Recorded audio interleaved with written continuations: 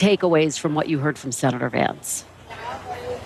Yeah, that's exactly right. He was sort of priming this group of RNC donors. It was a kind of an intimate lunch with about 200 people. I know that doesn't sound so intimate when you think about it, but he's going to be speaking to a much larger crowd tonight. He told them that he didn't want to give his speech away, but he was preparing to make what he called the easy case for re-electing former President Trump, joking with them that he hopes he doesn't mess it up. But if he does, it's too late because he is officially the running mate now. I was listening to some of the attendees as they were leaving the rally and overheard some conversations, people saying that he sounded authentic, that he's someone who can speak to real people, calling him, quote, down to earth. And you played a little bit of that sound there, Kristen, of him talking about toning down the rhetoric, right? He talked about how the former president signaled that in the wake of this horrific attack on Saturday, and that he feels that that is showing true leadership. And it'll be interesting to see if in his own speech he reflects that tonight, Kristen.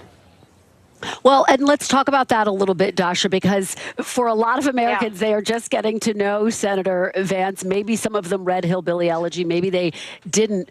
But this is expected to be a heavily biographical speech. He's really introducing himself to the American people. Yeah. And I'm told he's also going to be talking about the fact that he is a veteran. This is the first post 9/11 veteran to be on a major party ticket, and also the first veteran to be on a ticket since 2008 when the late Senator John McCain ran for president. Yeah, he really does have a bio that hasn't been seen on a ticket in a very long time. And, yes, maybe some people read the book. Maybe some people watched the movie, read the Spark Notes.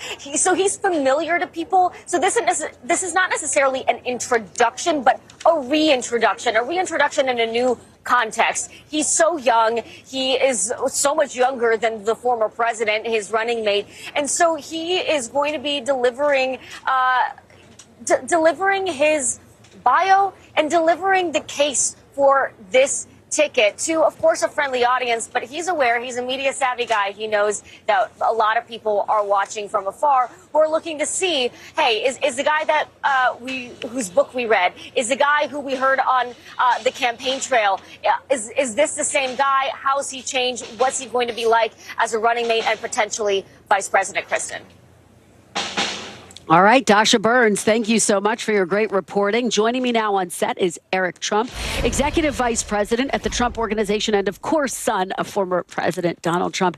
Eric, it is so good to have you here. I want to start off by saying we are so sorry for what happened to your father. Thank you. And want to ask how he is doing. Yeah, he's doing well. He's doing well. In fact, he just winked at us from the stage. He's down there a minute ago, right as we started this interview. But he's doing well. He's excited. I'm excited. I speak right before him.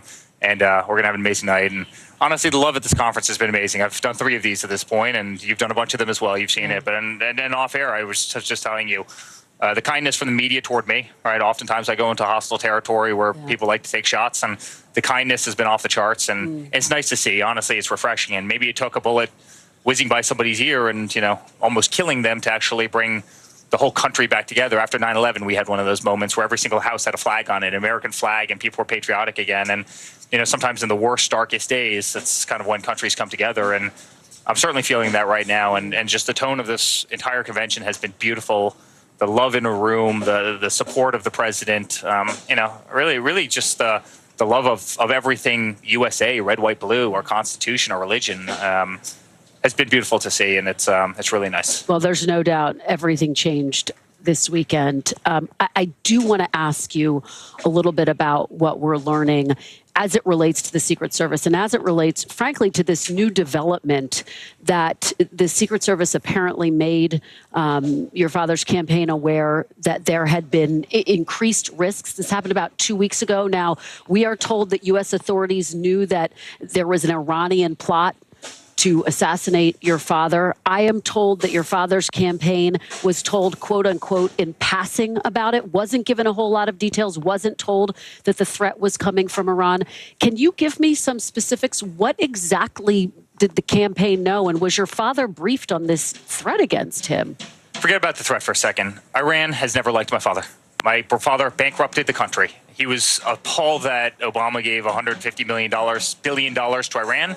He didn't like it. He went in there, and one of his first days in office, he says, anybody that works with Iran, anybody that buys Iranian oil, America will not do business with them. Then he took out Soleimani, he took out al-Baghdadi. Iran clearly isn't a fan of my father, but what happened this weekend, what happened in Butler, Pennsylvania is unacceptable. And it hurts, honestly, it hurts me to say this. The agents on the stage are the greatest people in the world, and I will protect them till the dawn of time. But allowing a madman on a roof 130 yards away from a former president and very likely to be a future president is unacceptable. And then you hear these calls where the Secret Service director comes out and says, the roof has too much slope on it. And, you know, it was supposed to be local PD that's supposed to be covering that roof, even though local PD clearly had instructions that they were just doing traffic. And then you have Biden come out and said, yes, I spoke to him, meaning talking about the Secret Service director, not understanding that the Secret Service director isn't a him, it's a her. And when you look at just the incompetence across the board, I mean, my father could have lost his life that day. My father had a bullet go through his ear. And this is what we're dealing with. And I mean, there should be outrage. If this was on the opposite side of the ticket, had, God forbid, somebody done the same thing to Obama or to Clinton or to anybody else, they'd be calling for the resignation not only of the Secret Service director, they'd be calling for the president of the United States to stand down. And it better happen. There better be accountability for this because my father almost died because of this nonsense. People are calling for the resignation of the Secret Service director. Are you saying you think the Secret Service director should resign? There's no question about it. There's no question about it. How can this possibly happen? Think about just what that would do, Kristen, on the world stage. If our leader on, you guys were covering it, and Fox was covering it, CNN was, everybody was covering it, got assassinated, took a rifle round to the head on live TV while the entire nation, we'd look like a third world country. This can't happen in the United States. And somebody's got to be held accountable. You can't just sweep that kind of stuff under the rug. And I just want to be very clear. What happened this weekend right now, authorities do not have any indication that there's a connection between this potential Iranian plot that they were tracking. But was your father briefed on the fact that there was an increased threat that Secret Service, that U.S. officials were tracking an Iranian plot to assassinate him? What I'll say is we've known as family about Iranian threat for a very long time. You'll remember back in the day, the government of Iran was releasing those drone videos. You remember that had my father's head and, you know, a little kind of simulation of him driving around. And so, I mean, this is nothing new with Iran. Iran has never been happy with Donald Trump. Iran, you know, was put out of business by Donald Trump. You know, I mean, their country almost folded because of Donald Trump. He wouldn't give them money. He was totally against $150 billion. He was totally against this prisoner swap and this trade, which gave them another $6 billion. He was critical of them the entire time. Those funds were frozen. Just to be clear, those funds were frozen. But just to be clear, has your father lost confidence in the Secret Service? Does he believe the Secret Service director should resign? My father loves the people who are around him. Does he think the director should resign? I'll listen. I'll let him speak to that in time. And I applaud him for not really getting into the fray in this conversation. He loves the men and women who are on that stage. He loves the men and women who travel with him every single day. The female on that stage was with me for 3 years, and I'm telling you, she's the greatest person you'll ever meet. And it pains me when I see criticism, and there has been criticism. And I will defend them, and I will defend her till the end of time. But the fact that the perimeter, not the body people, not the people that are supposed to keep somebody from jumping on top of him, who travel with him, who got there 10 minutes before the event with him, not those people. The fact that there was a breakdown in the perimeter of security, and somebody launched rounds, and there's a man that is dead, and there's 2 others that are hurt, and there's a bullet that went through a former president's ear and almost killed him on live TV, the fact that that happened, there better be accountability for it. And when you hear a Secret Service director, I'm so sorry, the roof had like a 3-degree pitch to it, right? The roof was too steep. We couldn't get our snipers on it. Stop the nonsense. Stop the games. We need real accountability. And somebody, if this was private industry, somebody would have been walked out the door that afternoon, but because it's government, they always get a free pass. Let me ask you about the big moment tonight, the speech tonight. Senator J.D. Vance will be addressing not just this audience, but the world. It comes, obviously, after your father made this decision. He was one of your father's fiercest critics. I know this has been widely discussed, but just to remind folks, he said at one point, Trump is cultural heroin. He makes some feel better for a bit, but he cannot fix what ails them. And one day they'll realize it. He's walked those comments back. But you know, loyalty is number one for your father. Does he trust that Senator J.D. Vance will be loyal to him till, however, if he were to be reelected? Kristen, Kamala Harris called Joe Biden a racist dozens and dozens of times. But loyalty for your father is Kristen, top of Kamala Harris his went out of issues. and said that Joe Biden's a disgrace for his super predator comment, for his busing comments. Here's the reality. Here's what the reason I'm giving you this analogy is politics is wild. And politics is rough. And you're running against people, you get really emotional. they're attacking you. You attack them, and it gets worse and worse. You go down a slippery slope. I'm not saying it's nice, but it's a reality of politics, right?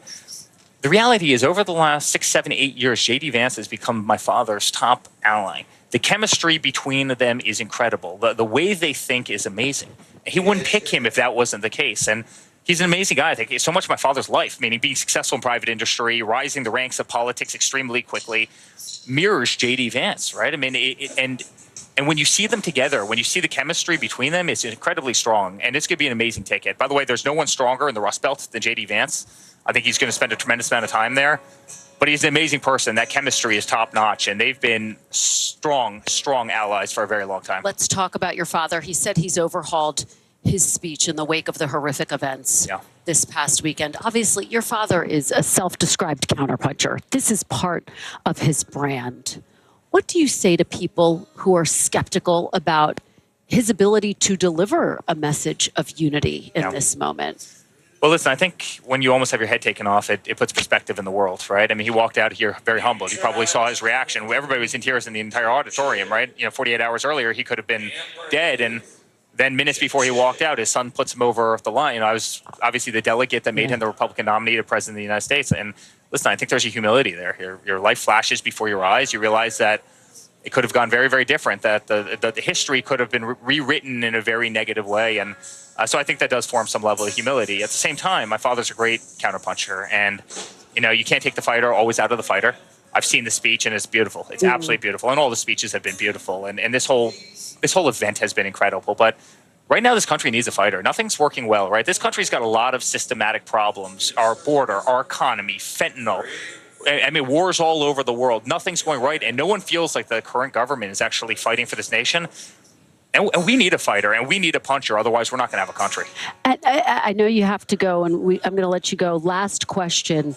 I'm not going to relitigate all of the things your father has said, but as you know, he has used rhetoric that has at times been perceived as violent, very tough. Do you think he regrets some of his rhetoric? Do you think he feels he contributed to the climate, the rhetoric that exists right now? Kristen, I don't know what that means. I mean, 4 days ago, right, the day before, obviously my father almost got assassinated, Joe Biden puts out a tweet, we need to put a bullseye, we need to put the crosshairs. He said it was a mistake. He did say it was a mistake. Fair enough. He said that was a mistake. Listen, rhetoric gets used in politics, right? And is every word that anybody's ever said over thousands and thousands of speeches over a 10-year period of time perfect? Probably not. I'm sure I've screwed up too, right? You've screwed up. I'm sure every single person who wears this little thing, 24 hours a day has probably messed up, and including our colleague sitting right there, right? I'm sure he's messed up too. Chuck Todd, who we're going to bring in a moment. You'll bring him. Chuck, you've never messed up, have you, my friend? Never.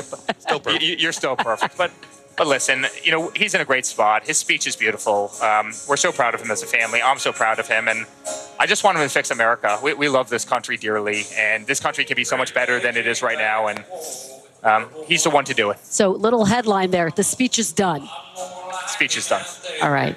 Eric Trump, thank you so much for being here. Thank you very much. We really appreciate it. Thank you for the conversation. And with that, I am going to go to my colleague, Chuck Todd, Chief Political Analyst for NBC News. Chuck, thank you for being here. Let's start on one of the themes that I was just talking about with Eric, which is... I noticed he got the music to come up. That's the power of the Trump. I saw what you did there. I know you did. Anyway, go ahead. We'll try to talk loudly over it. Not a word. One of the things that you've been very interested in is how unified the party has been as compared to 2016. Right. Well, there's no comparison. There's no comparison. No, for me, this was more like the 2004 Republican convention in New York, which was the first Republican convention after 9/11, and the party was very unified. And there's the same vibe here in that sense, right?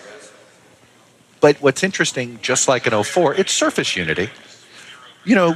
Beneath there's some free market Republicans a little uncomfortable with the Vance pick, thinking, they're going in this direction. We don't like that. We want to go in this direction.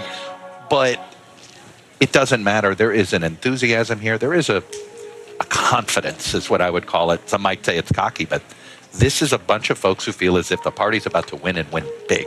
And that's why I think it is such a almost a very unified mindset. It's such a fascinating point, Chuck, because some of the biggest divisions in this party right now are over the economy, tariffs, Ukraine. These are fundamental, these are big issues. And yet when you hear some of the lawmakers, some of the delegates here talking about those differences, they're like, we'll work that out. No, it's funny. It's a party that's unified on culture, but not unified on the specifics. Right. Yeah, That's right. They really are not unified on any policy. Yeah. But they are unified on cultural stuff. They are unified on sort of directional things. Yeah. But on the specifics, look, again, these tariffs, this is something he's always believed in. And there's a lot of skepticism inside this party on it. Ironically, there's probably more support for tariffs in the Democratic Party than there is in the Republican Party. Yeah.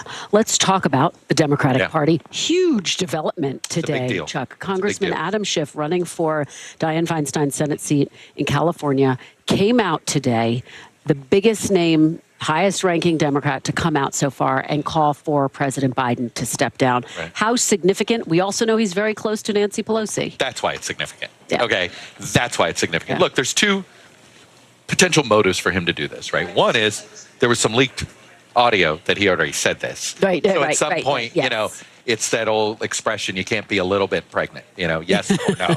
And so he is like, I've owned this, I got to own it. So there's a possibility he's just simply owning something that's been reported.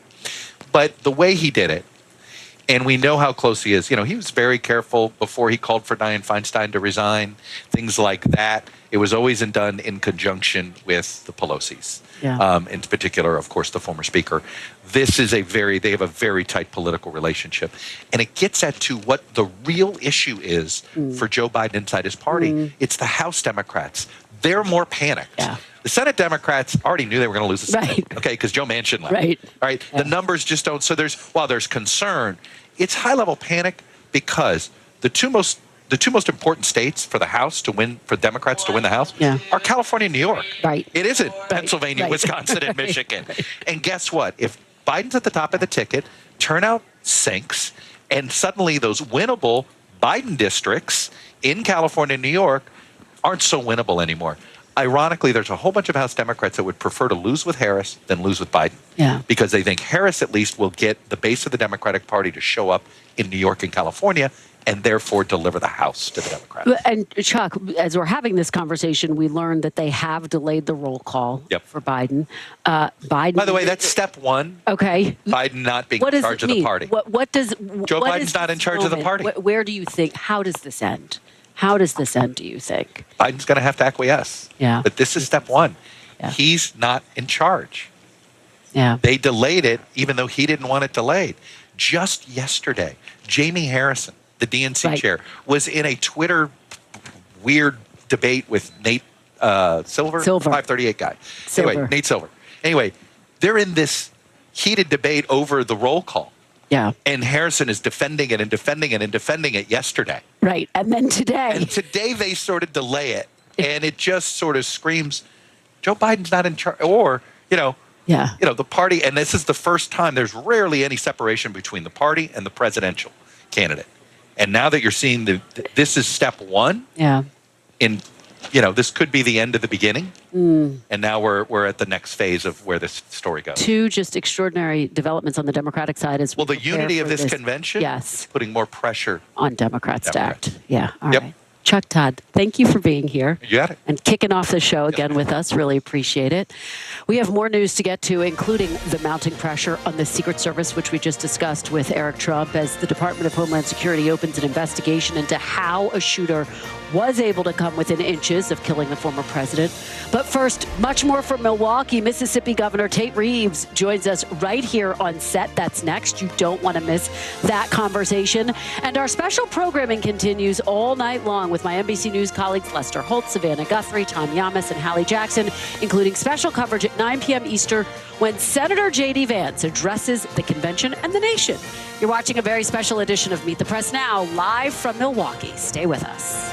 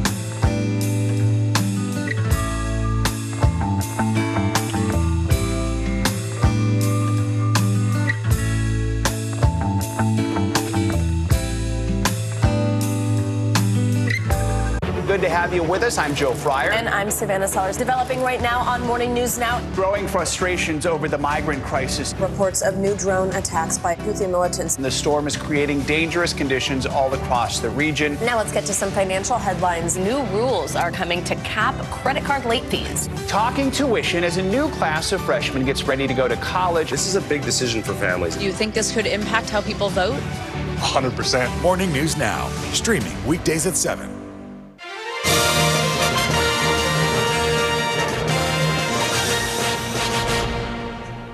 Welcome back to Meet the Press Now, live from the Republican Convention. Let's get right to my next guest, Republican Governor of Mississippi, Tate Reeves. Governor Reeves, thank you so much for being here. Really appreciate it.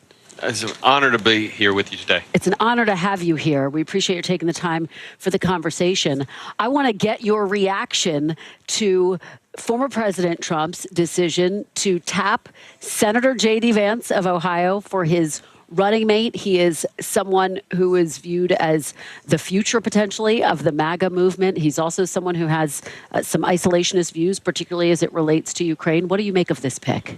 Well, I will tell you, anytime you're thinking about selecting a vice president, I think one of the things that must come to the top of the forefront of your head is what is going to happen and who is going to be most likely to govern like me. And I think you look at Senator J.D. Vance's views when compared to all of the other candidates, all of whom I think had value that they could add to the ticket.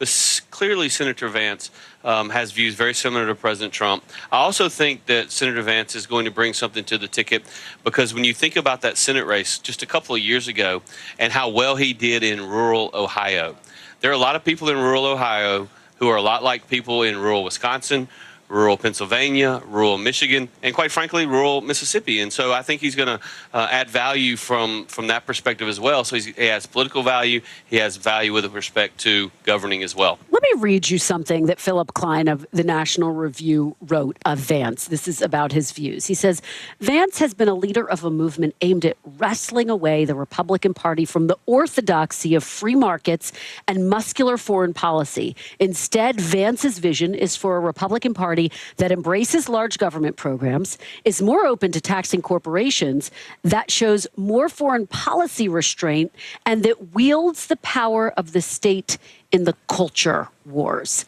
Big government taxing corporations doesn't sound like your father's Republican Party. Well, look, there's no doubt that the Republican Party believes in the power of the individual. And what I would tell you when it comes to various policy views. We have a lot of different people in our party that have a lot of different views on a lot of these issues because we believe in the individual. The Democrat Party historically, they believe the best decisions are made in Washington, D.C. We believe the best decisions are made back in the states. And so I think you'll see a governing coalition that we certainly are going to fight for those views we believe in.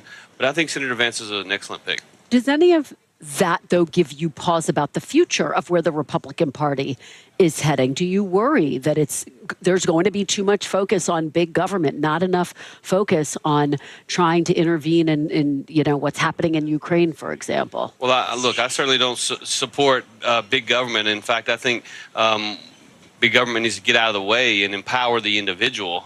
Those are my views and my beliefs, and I think you'll see a lot of conversation around that for many years to come. Let me play a little bit of what we heard, this one of many extraordinary moments so far this week of Teamsters President Sean O'Brien. Get your reaction on the other side. You know, corporatists hate when working people join together to form unions. But for a century, major employers have waged a war against labor by forming corporate unions of their own.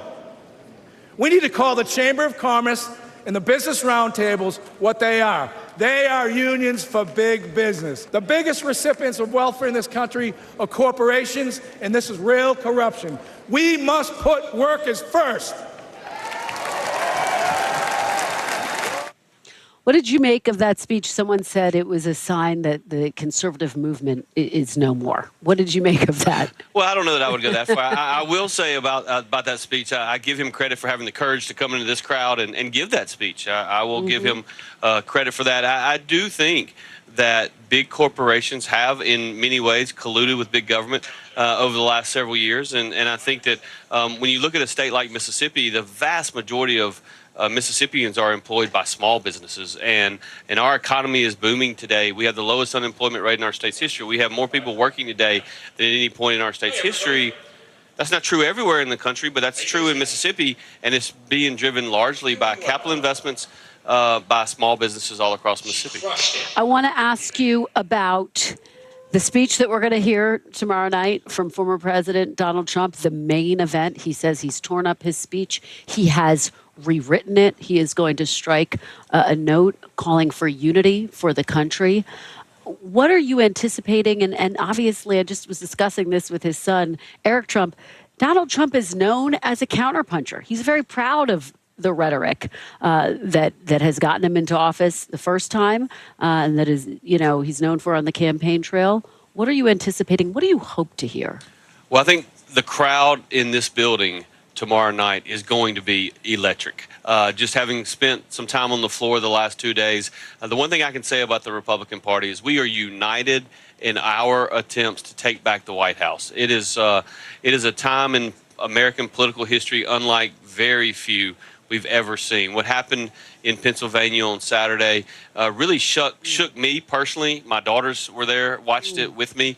The president and President Trump, it was very clear and obvious to me when he walked in this particular facility on Monday night. It literally, I think it changes the dynamic in many ways. And look, we are a great country, and we need to recognize that. Now, we've got challenges, and many of those challenges that Americans are dealing with are pocketbook issues that they're talking about around their kitchen table right now. But I expect the president to come in to unify the party and unify the country. And just to be very clear, do you want to see Donald Trump turn down his rhetoric, and do you think he's capable of it, given his background?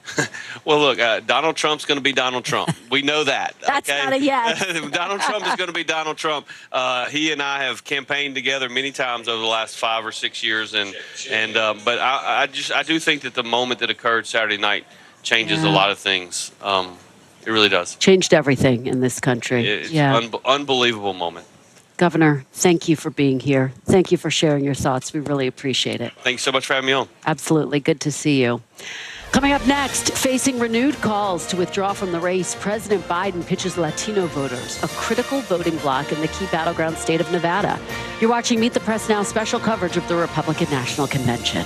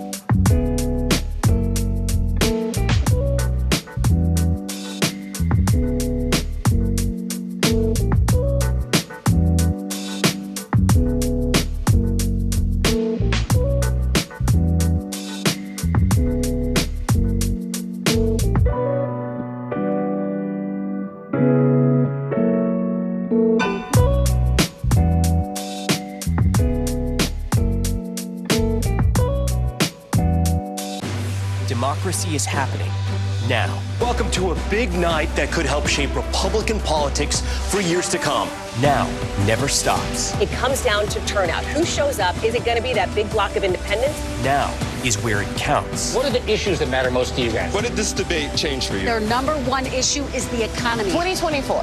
Who's your candidate? The race is on. Now. The countdown has begun. News for the generation of now is NBC News Now.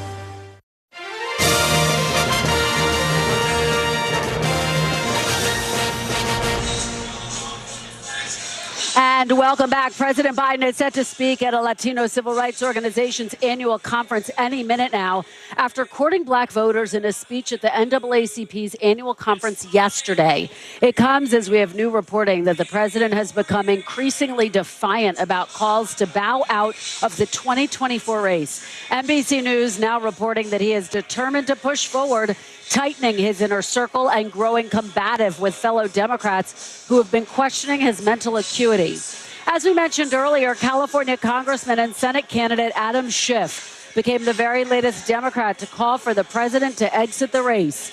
And according to a new Associated Press poll, 65% of Democrats now agree that President Biden should withdraw. NBC News White House correspondent Mike DeWine joins us live from Las Vegas. So, Mike, bring us up to speed here. I mean, this was a significant moment. I was just discussing it with Chuck. The fact that Adam Schiff has now joined the ranks of those calling for President Biden to step down. He's obviously close with the former House Speaker, Nancy Pelosi. How is the Biden campaign responding to all of this, Mike?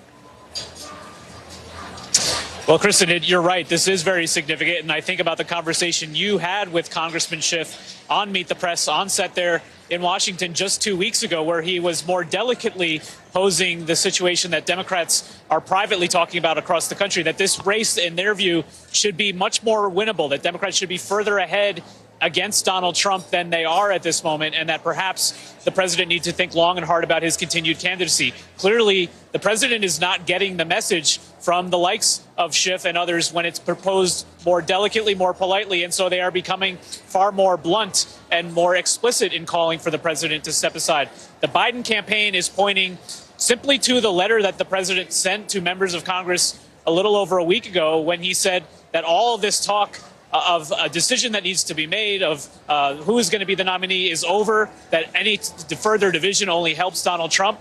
The Biden campaign also pointing to the show of support that the president has received from some other key members of Congress as he is traveling here in Las Vegas, not just some of the members of the delegation here in Nevada, but the likes of Jim Clyburn, Nanette Barragán, who from California, the chair of the Hispanic caucus, who was with the president just a few moments ago as he was at a local restaurant here in Nevada. Reporters tried to ask the president, Kristen, about this new call from Congressman Schiff. He did not respond to those questions. But clearly, as the Republicans are trying to show this unity, the party has shown and continues to show at this convention, Democrats are only further appearing to be divided at this point. Well, and I want to ask you about your great reporting with the team, Carol Lee, Monica Alba, and everyone, in terms of the president really narrowing his inner circle. Talk about this approach, and are there concerns amongst his allies that being in a more tightly wrapped bubble could only shield him from the reality of what's playing out? Yeah, as Kristen, as you well know, the president has relied on a team of advisors throughout not just his time in the White House, but the campaign before it. It's a slightly larger group of people than what was around him when he was vice president and for even decades before that. As the president is in this moment of political crisis, he has narrowed that circle to that original sort of core group. The people like Steve Ricchetti, Mike Donilon, who were with him early in his time as vice president, Donilon's case for decades before that. And that speaks to, I think, the concern that Democrats have about whether there are voices who are being blunt with him in his inner circle. Some of those who are cut out, like Anita Dunn, for instance, perhaps among those who were trying to be more clear-minded about the challenge ahead. We understand that she's been working with Bruce Reed, another longtime advisor, to plan some of the first 100-day agenda items for a second Biden term, but clearly it's not getting to that. Those calls the president has been having with different caucuses in the Democratic House membership were more conciliatory and contrite at first, were growing much more blunt and even more angry in the days preceding the assassination attempt on Donald Trump's life. All right. Mike DeWine reporting from Las Vegas. Mike, always so good to see you. We always appreciate your great reporting. Thank you for being here. Well, we are getting new details today about who knew what and when about the shooter at the Trump rally. It comes as the FBI and Secret Service are briefing members of Congress today on the assassination attempt. And as the Department of Homeland Security now says its Inspector General will investigate the Secret Service's security operation at Saturday's rally. NBC News Homeland Security correspondent Julia Ainsley joins me now. Julia, I know you have been nonstop working this story. What is the very latest on the investigation? Well, the very latest is we're getting more details, Kristen, on what exactly the Secret Service knew leading up to those crucial moments on Saturday when he fired from the rooftop. One thing, we're learning that the Secret Service director misspoke when she said earlier this week that there were law enforcement agents, a sniper team from a local law enforcement agency inside the building where the shooter was on top of the roof. It turns out they were in a nearby building that was part of that complex. Does that raise questions then about whether or not there was a firm security plan if they're unsure about who was where? The other thing we're learning is that the Secret Service knew that the shooter had a rangefinder. That looks like a pair of binoculars that can be used, though, by snipers when they're trying to determine how far they may have to shoot. And he was seen with a rangefinder. A picture was taken of him before he got up on the roof, before Trump took the stage, by local police, and that was shared with the Secret Service, yet they still let Trump move forward. So some questions there about whether or not they could have broken protocol. Some, though, I've spoken to said that there was no indication at that point that he was armed. And look, there are suspicious people in crowds all the time who turn out to be harmless. So we're learning part of that. Also, we're hoping to get more details from this briefing. Right now, we know that the FBI and Secret Service have been briefing both sides of the Hill today virtually, and more details should be coming out of that soon. We want to get a clearer picture of the timeline. And the biggest question of all, Kristen, why wasn't that roof in the security perimeter of the Secret Service? So many questions and just extraordinary developments, Julia. The fact that there were no authorities inside, the fact that they were able to get a picture of this guy and still let Trump move forward. What do we know about the DHS Inspector General's investigation? Obviously, everything that you're talking about here will be of interest to them. How long do these investigations typically last? DHS Inspector General investigations can take months, if not more than a year in some cases.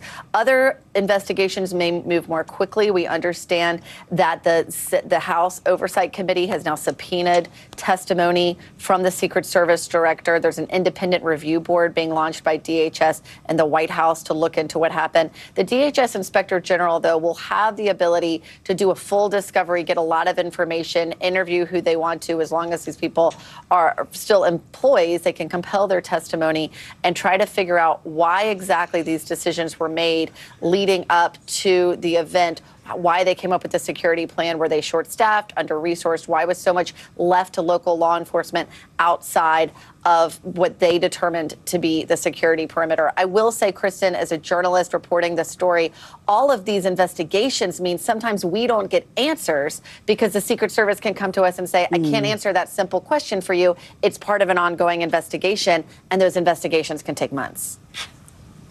Well, we know you'll be on top of it regardless. Julia Ainsley, thank you for that update. We really appreciate it. Another big story we are following at this hour, the Justice Department confirmed it will appeal a Florida judge's decision to dismiss the criminal case against Donald Trump tied to his mishandling of classified documents. Special counsel Jack Smith filed a formal notice of appeal today with Judge Aileen Cannon. It comes 2 days after the Trump-appointed judge dismissed the case, ruling that Smith's appointment was unconstitutional because he was not appointed by the president or confirmed by Congress, a controversial ruling. Smith's appeal will head to the 11th Circuit Court of Appeals, which has previously overturned some of the decisions Judge Cannon made early on in this case. Well, we have much more special Meet the Press coverage of the Republican National Convention live from Milwaukee straight ahead. Keep it right here on NBC News Now.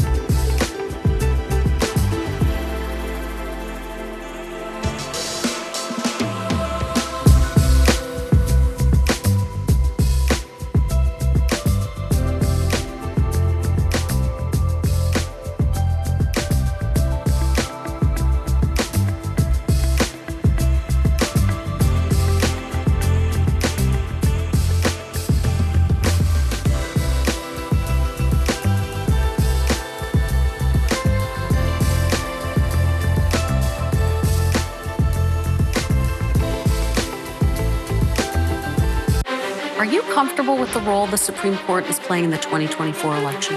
Is there not more that Israel can do to help the humanitarian crisis? Should abortion be the #1 issue in 2024? If it's Sunday, it's Meet the Press. The paper towel will absorb the acid. That's crazy. Green tea to calm acne. This is my favorite tip of the day. Brilliant, brilliant, brilliant. Oh, that's genius. You just saved me $40. I joke with the president that, I'm very excited about this evening, and I don't plan to screw it up. But if I do, it's too late. He made the pick, right? It's official now. A little bit of humor ahead of a big night. That was J.D. Vance this afternoon speaking at a fundraiser right here in Milwaukee. As we've said, the senator will be making his primetime speaking debut as the GOP's vice presidential nominee tonight. It comes in an election cycle where age has been top of mind for many voters, with President Biden, the oldest American president, at 81, and former President Trump only 3 years younger at 78.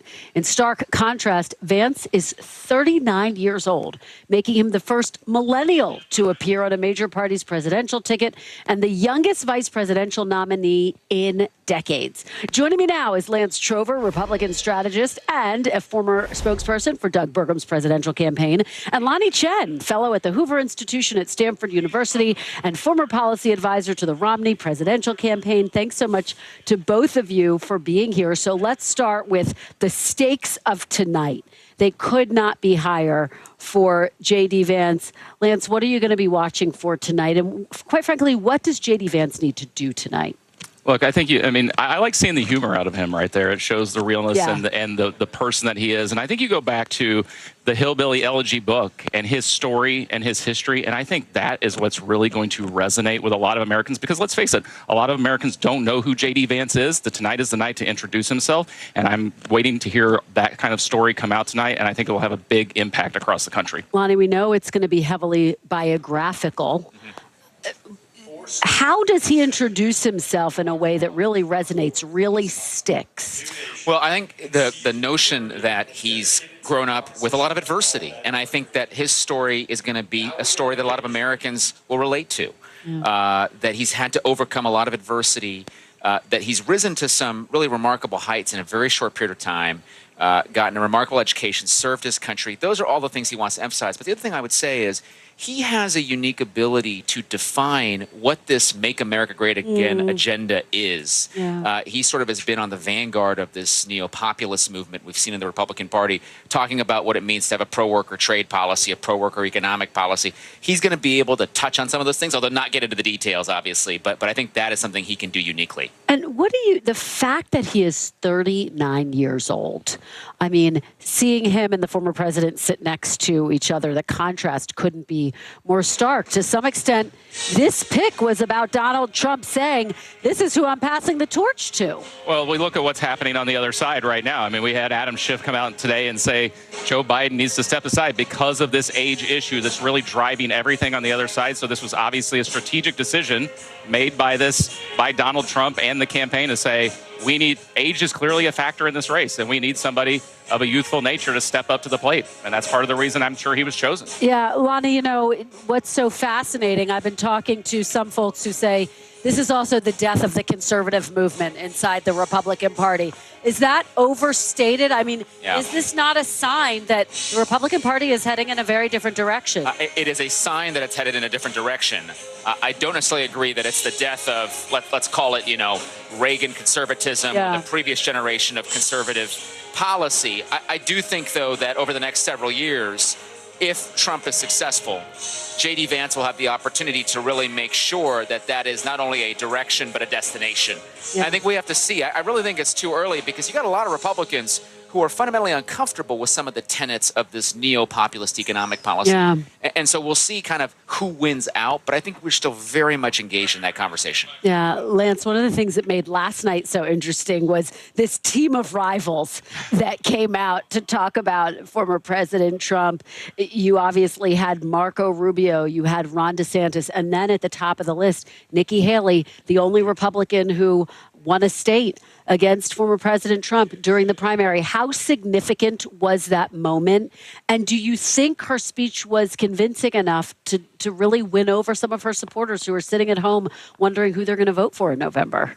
You saw the reaction that she got here. I mean, she pretty much got a standing ovation and a lot of... Yeah, she did get a good response. I think we talk about stark contrast and what's going on the other side. I mean, they can't figure out whether they want Joe Biden to be their nominee or not.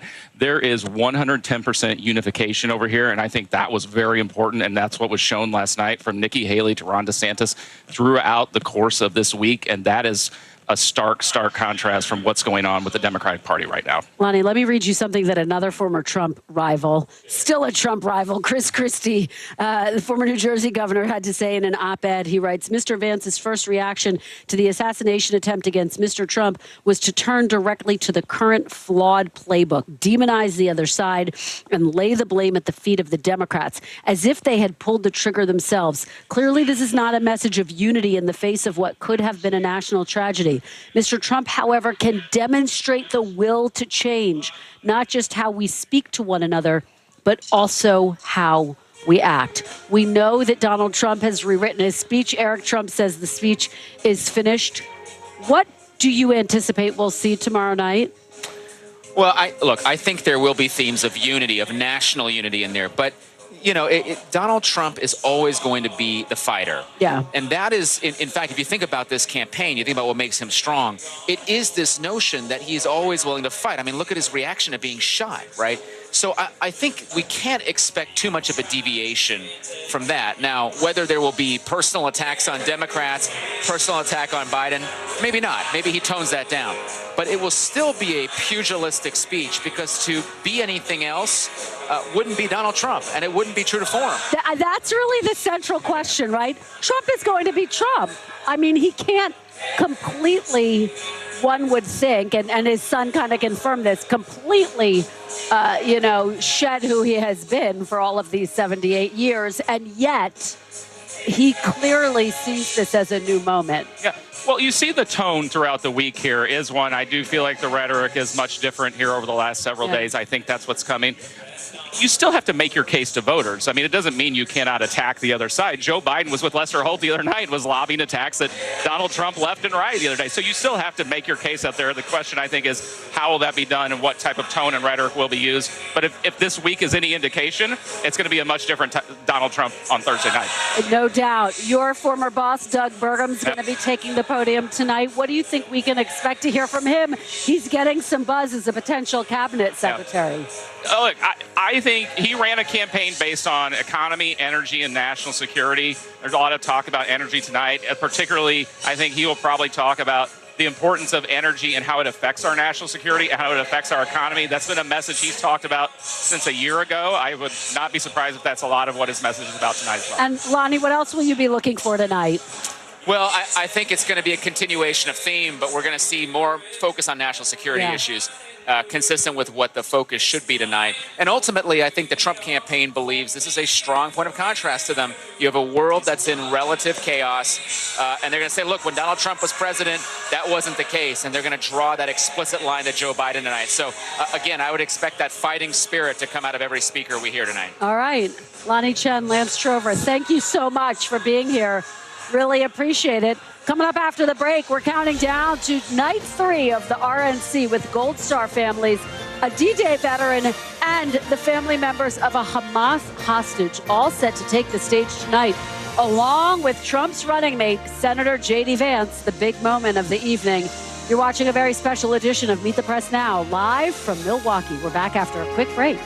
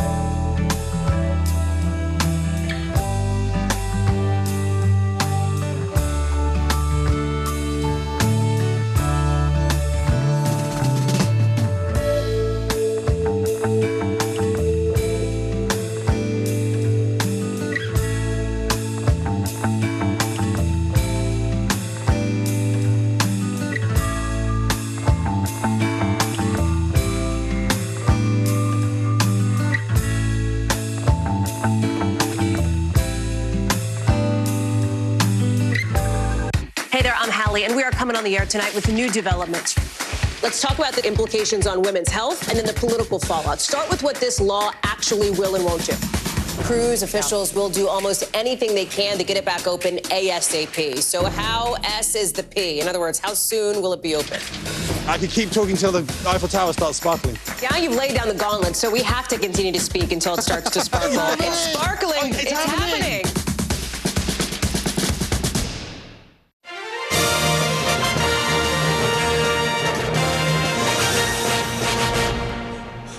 Welcome back. As we mentioned, the theme for night 3 of the Republican National Convention will focus on foreign policy and national security. The festivities kick off shortly, so let's go live down to the action, the convention floor, to our NBC News correspondent, Jacob Soboroff. Jacob, set the scene. How are we looking for night 3? Well, you can already hear, Kristen, we got a little musical rehearsal taking place right now. All of this leading, of course, to the big speech tonight from Vice Presidential nominee J.D. Vance. There's a couple other preparations in way. Let me show you some of them. They got signs. Now, this is the first time I've seen this since we've been doing this for the last 3 days. For everyone here, we got Trump will end the Ukraine war. That's a new one.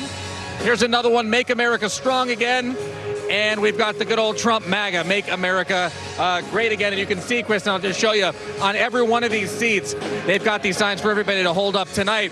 Ultimately, though, tonight will be about the speeches. It'll be about this theme of Make America Strong Again.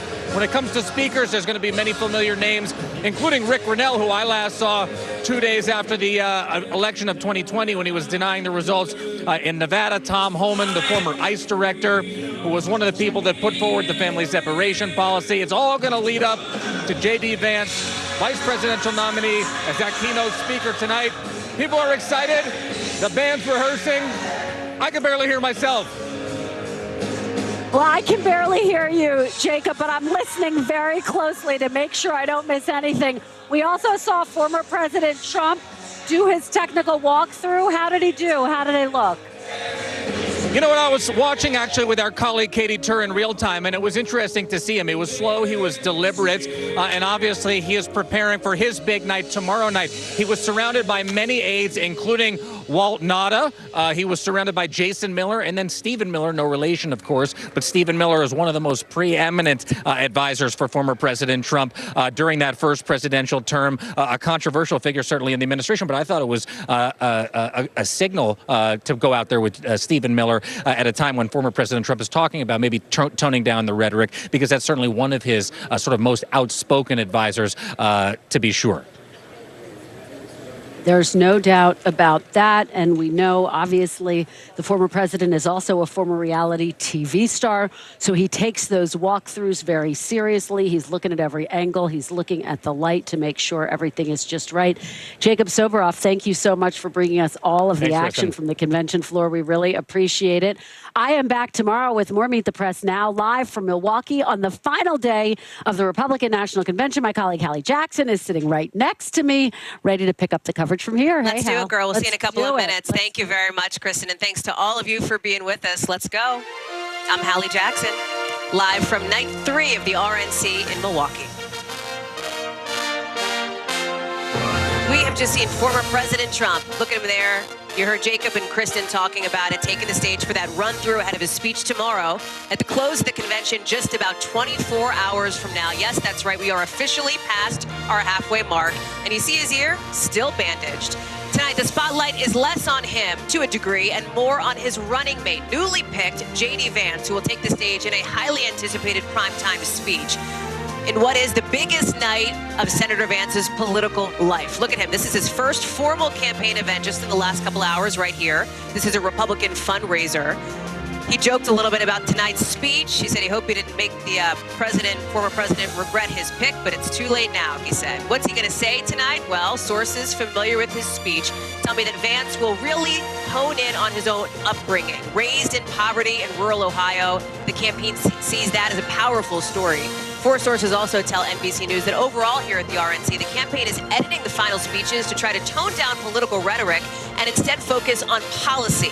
And there will be policy tonight, because look at this. Here we are Wednesday, big theme, foreign policy, meaning we will maybe hear the war in Ukraine, Russia's invasion of Ukraine, come up.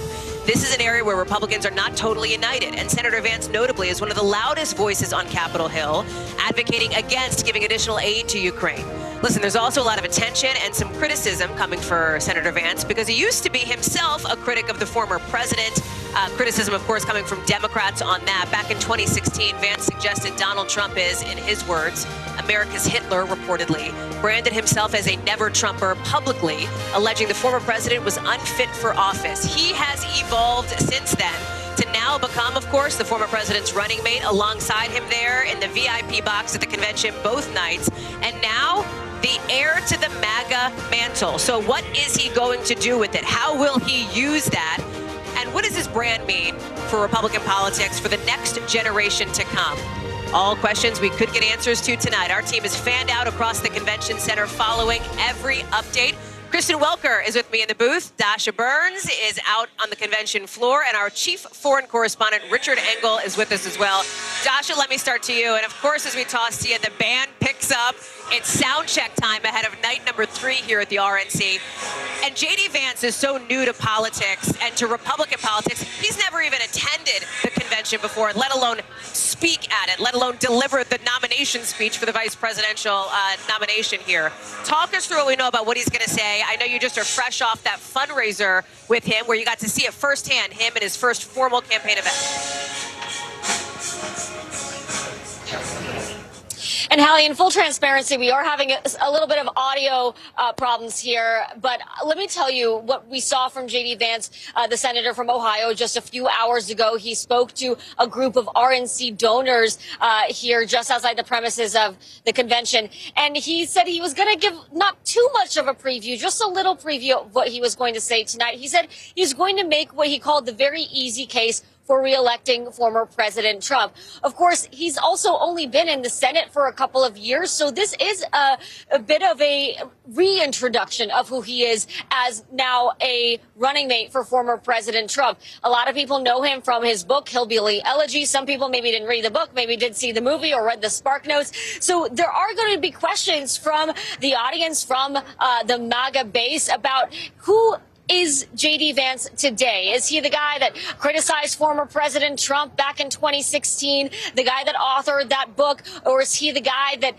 was endorsed by the former president in his race in the midterms? And what is he going to bring to the ticket? The people that have advocated for him say he brings youth, that he hails from the blue wall, that he could help Trump win those critical Midwestern states, states like Michigan, like Western Pennsylvania, which of course is the Rust Belt part of the country that he has that deep connection to. So it's going to be a mix of bio, a mix of making the case for the former president and really stepping into this new role as someone that does have quite a different biography than we've seen in a running mate in recent years and recent elections, and someone who is a young. It's interesting, Hallie, to look at that stage and see the face of someone that's so young, so fresh faced in comparison to what we've typically seen on these tickets and frankly on that stage too, Hallie. Just this year, I can hear Dasha Burns live for us there. Dasha, thank you so much. Appreciate that. I'm joined now by Republican Senator from Wyoming, John Barraza. Senator, thank you so much for being on the show. It's good to have you. Great to be with you. Great to be with both of you. Hoping you can hear okay. All right. I know it's loud. So listen, we were just talking about with my colleagues there. Obviously, this is J.D. Vance's night. Reuters has him quoted describing you as one of his mentors, as somebody who has helped guide him through this political landscape. Tell us about that relationship and what you're expecting from the senator tonight. Well, you know, he is going to be forceful. He's going to be effective and clearly conservative, but appeals to so many people. He did in the Senate, and he now is across the country. He can really talk to those lunch bucket Democrats who have been disaffected, lost by the Democrat Party because the party has gone so far to the left them behind because he grew that life. He grew up in a hardworking family. He learned those lessons. He was a Marine. But when you read this story of his life, Hillbilly Elegy, you know a man that has experienced life and the pain that so many Americans have been feeling after 3.5 years of the Biden administration with high prices and open borders, all of those problems that we are facing. So I'm looking to him to be a great unifier for our party and really help President Trump get elected in states like Pennsylvania, not just Ohio, Michigan, Wisconsin, the battleground states, and help our Senate candidates there as well. We'll talk about this idea of the so-called Rust Belt boost, if you will, as some of the reporting that we have here at NBC News indicates as we get into the political nuts and bolts of this. I've been talking to sources, of course, around the campaign, people here on the floor who suggest he can help, like you are saying here, supercharge turnout in some of those critical battleground states.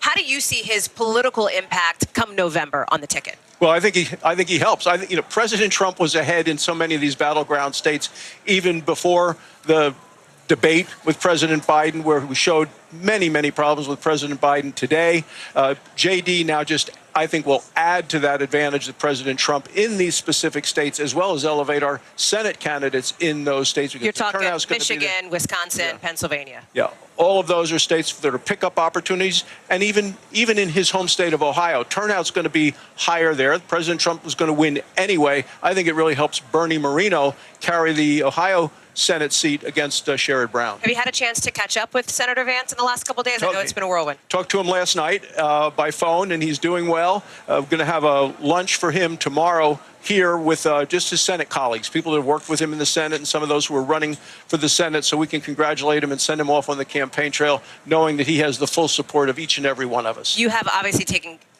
care of a lot of business in the Senate as it relates to foreign policy, and that is a big issue here. That is the big theme tonight on night 3 of the Republican convention. We know that the senator has been a vocal opponent in Congress against additional funding for Ukraine.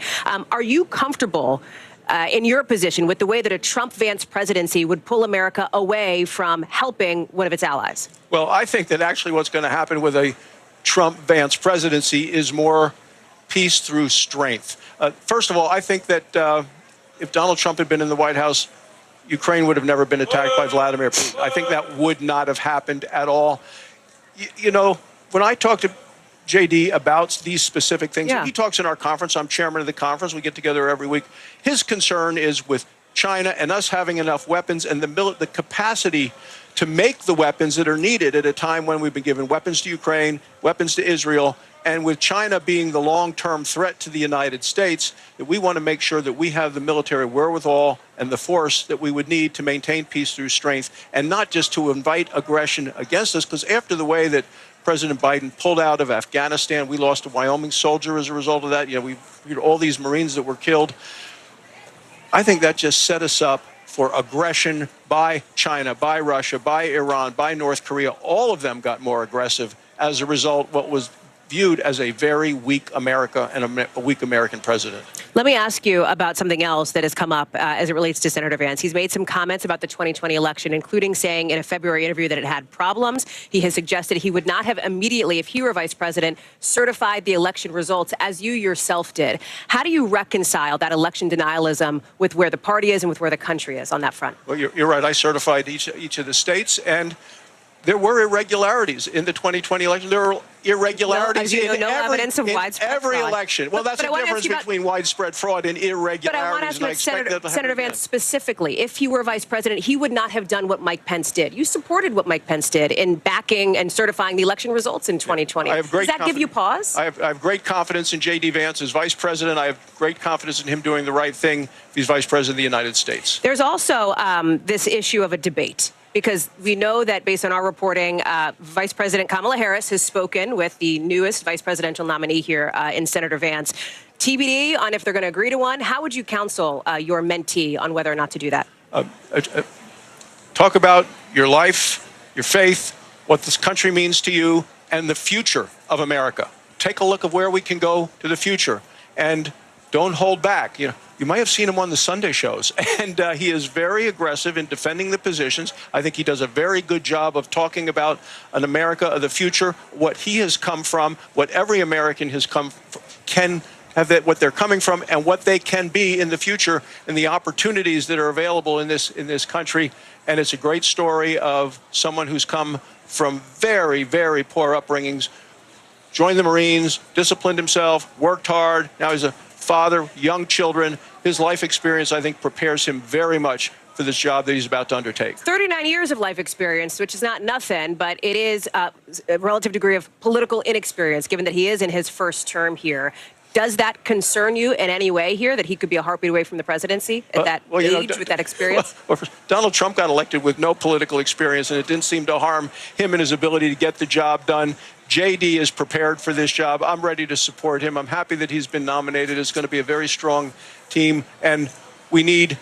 It's more of that than the presidency. We need a full Senate, lots of Republicans in the Senate, a Senate strong majority in the Senate and in the House, along with the president, to get a shared agenda for growth for America, growing the economy, not growing the government, which is what the Democrats tend to want to do. Before I let you go, obviously the assassination attempt against the former president on Saturday night has been looming over this convention. I know you understand, and I've seen it on the floor, a celebratory mood, but there is still obviously that shadow here. We see it with that bandage on the former president's ear. As it relates to concerns about the Secret Service response, it's our understanding there was a DHS briefing. Did you participate? What can you share with us, if anything, from the unclassified portion? Yeah, I participated in the whole thing. To me, it was a cover-your-ass briefing by the Secret Service. The director of the Secret Service needs to go. That shooter was identified as a suspect, suspicious character, a full 1 hour before the shooting occurred.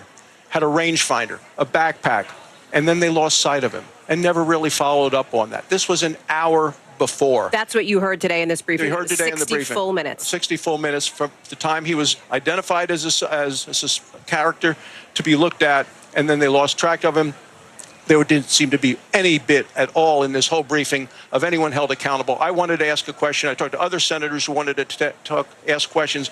We were cut off from doing so, and we had questions that we were willing to say, wait a second, what really happened there? Who's going to be held accountable? Who was in charge of that building? Why wasn't the roof scrutinized? How did all these things happen? They didn't answer any of those questions for us. A man was killed protecting his family. The former president of the United States was almost killed. It was completely unsatisfying as a briefing. I think they just did it because they felt like they had to check a box instead of actually providing us the information that the American people need to know. The FBI gave about half of the briefing. They didn't even get called until 20 minutes or so after the shooting occurred in terms of, was this part of some other plot? But we needed to know what happened. How could this have occurred this close to the death of a former president? We didn't get any kind of satisfaction. Time for the head of the Secret Service to go. Were there any other aspects to the briefing that concerned you, in addition to the timeline piece of it, that hour reference that you talked about here? We're just trying to get an understanding, as we have been reporting out at NBC News what happened here, what the TikTok of it essentially was and where those lapses were. What can you share? Well, they gave a TikTok of what he might have done and searched online days in advance. Did they say who was responsible for monitoring and enforcing that rooftop he was on? No, they talked about a federal and a state and a local authority working together as a team, and as I say, that did not satisfy those of us who were on board. They really never did talk about the several minutes around the shooting. Never got to that. It was like what was happened before, and then how the president was taken off and how much time he spent at the hospital and what they did with his treatment, as opposed to what happened right then. How was that missed? Why didn't the American people know about what happened right then? And how did that shooter get that close? 130 yards is not for people that go hunting and think that's not that far away. How could that person get to that location with a perfect shot at the president? And there, but by the grace of God, he'd be dead. Clearly, you have many more questions, Senator. We appreciate you coming on a newsy day for you and ahead of a big night for somebody who you know well, and Senator J.D. Vance. Thank you so much for being here. Thanks for having me. Appreciate it. We're going to let you go. I'm going to turn over here to our colleagues, Kristen Welker, who is joining me here on set. Foreign correspondent Richard Engel is joining us as well. Richard, I'm going to ask you to stand by for 1 second because I'd love your reaction here on the piece of our discussion in an area of the world you know well, which of course is Ukraine. But Kristen, interesting to hear from the senator there, that briefing on the assassination attempt against former President Trump. Well, let's just pause. I mean, there was some significant news just made here by Senator Barrasso, which is that authorities had caught sight of him a full hour before this incident. That, I think, underscores the fact that there are still so many questions that have not been answered. And I think a lot of the concern about the fact that there was a breakdown somewhere in communication, people will want to know, as the senator just conveyed, how is that possible? That authorities had him in their sights a full hour before this horror unfolded at that rally in Pennsylvania, and the calls for the Secret Service director to resign clearly growing louder. The senator joining those calls. Eric Trump earlier, when I was speaking to him, said that the Secret Service director needs to resign, and I would not be surprised in the wake of these types of revelations that we don't hear those calls grow louder. Kristen, thank you. Stand by for a second, because another topic, of course, of discussion was this issue of aid to Ukraine. Our chief foreign correspondent, Richard Engel, has spent a significant amount of time there. Richard, listen, we talk a lot over the course of these last couple of days about how the Republican Party is looking to show a unified front here, that it is the party of Donald Trump and now that next generation of the MAGA movement. There is a division inside the Republican Party over aid to Ukraine, and J.D. Vance has been one of the loudest voices on that front against that additional help. Talk us through how that's being received around the world with the sources you talk to in that region. People I speak to in Ukraine, in Europe, don't really think that J.D. Vance matters very much, that his opinions, which have changed over time and they've come to conform and align with President Trump, that he's just going to follow President Trump, that when you have charismatic leaders like this who run a one-man show, like he ran his business, like he ran his TV show, like he ran his last administration, and probably will, if he wins, run his next administration, that the people around him are there to carry out his will. And what we're hearing now from J.D. Vance about Ukraine sort of lines up with what President Trump has been saying, that Ukraine is a drag on American resources, that it's a waste of time, that it's something that the United States shouldn't have gotten so deeply involved with.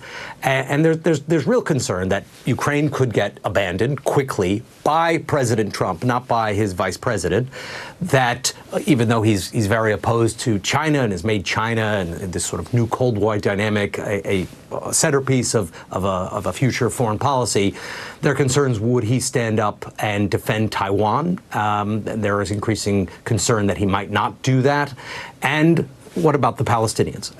Already this administration, the Biden administration, has been criticized internationally for sort of abandoning the people of Gaza, giving Israel blind support, and there's a concern that that would continue, if not escalate, under President Trump. So I would say those are the three main areas that Ukraine could get abandoned, that Taiwan might not be defended or might not be defended as robustly, and that it's really going to be very, very difficult times for the Palestinians, particularly the people of Gaza.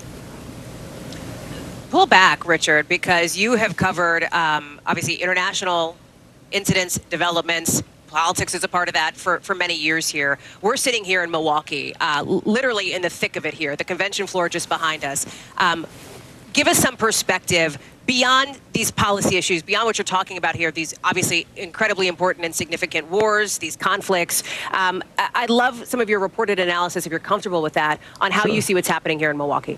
Well, based on what I talk to people about, and not just sort of citizens on the street, but world leaders in Europe, many different continents, they're looking at the United States with great concern. That how can this happen? How can a country of the United States size and wealth and power only be able to produce these two candidates? President Biden, who now faces questions within his own party if he's fit to rule, and people around the world watched the debate, and many people watched with great concern, and they said, this is the best we can do. We have someone who's perhaps unfit for office, and another person who is such a strong personality, such a one-man show, that they don't know where he's gonna take the United States.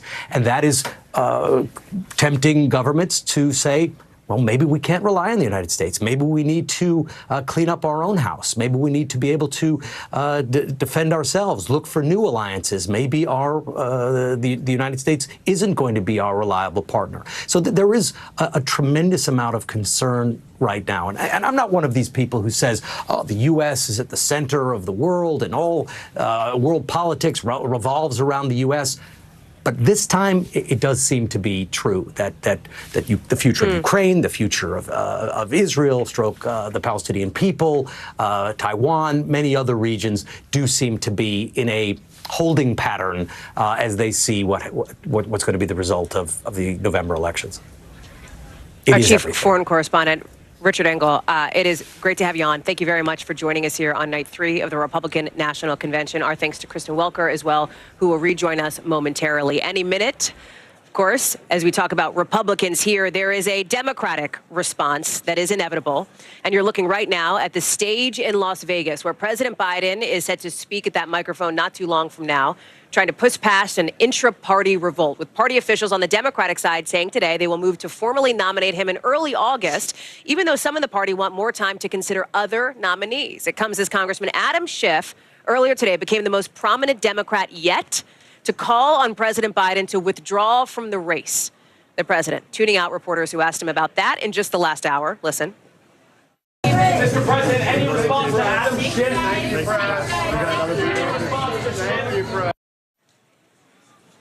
Schiff joins 19 other Democrats who are publicly asking the president to drop out, with the calls seeming to be echoed by voters in some recent polling here. One from AP out today shows 65% of Democrats think President Biden should step out. That squares with our own polling from earlier this week, which showed a third of Democrats want to keep President Biden as the nominee. NBC's Mike Memoli is following all of it. He is with the president in Las Vegas. So here you have this first defection in Congressman Schiff in nearly a week, with the highest-ranking Democrats, Chuck Schumer in the Senate, Hakeem Jeffries in the House, pushing to delay the nomination. Any hopes inside the Biden camp that this saga was over seem to be pretty dashed at this point. What's your sense? Yeah, that's right, Hallie. And as we're in this dueling convention mode, you in Milwaukee and me with the president here in Las Vegas, the team around the president is trying to point to the team that's around him as he's on this tour. It's the chairwoman of the Congressional Hispanic Caucus, the chairman of the Congressional Black Caucus, other members of Congress who are with him, who have been at events with him over the course of the last 2 days, to say that they continue to believe that those members speak for the backbone of the Democratic Party, the majority of voters who stand with this president, who do want to see him continue in this race. It's a sentiment that we've heard certainly from some of the attendees at this Unidos conference today, the NAACP conference yesterday, although we do have that new polling that does show a majority of Americans, including a majority of Democrats, who would like to see a new nominee. The bigger concern on the part of Democrats, including some top donors to President Biden who are sticking with him, is that this is a time when Republicans are showing a united front and Democrats continue to push their own divisions into the headlines. I thought it was notable as well, Hallie, to see this delay in the virtual roll call that was, again, remind our viewers, an attempt to head off an effort by some Republican lawmakers in Ohio that would have maybe kept Biden off the ballot there. Well, it's become almost now a proxy battle for whether you want Biden to stay on the ticket or not. And what's so notable about the fact that it's Hakeem Jeffries and Chuck Schumer, the leader of the Democrats in the Senate and the House, respectively, who are leading the DNC to delay this virtual roll call, is usually it's the Biden team and the president himself who are dictating what the DNC does. The DNC is essentially an arm of the Biden campaign at this point. So the fact that you now have a prominent call from the likes of Adam Schiff for the president to step aside, and the leaders in the House and Senate moving the DNC to take some significant changes here, does indicate perhaps a shifting of the ground here that the Biden team has been fighting against, but increasingly is having a difficult time doing so. So it's like, on the one hand, Mike, as you and others have been reporting here on our team, you've got the Biden campaign dealing with the call coming from inside the House. And then in the split screen, they're also looking to put up a front against what's happening behind me here and push back on the Republican agenda as it's being laid out here in Milwaukee. Talk us through that piece of it, especially as we're looking ahead to the potential for a debate between the guy who's about to speak here tonight, J.D. Vance, and Vice President Kamala Harris, potentially sometime in the next month, TBD. Well, the Biden campaign would have preferred us to be talking about an obvious split screen attempt that they were trying to put forward today. It began with a new video from Vice President Harris taking aim at J.D. Vance, who she hopes to see in a vice presidential debate soon. Still waiting to see that one ironed out. And then she gave remarks today in Michigan, an important battleground state. It was a moderated conversation with Republican women, including a former national security advisor to Mike Pence, And a woman who calls herself a registered Republican who has her own story. She shared her story in dealing with reproductive health issues that would be made even more difficult because of the overturning of the Dobbs decision. So it's those divisions they were attempting to highlight, and instead the conversation has been entirely about the calls for Biden to step aside. Mike Memoli live for us there in Vegas. Thank you very much. So, as it relates to what else is happening inside the Democratic Party, you've also got this, the pressure that is building on a sitting senator tonight, Bob Menendez, after his felony conviction, with now 44 Democratic senators saying he's got to resign. Of course, that's after that conviction on 16 counts, including bribery and acting as a foreign agent for Egypt. So, will Senator Menendez do that?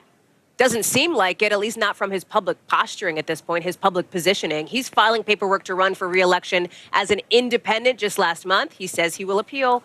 Ryan Nobles is joining us now from Capitol Hill. What was so interesting, Ryan, is we've covered, of course, you and I have talked about the trial, about Menendez's political future prior to yesterday's breaking news on that conviction. And it seemed like there were some Democrats who were keeping their powder dry until the jury came back with the verdict. That dam has busted open in a big way here. How can Menendez hang on? Well, Hallie, it's going to be very difficult for him to hang on for a number of reasons. You're right. We're now up to 44 senators who have called on him to resign, the latest being Ben Ray Lujan of New Mexico, who Menendez is very close with. They're both members of the Congressional Hispanic Caucus. Lujan now saying it's time for him to resign. But what we're seeing in many of these statements is many of these senators taking it a step further than just calling on him to resign.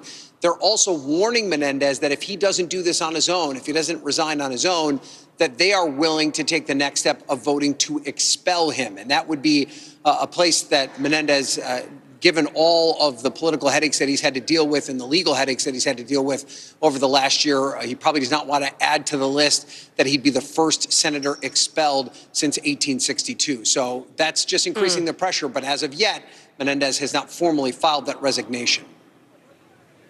Ryan Nobles, I'm going to let you keep working your sources on that front. Ryan, thank you very much. Lots to watch, of course, in the world of politics, but also coming off of that interview with Senator John Barrasso, of course, member of Republican leadership, with new questions about the attempted assassination of former President Trump. What exactly did the Secret Service know before that gunman got on that roof, before Donald Trump got on that stage? We're going to look into it more with a live report from Pennsylvania. Our coverage of night 3 of the Republican National Convention continues.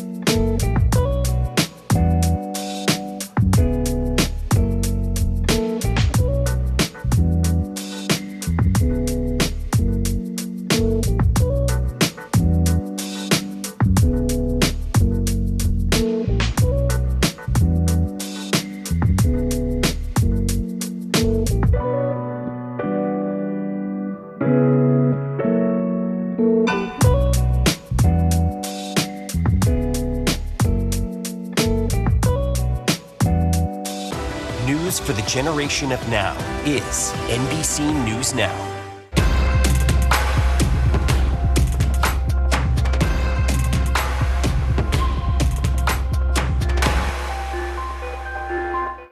Are you comfortable with the role the Supreme Court is playing in the 2024 election?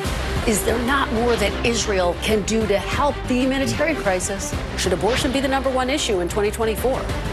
If it's Sunday, it's Meet the Press.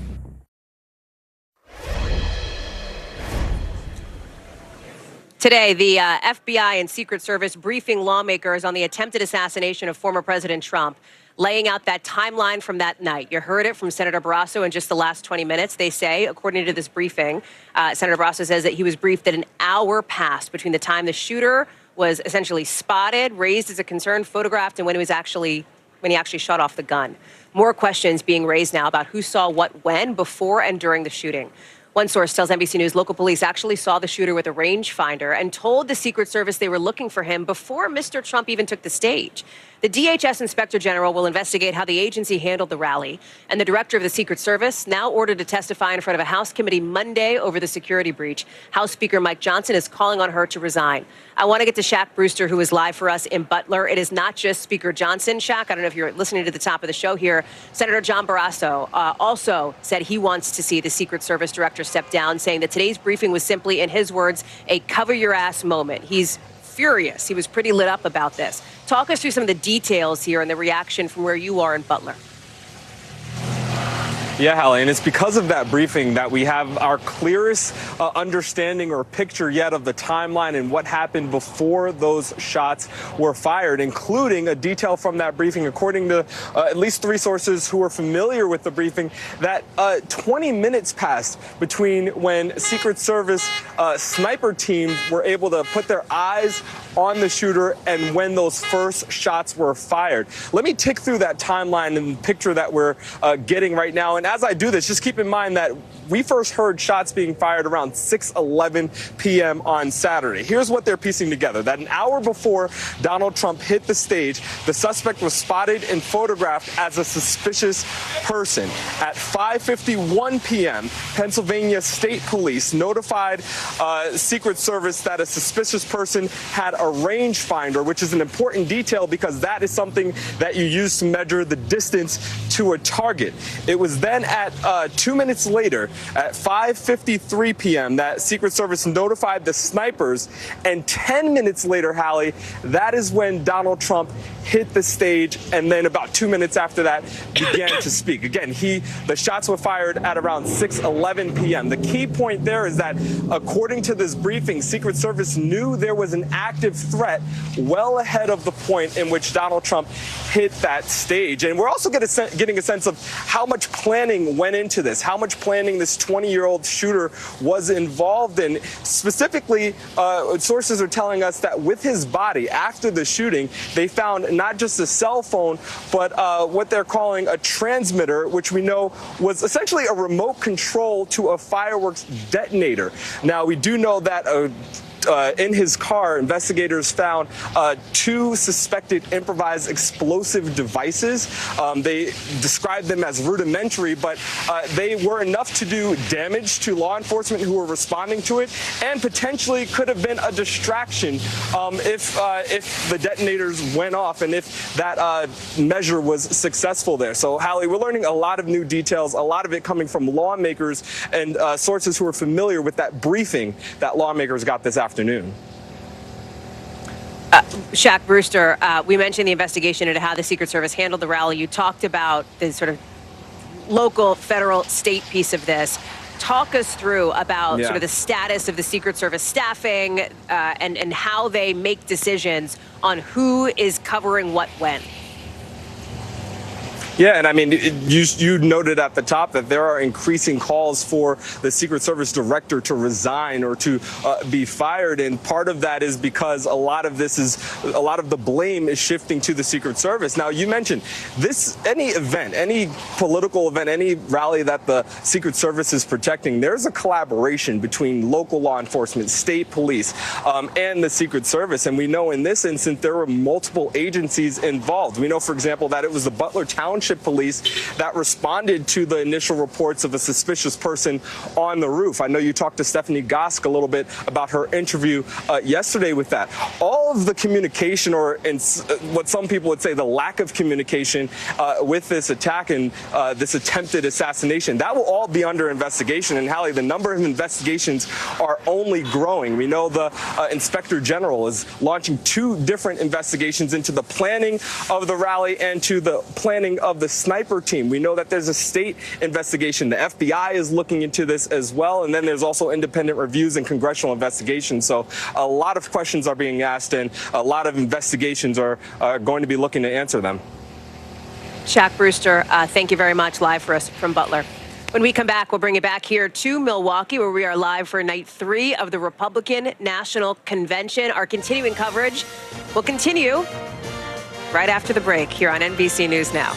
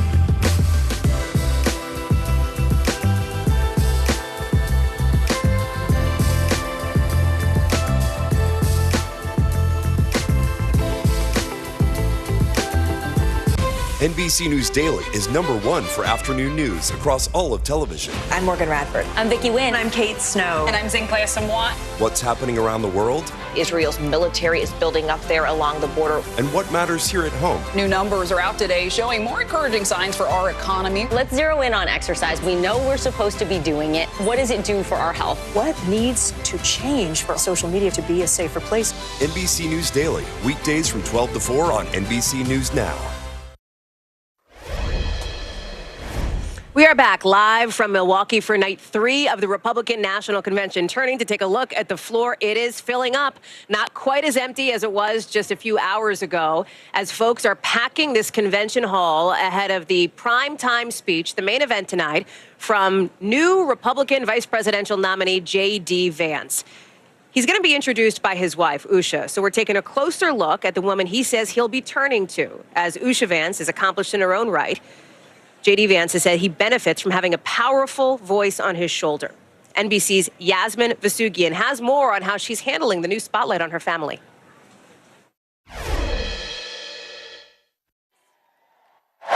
Republican vice presidential nominee J.D. Vance is being touted as the next generation of the Republican Party. But it's the potential second lady, Usha Vance, that has everybody talking. Usha is formidable on her own, meeting her husband at Yale Law School after getting her master's in philosophy from the University of Cambridge.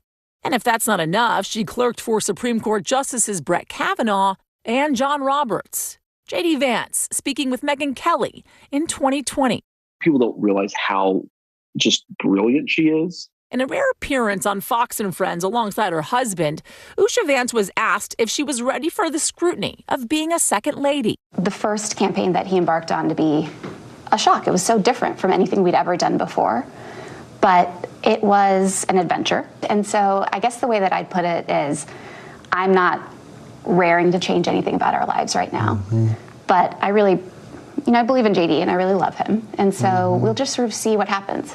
Usha has been less forthcoming so far on where she stands politically. She voted in a Democratic primary as recently as 2014. That's according to public records, but then voted in the 2022 Republican primary when her husband was running for Senate in Ohio.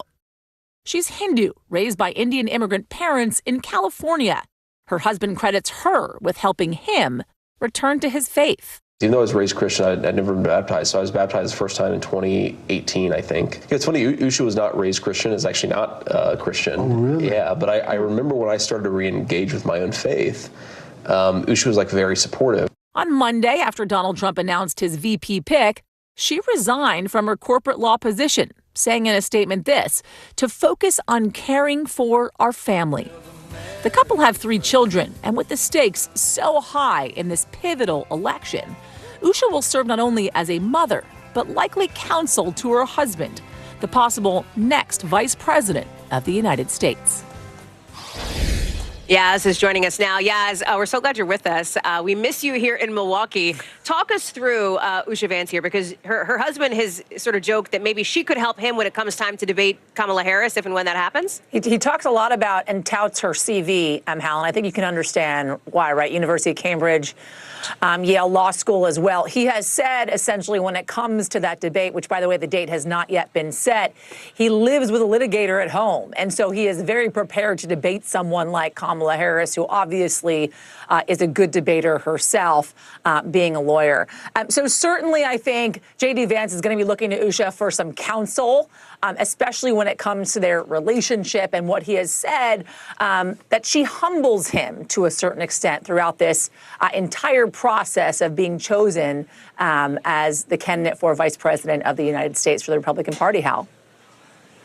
The spotlight is obviously on her husband tonight, but she will introduce him. And in every way, this is also her introduction to the American viewing audience. You think about second gentlemen and second second ladies as well before her, right? Doug Emhoff, along with Jill Biden, Dr. Jill Biden, who is now the first lady. Incredibly significant, right? They talk about J.D. Vance, as you've been there, talking to so many folks in the floor at the convention, seeing him as the future of the Republican Party, certainly his spouse, Usha Vance, a part of that sentiment. So her introduction really to the world, because many of us knew nothing about her, will be incredibly important, not only for J.D. Vance, but for the former president as well, as he accepts and makes his speech tonight, Hal. Yasmin Vasugian. Great to see you, Yaz. Thank you. Thank you, Hallie. With the spotlight tonight on Senator J.D. Vance, there is a lot of discussion about how he is the heir to the MAGA mantle, a very specific brand of conservatism, one that clearly is the party's future if Donald Trump wins the White House, but one that not every conservative agrees with. Stephen Hayes is joining us now. We're glad to see you. Thank you. Editor and CEO of The Dispatch and an NBC News contributor, of course.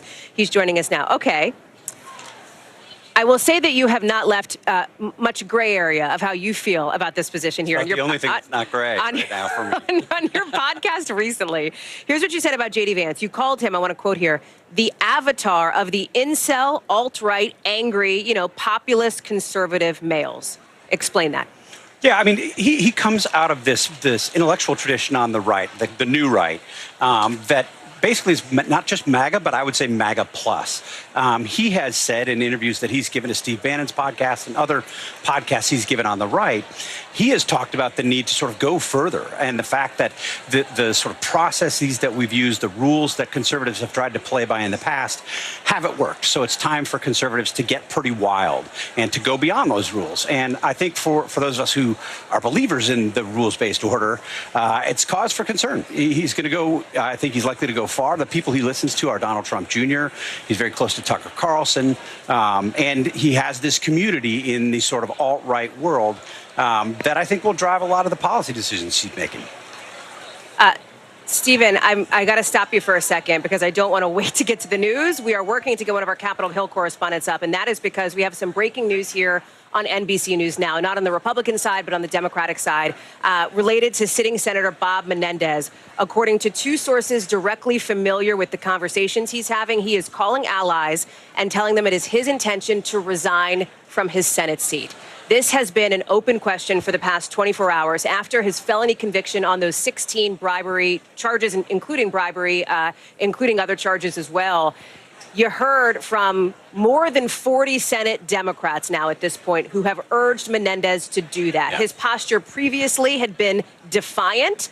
He filed paperwork to run for re-election as an independent, but now a significant development that NBC News is breaking thanks to our Capitol Hill team. We are working to get somebody to a camera ASAP, but Steve, while I have you here, actually we do have Ryan Nobles who, well, we're going to get Ryan Nobles in a second. Steve, let me turn to you here. Listen, understanding sort of where you come from on the other side of the aisle here, talk us through what this means potentially for New Jersey. Talk us through how you see it from a political perspective. Yeah, I mean, it's surprising in one sense, but not surprising at all in the other, right? I mean, you have these Democrats, 40 Democrats, as you said. You saw Cory Booker come out pretty quickly and say, like, if he doesn't resign, I'm going to push to have him resign. He had very little standing. If you look at the evidence in the case, it was overwhelming. I think that's one of the reasons why people were so ready to jump once the convictions came through. So in terms of the politics of New Jersey, look, we're in such a volatile moment. It's such a crazy time. It's a blue state. You would think that would mean clearly this is going to be something that a seat the Democrats retain. Who knows? It's a crazy time. Steve, I'm going to ask you to stand by for 1 second. Thank you for jumping in on that. Not the conversation I thought we were going to have, but the conversation that we need to have now. Based on the news from our Capitol Hill team, Ryan Nobles is joining us now from Capitol Hill. Ryan, it wasn't 30 minutes ago that you and I were on the air here talking about the possibility that something like this could happen. And now he is, will you tell us, the reporting seems to suggest he is calling folks and telling them, has he filed anything formally on this yet? As far as we can tell, he has not filed anything formally yet, Hallie, and I do think that's an important part of this discussion. But what we can report, my colleagues Kate Santelise, Julie Sirkin, Carol Lee, and Frank Thorpe have been burning up the phones throughout New Jersey and Washington to try and get this information. And we have now concluded through various sources that Senator Bob Menendez is reaching out to allies and letting them know that he does intend to resign in the near future. When that happens, does he submit that letter today, tomorrow, later this week? That remains an open question, but he is at least telling people close to him that that is his intention. This, of course, does not come as a surprise, especially given the fact that 44 Democratic senators have already called on him to resign. Within that group of 44 senators, there have been a number, including his seatmate in New Jersey, Senator Cory Booker, who have said that they will move to expel him, maybe perhaps as soon as next week, if he does not submit that resignation letter. When we say 44 Democratic senators, Hallie, it's important to keep that in mind. Democrats control the Senate by just one vote. They have a couple of independents that caucus with them. And then there are 3 senators who sit on the Senate Ethics Committee. The senators that sit on the Senate Ethics Committee are not allowed to voice their opinion publicly about a matter like this because Menendez is also being investigated by the Ethics Committee. So when you take out the independents, you take out the senators named Menendez, and you take out the independents and the Ethics Committee people that are sitting in this committee, virtually every single Democratic senator has called on Menendez to resign. So it's not a surprise that he would take this step and do this on his own. Now, the way we understand the process is that the letter of resignation would first go to New Jersey's governor, Governor Murphy. He would get that letter, and then that letter would be transmitted to the Senate, which would then begin the resignation process. Governor Murphy would then appoint a temporary replacement for Menendez that would essentially serve out the end of his term. His term ends at the end of 2024. And of course, there is an active campaign right now to replace him under any circumstances. And we know Andy Kim, the New Jersey congressman, is the Democratic nominee. He won the Democratic primary. Now, there are still a number of wrinkles that need to be ironed out here, Hallie. Yes, we know that he's telling his allies that he plans to resign. He is technically still on the ballot as an independent candidate in the fall election. We have not gotten signals definitively as to what that means for his political campaign. You would assume that if he's not planning on staying in the Senate any longer, that he also would not intend to continue to run for re-election, but that's a live ball. That's something we don't specifically have reporting on yet, so that's one of the things we're trying to drill down. But the big news right now, Senator Bob Menendez telling his allies that he does intend to resign from the United States Senate, ending a prolific career in Congress. He served as a member of the House and a member of the Senate, rising all the way to the level as the powerful chairman of the Foreign Relations Relations Committee. And it was that post at the Foreign Relations Committee where prosecutors laid out a comprehensive case arguing that he was using his influence on that committee to benefit 3 different businessmen with ties to both Egypt and Qatar, and in exchange received close to $500,000 in cash, gold bars, a Mercedes-Benz for his wife, and many other gifts and benefits as a result of that transactional relationship that prosecutors were able to convince a jury he was convicted of. It's also worth pointing out, Hallie, as we break down the fallout from this case, this is now the second time that the Merrick Garland-led Department of Justice has won a conviction of a prominent Democrat in just the past couple of months. Of course, the first being Hunter Biden. That was through a special counsel investigation, but it was through the Department of Justice. Hunter Biden found guilty on that gun charge from just a couple of weeks ago. And now you have Bob Menendez, a sitting United States Senator, found guilty through this Department of Justice and is now facing the prospect of decades in prison. That's a counterpoint to the situation you see playing out with the former President Donald Trump, who has been charged with a long list of federal crimes. But at this point, his trials cannot even be scheduled because of snafus and through rulings that have been made at different levels of the court system. So Republicans often talk about the 2-tiered system of justice. If that exists, it's Democrats that are currently being penalized, as what we've seen play out here over the past couple of weeks. Hallie. Well, that's an interesting point, Ryan. We're going to pick up on that in just a second. But let me ask, I'm looking at my phone here. Any word from top Senate Democrat Chuck Schumer so far from the leader yet, or no? No, unless you saw something that I haven't seen. But no, we have been. I will tell you this: we have reached out to Senator Schumer's office to get a response to our reporting, and they have not commented on that. They've also not said whether or not Senator Schumer himself has been in direct contact with Bob Menendez once the verdict was read. So we don't know of the interaction between Senator Schumer and Senator Menendez, but we do know that Senator Schumer put out a public statement saying that it was time for Senator Menendez to resign. So no official reaction from the Senate Majority Leader on our reporting that Senator Menendez does intend to resign. Our Capitol Hill correspondent, Ryan Nobles. Ryan, we're so glad to have you. I know you have 10,000 other things that you need to go do now. I'm going to let you go just for a minute, but thank you very much for being with us. I want to bring in our political editor, Chuck Todd.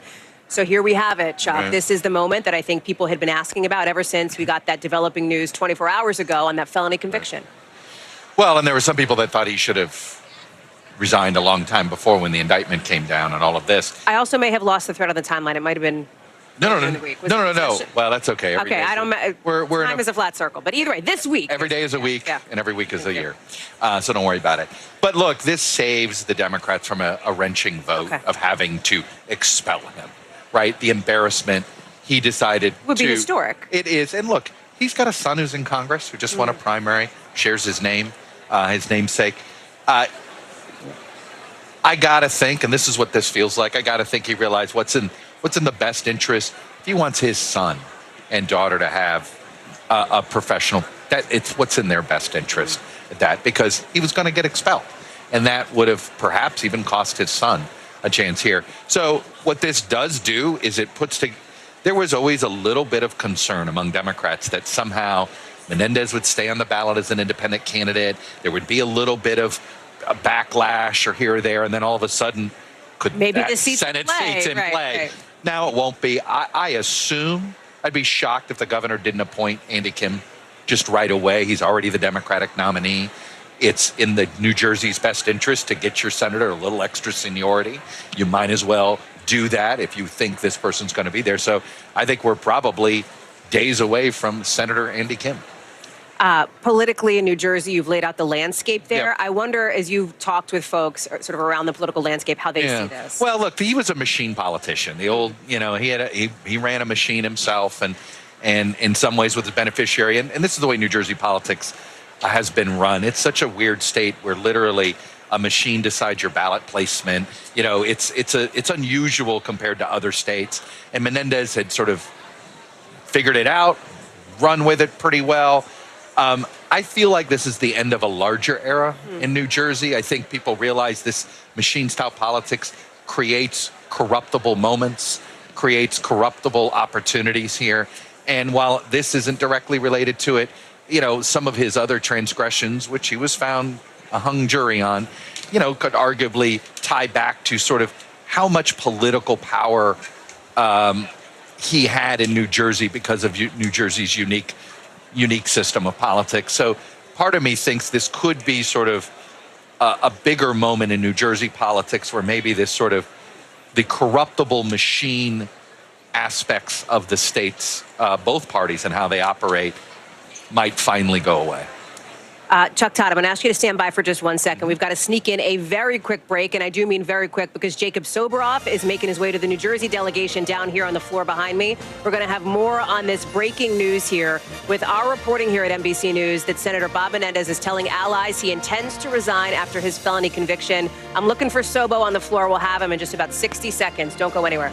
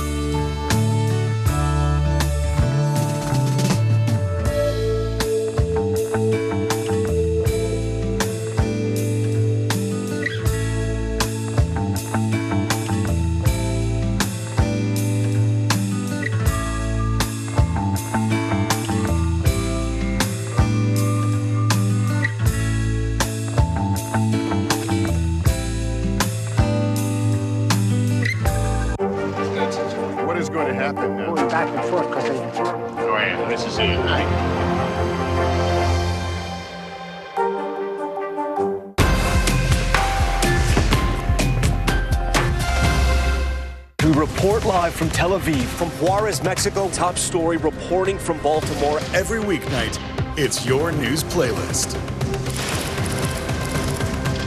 Top story with Tom Llamas, streaming weeknights at 7 on NBC News Now.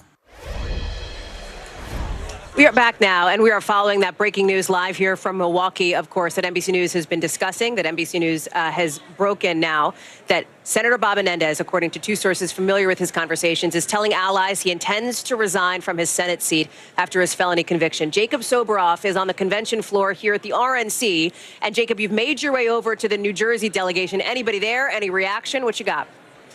The word's just starting to trickle in, Hallie, and if you guys come with me just for 1 second. Sir, you mind jumping up for 1 second? I was just talking to this gentleman, actually, about this late-breaking news that, according to sources, NBC News is reporting that Senator Bob Menendez may indeed step down, may resign. Tell me your name, tell me where you're from, tell me what you do.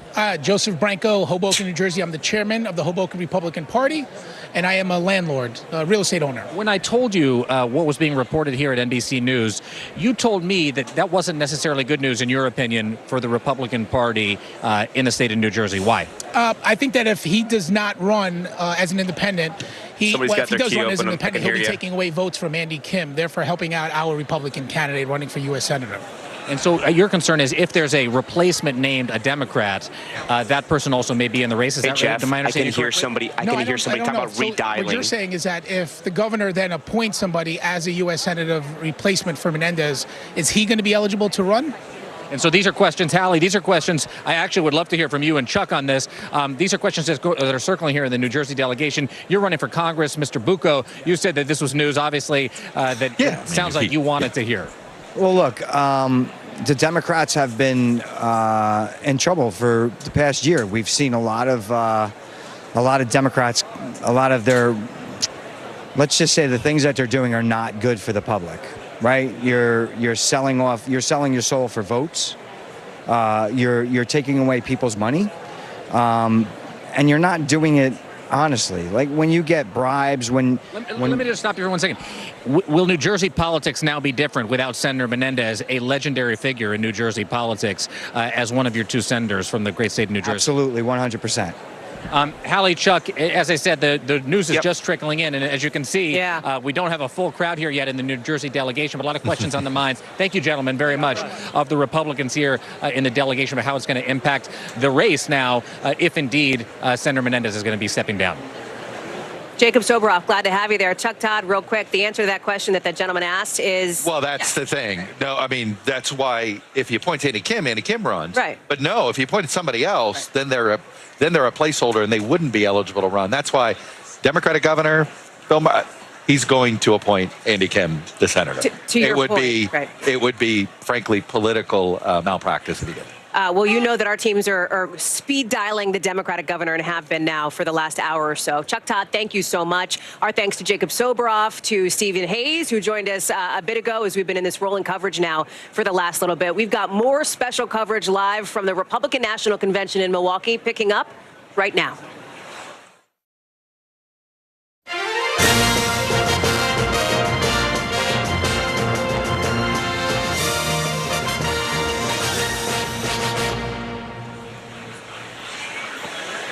Our special coverage of the Republican National Convention is continuing right now. Thank you so much for being with us. I'm Hallie Jackson here in Milwaukee. And I'm Tom Yamas. It's going to be a big night. It is a night that so many people are watching. America is going to meet Senator J.D. Vance and his wife tonight. And it might be one of the first and only times Senator J.D. Vance gets an audience this big. We have that breaking news that came in earlier today. Right. Senator Vance deciding not to do a vice presidential debate right away with Vice President Kamala Harris. It was slated to be August 13th, but the Republicans are now saying, listen, we don't know who's the nominee is going to be on the Democratic side, so we're going to wait until after the Democratic convention to maybe put that on the calendar. A bold move by Republicans, but it shows a lot kind of where the ball is and if it's in their court or not.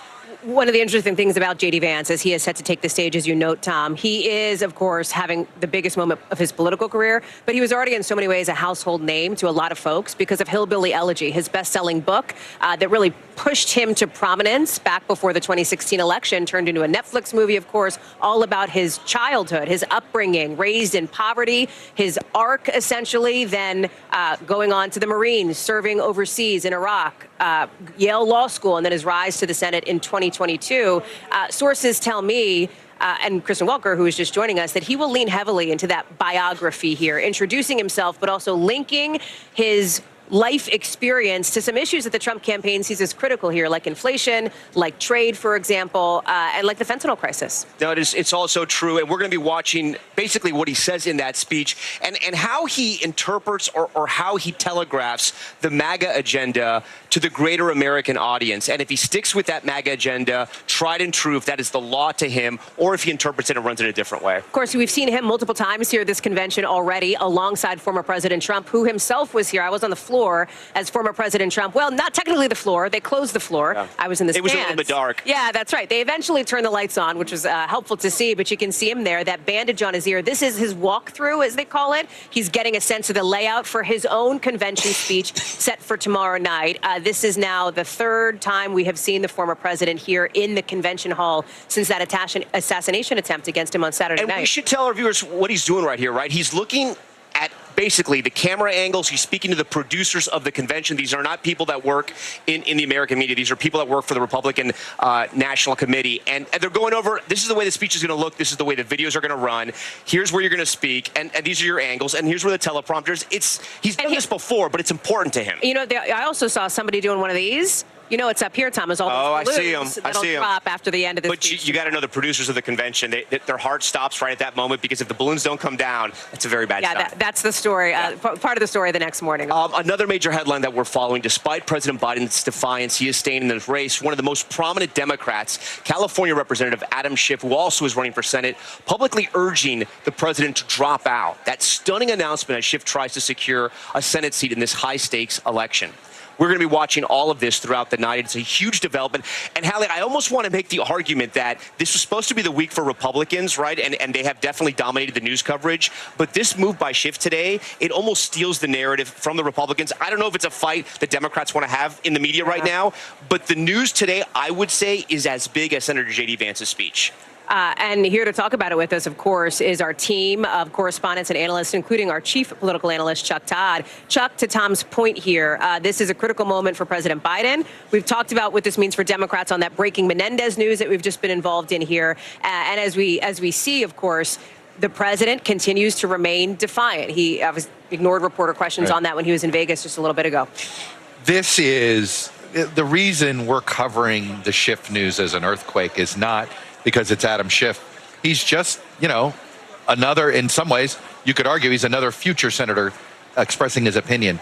But you've got to understand geographically. Chuck, one second, we got some breaking news. It turns out that President Biden just tested positive for COVID. This is according to our White House team. He is in Las Vegas. He is attending an event there, was set to. We actually just saw Mike Memoli, who was there at that event in Las Vegas. I know we're working to get him up right now to talk us through this. But and I'm looking to see where this is coming from here, that he shared his deep disappointment at not being able to join this afternoon. These are the organizers of this Unidos U.S. event. This is incredibly important, right? Because President Biden has put it out there how many events he's doing, and he has been out there with the public, shaking hands, trying to work hard, trying to regain the trust of American voters. He's also sat down with a lot of interviews, including with our Lester Holt on Monday. He just did Ed Gordon of BT. The interview's running today. I don't know if he did the interview today, but it's running today. So he's been in contact with a lot of people. Who knows when he got it? But again, his age, 81 years old, it's obviously something they're going to worry about at a time when you want to signify and signal strength. He's going to have to take a couple days off the trail. Well, this is a reminder. I know many people live their lives and don't test these days. Yeah. The White House tests. They've been doing this a lot. He tests a lot. It's different. So we don't even know what and it's been going around this summer, I can tell you. No, exactly. Yeah. Honestly, I think it's in my house. Luckily, I'm here. But I've been informed I've got one in my house that appears to be showing signs. So you're right. We're in the sort of summer surge on this, but this is the timing of it. Bad news. The timing of it. He needs to be out there, and now he can't be. Yeah. Whether it's 4 days, 5 days, 6 days. Every day is so critical for him. And I go back. Look. Yeah.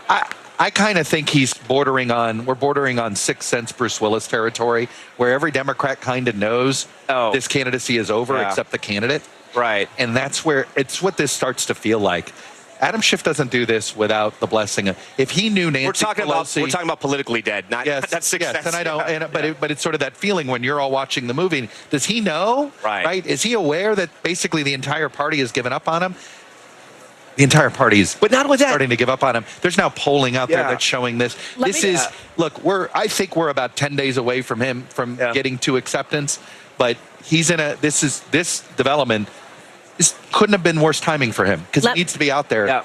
I just want to bring viewers up to speed because we crashed into this breaking news as it was coming into us, and I've had a chance now. Forgive me, looking through our phone here. So here's the deal, and we are working to get one of our correspondents in Las Vegas up to a camera ASAP because they are there, they are on the ground. They're going to be able to give us that reporting immediately here. So President Biden is in Nevada, obviously a critical swing state, critical battleground here for the 2020 election. He was set to speak at a Unidos conference at about 4:30 Eastern time, so that was about 90 minutes ago. The event had been delayed since then, according to the pool who is with the president, who has been traveling with the president. And then moments ago here, it was shared, apparently, according to this pool note, that one of the organizers was on the phone with President Biden, and as we said, he shared his disappointment at not being able to join us, that he just tested positive for COVID. What I don't see currently in my email is any response officially from the White House or any more details about what the plan is, when he's presumably traveling back to the White House, if there is anybody else inside his bubble with his staff who is going to need to be quarantined at this point moving forward, et cetera. So I just wanted to go through the timeline and the TikTok there for folks to understand how we got to this point, to the point that Chuck is making. If he does end up, of course, quarantining, then that will be significant for him as it relates to the guidance has changed with the CDC. Obviously, he doesn't have to stay quarantined for as many days as you did a couple of years ago. That being said, he has packed his schedule. I do believe he had other interviews lined up as well. And again, he's on the offense right now. And Chuck, you said today was one of the worst news days for him. I mean, I'd say post-debate, because you have Adam Schiff, a high-profile Democrat, coming out saying you need to go. And also, Chuck, and I was going to ask you this before this news broke, we talk about Representative Adam Schiff and people who, like us, love politics. They know the name. He's a household name. He went after former President Trump, high-ranking member, running for the Senate in California. My question to you is this Adam Schiff, or is this a proxy for his mentor, if you will, Nancy Pelosi, the former speaker? And let me add a third group of people here, major Hollywood donors. I'll give you a fourth group, Gavin Newsom. Yeah. There's a whole California connection here. But the reason I bring up the donors in California in specifically, the reason House Democratic leaders are the ones that are the most nervous about Biden at the top of the ticket, and we've talked, the path for Democrats to get control of the House doesn't go through Wisconsin, Pennsylvania, and Michigan. It actually goes through the state Adam Schiff's trying to represent in the Senate, California, and on the other coast, New York. Well, the fear of a weak Democratic nominee in Biden is that you'll get down turnout in the blue states. People in the battleground states, Democrats will hold their nose and get out there. The fear is that in the blue states, they'll be like, well, he can't win. I don't really love it. I'm not going to bother. And that has a trickle-down effect. And you don't think this has, just to explain to our viewers, I know the answer, it doesn't have anything to do with his personal Senate race. No, because it's not about him. It's about who he represents. And it's Pelosi. I think he wouldn't have done this if he thought Pelosi was going to go the other way. Okay, and they didn't. And by the way, it's important to know, Schiff decided to give the Biden campaign a heads up he was doing this before he did it. Now, granted, that fundraiser leaked, we shouldn't rule out the possibility that he's like, well, it's out there, I might as well own it, right? When he had but I do think the two constituencies that he's talking with a lot, major donors, if they can't get to Biden, they're calling up Adam Schiff. They're calling up Nancy Pelosi. I think that is an important part of this conversation. If you're just tuning into our coverage here at the Republican National Convention, we are talking Democrats because of the banner you see right there, the breaking news. President Biden has just tested positive for COVID. Obviously, huge news because of his age, but also because the spotlight is on his health and his age. Mike Memoli is texting me from Las Vegas, where he is getting ready to stand by, and will join us in just a second here. Tom, important to note, as you did, that and let's just talk facts here, that the guidance around COVID policies and postures from the federal government has obviously evolved over the course of the last several years since the pandemic began. We're also working, of course, to get our medical team up as we talk about the political impact here. And you think about President Biden, who he's been around, what he's been up to for the last couple of days. COVID, of course, incredibly deadly during the pandemic, but less so these days with the vaccination. Chuck, there was other big development, right? You had Hakeem Jeffries and Chuck Schumer both come out and say they're going to adjust the virtual roll call. I know this is technical for voters, but can you explain why that's important for the timing? Well, look, Democrats had moved up their roll call when they thought Ohio wasn't going to. The Ohio Republicans were going to jam them and make them have, because right now he wouldn't have been eligible to the Ohio ballot had they gone through with the convention. Ohio Republicans changed their law. But Democrats didn't want to give up this virtual thing. And there's been a ton of conspiracy theories that this was Biden's way of trying to jam the convention. The fact that Jeffries and Schumer have gone public to say, you're unjamming this, you know what that says? That says Joe Biden's not running the DNC anymore. That's a big development, Tom. It's a huge headline. We're going to say goodbye to Hallie Jackson because if she doesn't leave now, she'll turn into a pumpkin. Well, we're going to go to Aaron Gilchrist, who's our White House correspondent there. He's back home in Washington. He's on the lawn. I will disappear after that. But Aaron, we're going to see you later. Let me bring you into the conversation here, and you can keep it up with Tom and Chuck on this piece of breaking news with President Biden testing positive for COVID while he is in Nevada. Aaron? Yeah, I hear. Sorry. I think your producer was talking to me while you were talking, Hallie. So we are just sort of working through this information that we're getting about President Biden having tested positive for COVID. Our producing team that is traveling in Las Vegas, where the president has been for the last couple of days, sending a note that they heard at the event where he was supposed to be speaking at the Unidos conference. Regrettably, I was just on the phone with President Biden, and he shared his deep, deep disappointment at not being able to join us this afternoon. The president has been at many events, as we all know, and he just tested positive for COVID. Now, we know today President Biden had made a first stop to do a sit-down interview with Univision, radio interview. He stopped at a restaurant where he was doing that interview, and this is where he's been, to the best of our understanding, for at least the last hour or so.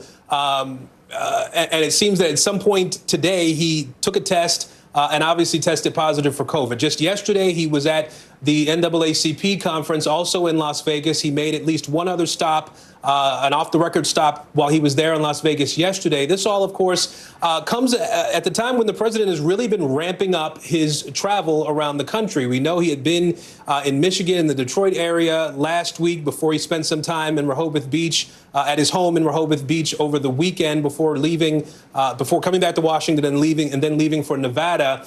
And this was after several other events the president had engaged in over the last several weeks, particularly since that debate almost 3 weeks ago now in Atlanta.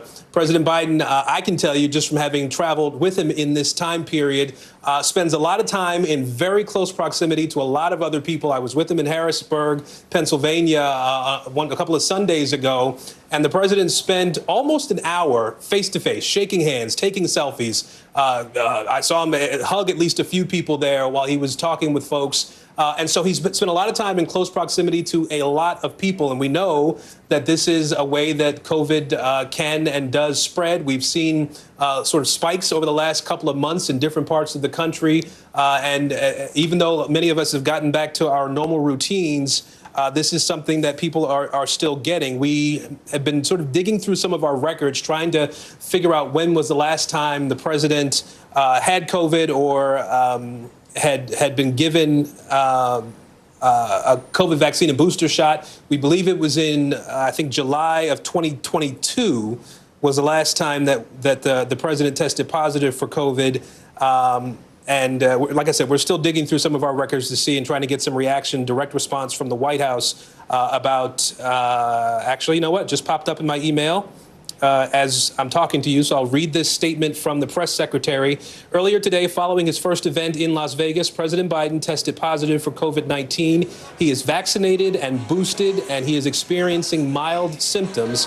He will be returning to Delaware, where he will self-isolate and will continue to carry out all of his duties fully during that time. The White House will provide regular updates on the president's status as he continues to carry out the full duties of the office while in isolation. And then this goes on to present some information. Can you hear me? Yeah, I can hear you. Okay, Aaron, let me ask you a quick question. What else did he have on his schedule lined up for this week? What other important events were lined up that he's going to have to now reschedule and or cancel? So, to the best of our knowledge, the UNIDOS conference was the last thing on his schedule for this week. We believe he was set to leave Las Vegas tonight and then return here to the East Coast, I believe to Delaware. And so there was nothing else on his schedule that had been publicized as of yet. And obviously now with this news, he'll be returning to his home in Delaware, one of his homes there, where he will have to self-isolate until he's well again. All right, Aaron Gilchrist, I know if you get more information, you'll bring it to us live as we get to it.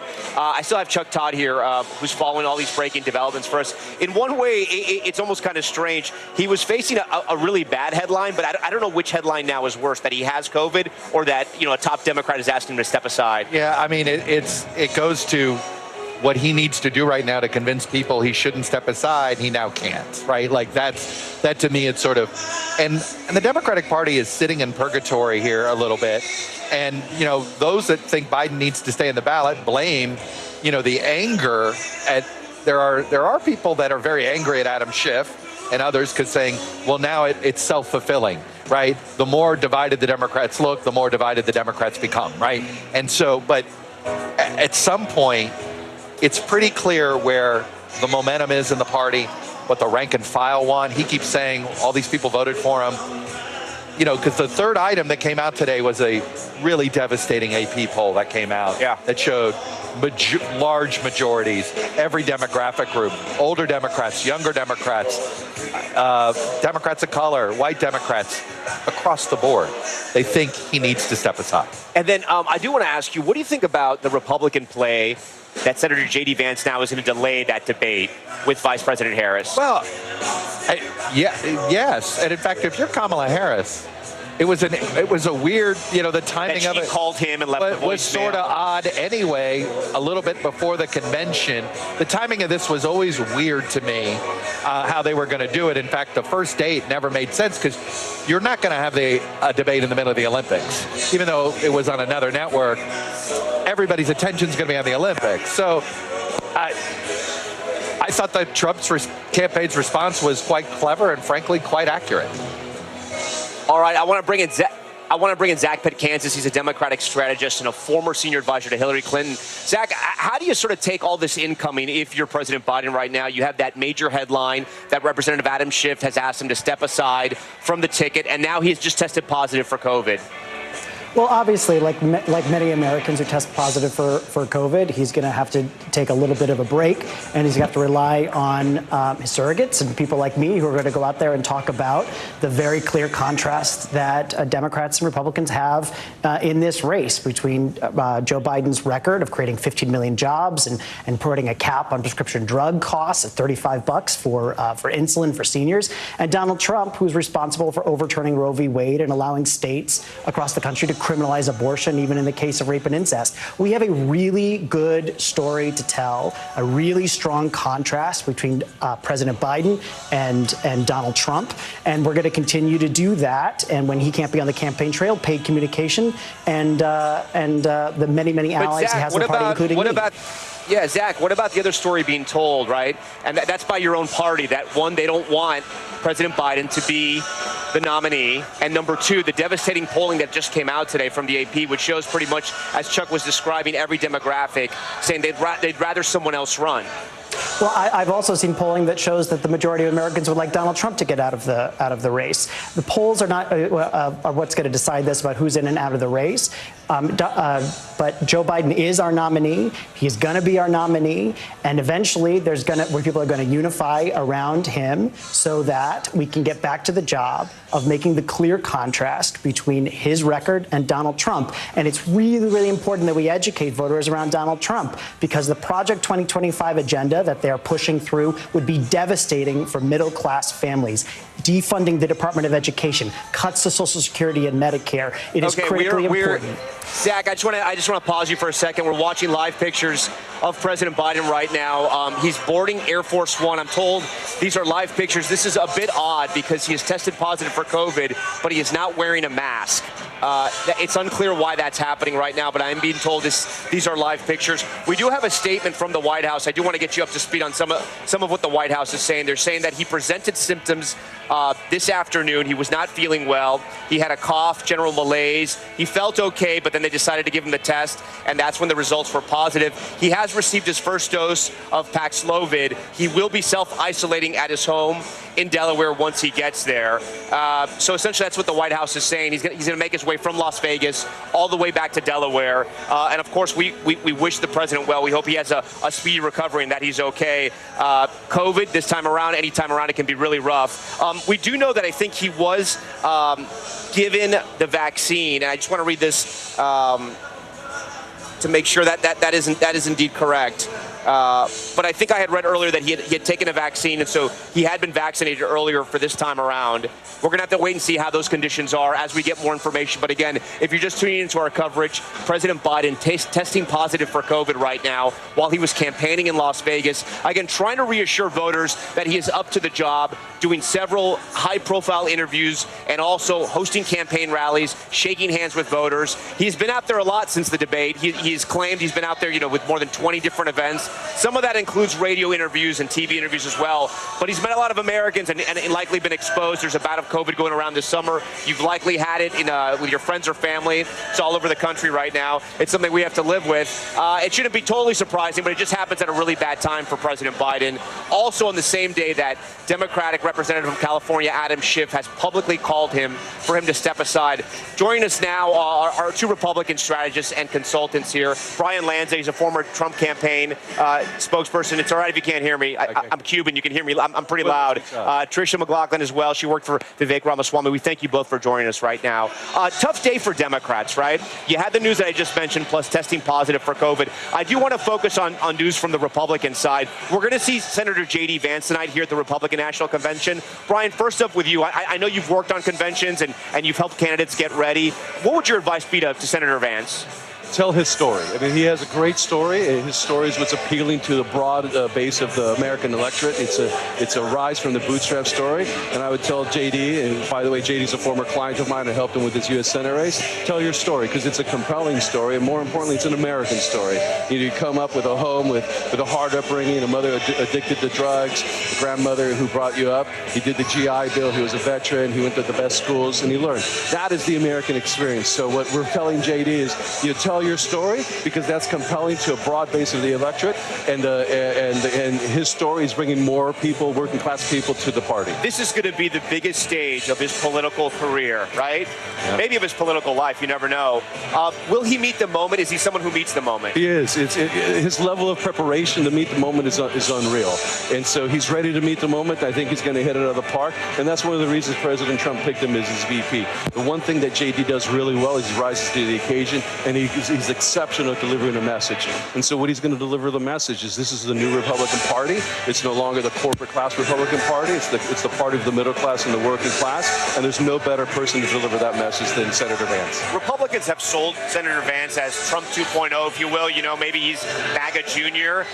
But how do you win over the independent voters that will decide this election with a speech like this? You have to keep in mind, Tom, that this is the slimmest amount of independent voters or people who haven't made up their minds yet in really modern American history. So a lot of this election is going to be about energizing those bases. So I think a big part of the reason that Trump chose J.D. Vance is because he can run up the score in those Rust Belt states. As Brian mentioned, J.D. Vance has a very compelling story. He can speak to the plight of people in Appalachia, in Ohio, which is where I'm from, in Michigan, in Wisconsin, really across the board. A lot of people are facing mental health challenges with their family members, with themselves. J.D. Vance has spoken a lot about that. How do you balance that, though, right? Because I think a lot of people may have heard of Senator J.D. Vance, but this is going to be an introduction, right? And so how do you sell yourself to America, but at the same time give the red meat to all those Republicans like Don Jr. that were backing you up and made sure you got to this position? Well, I mean, I think he does have to introduce himself to the American people. To your point, this is the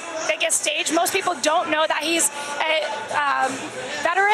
He's actually the first post 9/11 veteran in presidential ticket history. So he can speak to that. I think he can speak to those forever wars that we are actively trying to avoid. And I think that Joe Biden is inching us closer and closer to. He brings a real intellectualism to America first. You know, Brian, a lot has been talked about the temperature, the tone, the volume of the political rhetoric after this assassination attempt on the former president. What type of tone do you think Senator Vance strikes tonight? You know, I think the tone we've seen, a tone of unity. Now, unity doesn't mean we all agree on the same thing, but unity means we have the same vision for America.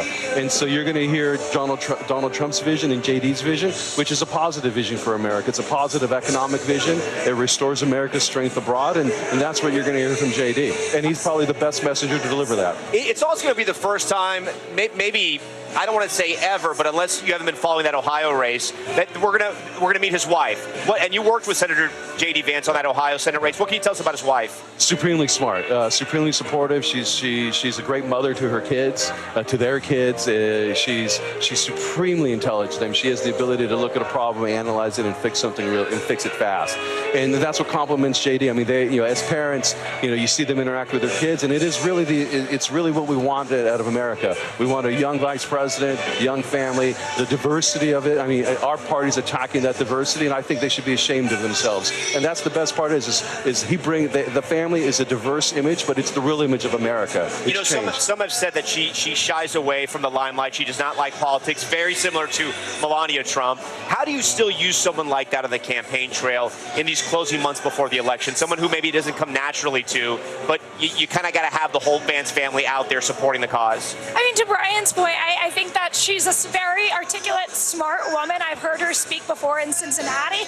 She's got it. She has that it factor. I think it's just going to take her getting the reps in, but I think she's going to, we've got pros out there. This 2024 campaign for Donald Trump is incredibly disciplined, and I think that they're going to use her as really their secret weapon. If you're watching us here on NBC News Now, we are following two major breaking stories. One, we're getting ready to hear Senator J.D. Vance tonight here at the Republican National Convention just behind us, but we're also following another mammoth story. story, and that is that President Biden, as you see there on the banner below, has tested positive for COVID. I want to bring in White House, NBC News White House correspondent Aaron Gilchrist. But Aaron, just before we start with you, I do want to play a piece of video. The president spoke in Las Vegas after being tested, after he was tested positive for COVID, and here's what he had to say. Let's roll that video and watch.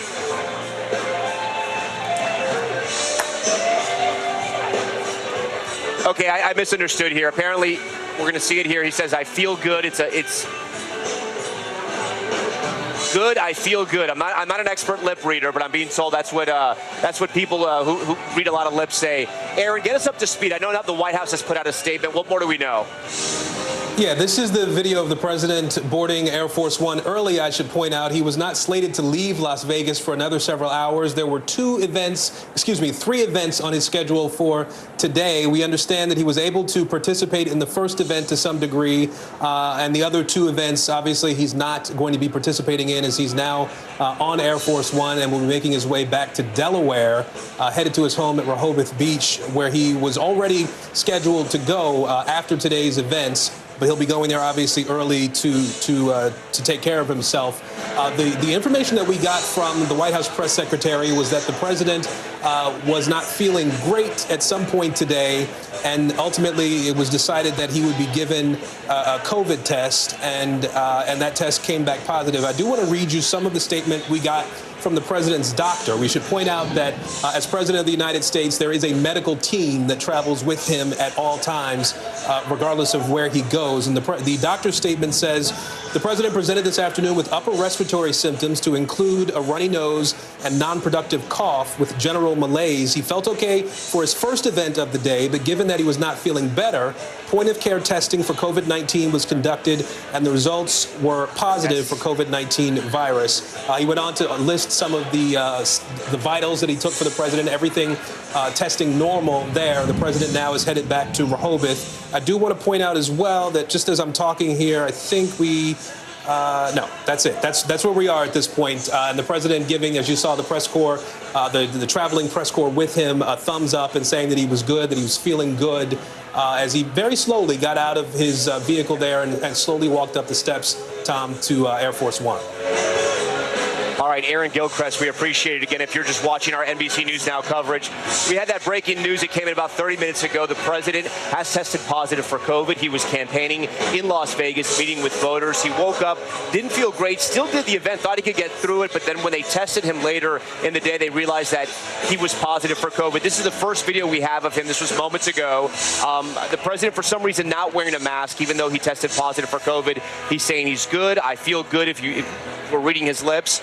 He's going to head back on Air Force One, fly back over to the White House. He may spend the weekend in Delaware. Those are the plans right now, but you never know. I'm sure they're going to monitor him hour by hour and day by day. He's obviously in his 80s, and they have to watch him closely. This also comes at a terrible time for him because America's watching him right now to sort of see how he's doing, how he's feeling, how his strength is, and he wants to project strength after that debate debacle that happened. And really, poll numbers that have come in that show this recent AP poll, our NBC poll, showed similar findings about voters and their concerns about his health and whether he should remain on the ticket. All of this happening at the same time.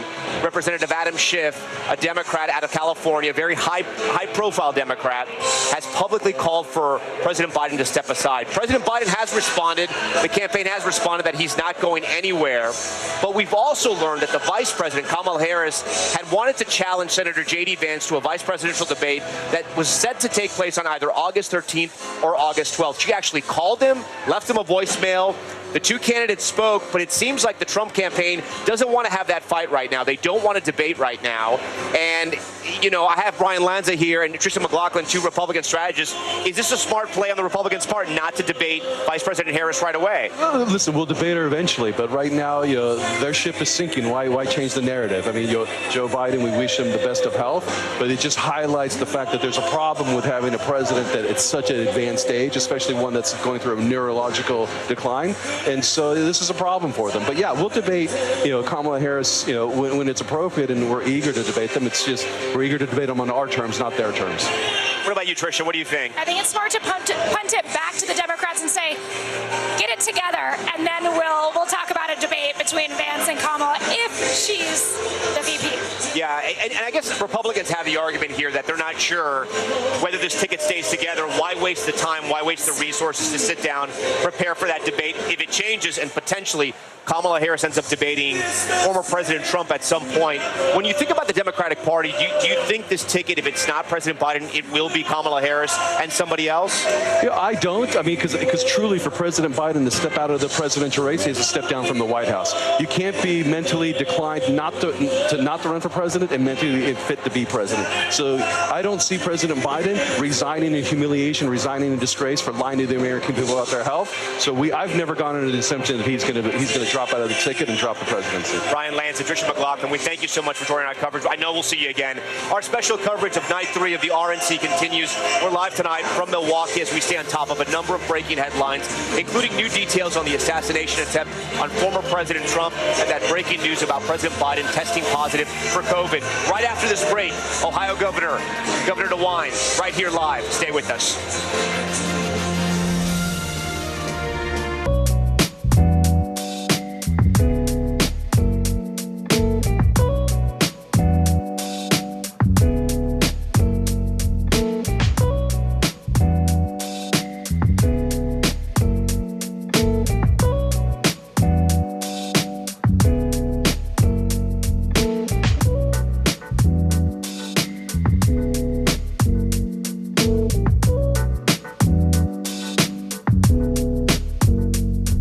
Americans turn to NBC News than any other news organization.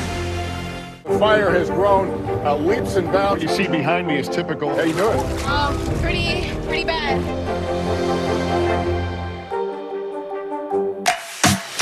The paper towel will absorb the acid. That's crazy. Green tea to calm acne. This is my favorite tip of the day. Brilliant, brilliant, brilliant. Oh, that's genius. You just saved me $40.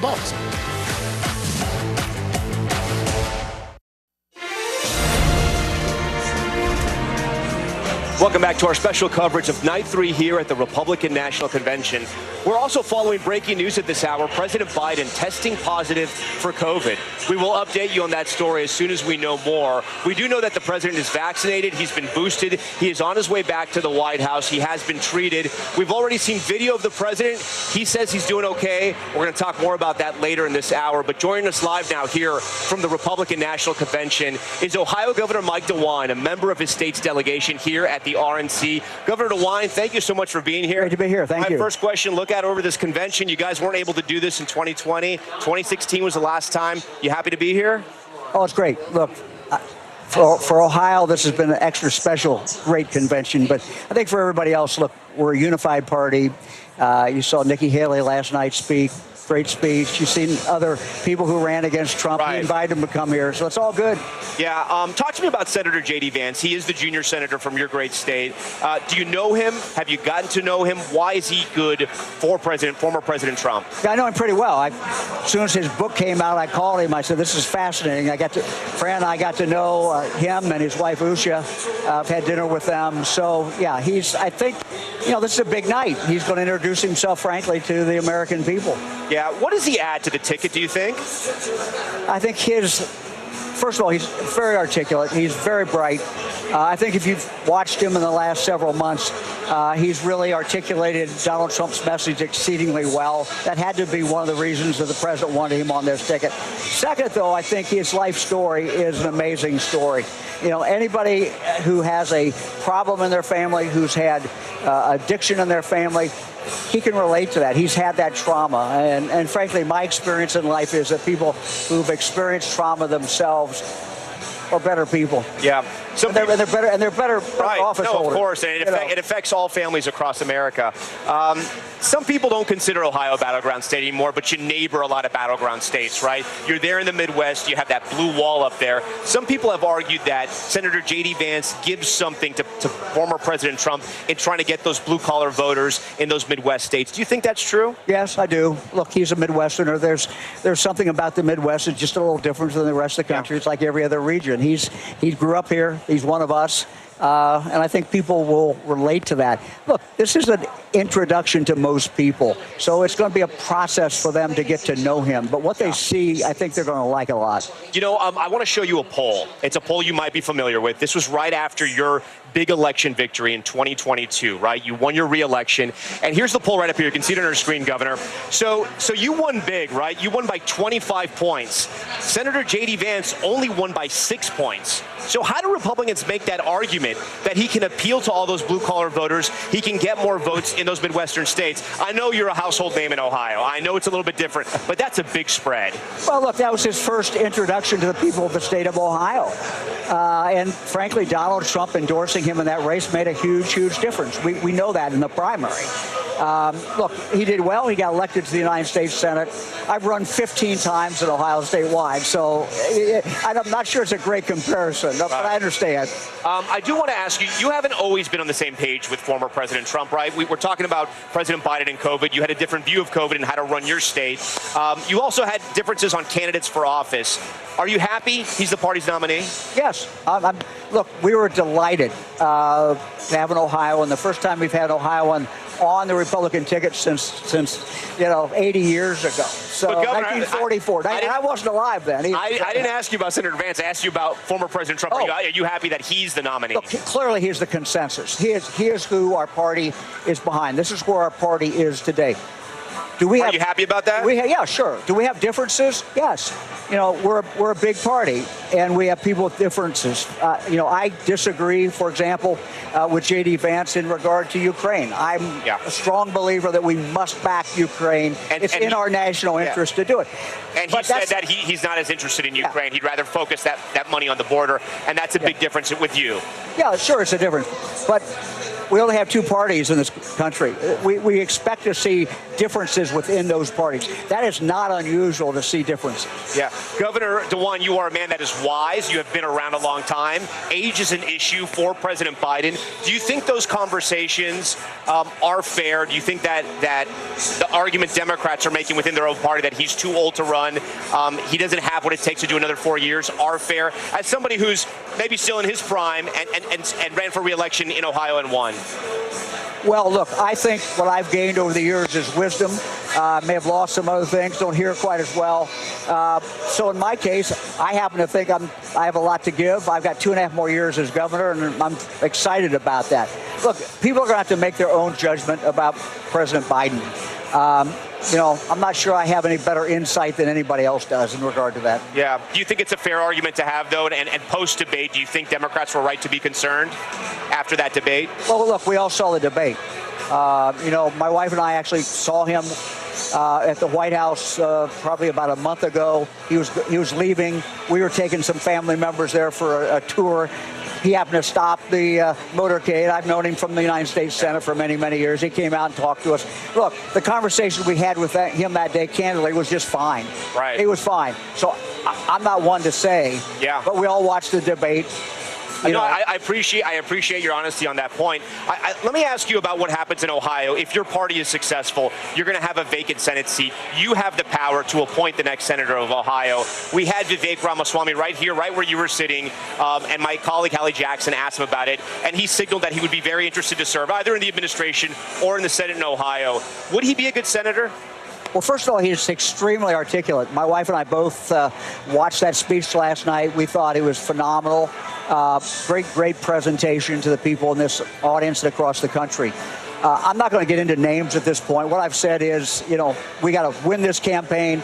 I want Bernie Moreno to be elected to the United States Senate. That's really what our focus is, as well as getting, President Trump and J.D. Vance. So that's where our focus is today. But you know politics inside now. What would make a good senator for Ohio? First of all, I served 12 years, so I want someone who will be a workhorse, someone who will roll up their sleeves, get things done, represent the state, represent this country. That's, to me, is number one. Number two, they have to be able to win a primary. They have to be able to win a general election. And then they have You can't just get appointed. You want a long future. Yeah, I want someone who's going to stay there, because more seniority still matters in the United States Senate about how effective you can be. You can be effective in day one. You're going to continue to be effective the longer you're there. I want someone who can stay there for a long period of time. You've done local government. You've done federal government. You're now the governor of your state. I do want to ask you, how much has politics changed and the laws and everything else when you think about when you started in politics and now, and how important being a governor is right now in this country when it comes to issues like abortion and issues with the Supreme Court? Look, as Republicans, we have always said we want power back to the states. We're getting that in some instances. Some instances, frankly, under the Biden administration, we're not. But the governors, I think, have done a great job. And we think that we can handle most of these problems better than the federal government can. But look, it's a partnership. Medicaid, for example, it is a partnership, and that's the way it's going to stay. So there has to be that working relationship between the governors and between whoever the president is, no matter what party they belong to. Last question. If you had a chance to whisper in Senator J.D. Vance's ear before he walks out here in Milwaukee, what would you tell him? Be yourself. People are going to love you. That would be all I would say. Be yourself. All right, Governor Mike DeWine, always a pleasure. We thank you for being here. Thank you very much. Our special coverage of Night 3 of the RNC is going to continue. We're live tonight from Milwaukee as we stay on top of a number of breaking headlines, including this just in: President Biden testing positive for COVID. Stay with us.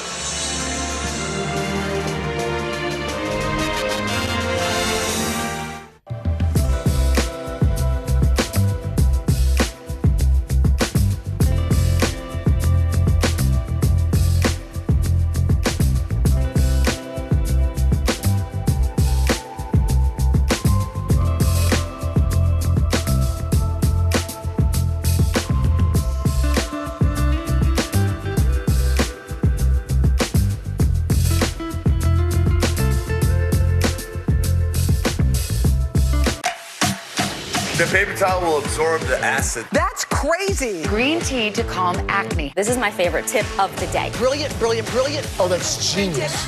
You just saved me $40. The fire has grown leaps and bounds. What you see behind me is typical. How you doing? Oh, pretty bad. More Americans turn to NBC News than any other news organization.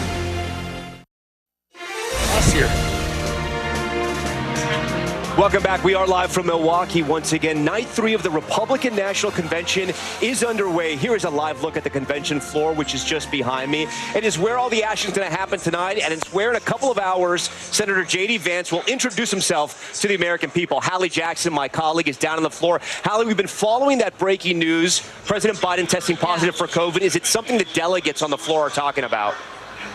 Well, I just asked a couple of them here sitting with me in the Alaska delegation. I haven't asked their permission if I can interview them one more time. Do you mind if I ask you that again, your reaction to President Biden? We spoke just a moment ago. What do you think about that news? We were sad to hear it, of course. We knew he was fully vaccinated. We didn't expect to have that news, but he's in our prayers, and we definitely wish the best for him. Thank you. I was sorry to hear that, and I hope he has a very speedy recovery. Thank you both so much. I appreciate it. Here in the Alaska delegation. Let me walk you over this way here, Tom. It's obviously, I'm so sorry. Thank you.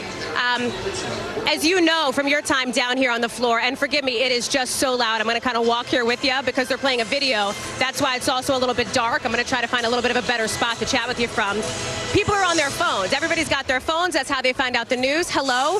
We were just talking about how folks are on their phone finding out the news. And in this instance tonight, it's about President Biden having been diagnosed with COVID. I don't know if you've heard that news yet, that the president is in that Las Vegas, Nevada, and the White House has just confirmed that he did test positive. They say mild symptoms at this point, and they are going to obviously continue the course of treatment. Any thoughts on that as it's just coming into us tonight?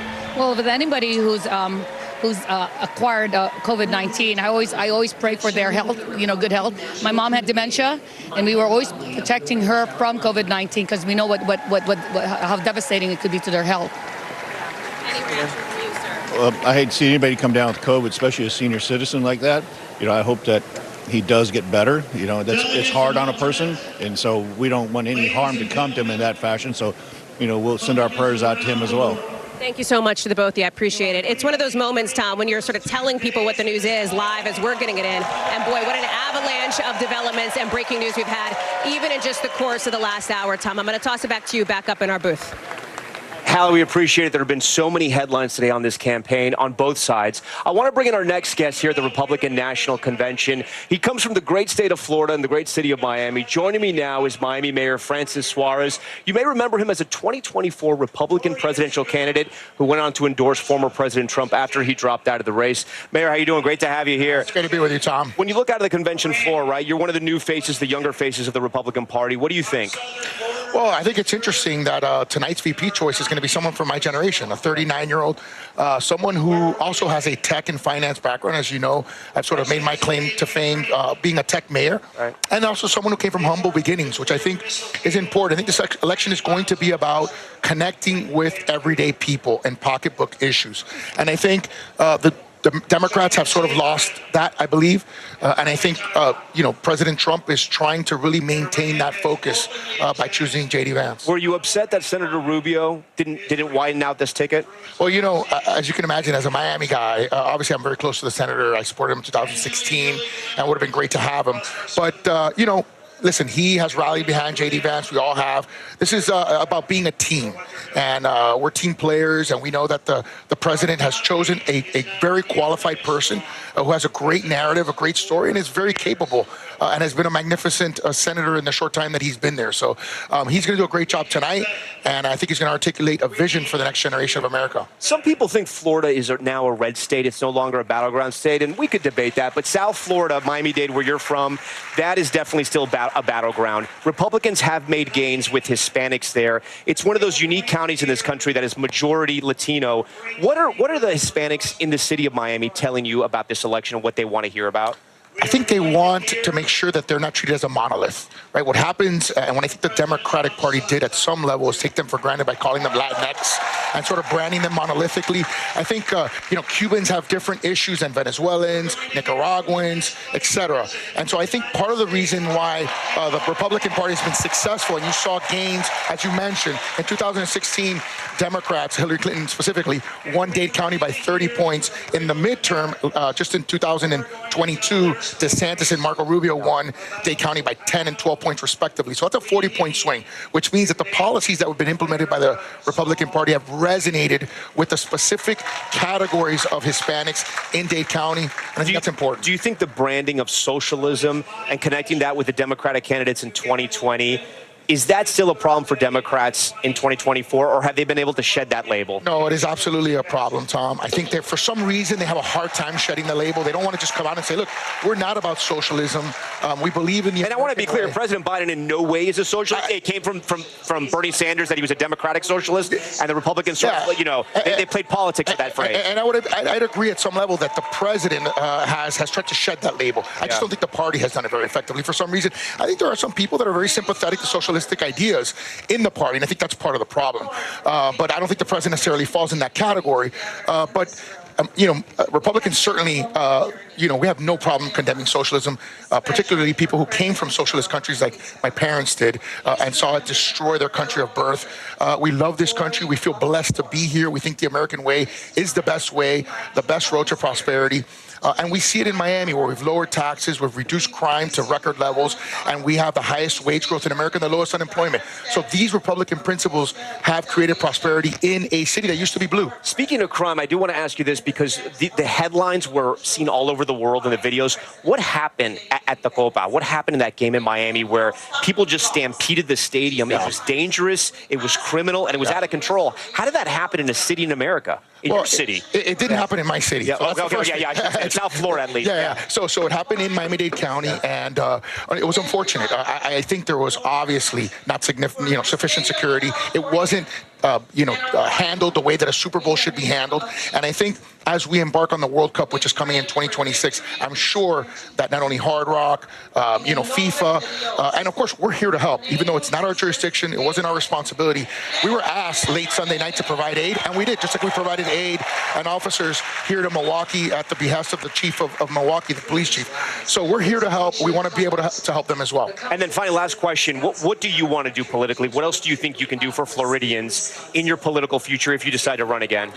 First of all, I'm just very blessed that I had a good track record as mayor of the city of Miami. Like I said, we had the lowest per capita homicide rate last year. We lowered taxes to the lowest level ever. I inherited a bankrupt city, and we turned it around.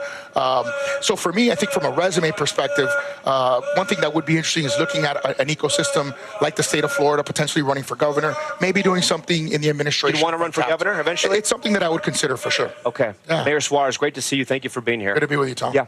We're back now live, still at the Republican National Convention. We are following the breaking news of President Biden testing positive for COVID-19. Sahil Kapur joins us now from Capitol Hill, reacting with the reaction from Democrats there on the Hill. Sahil, what are they telling you?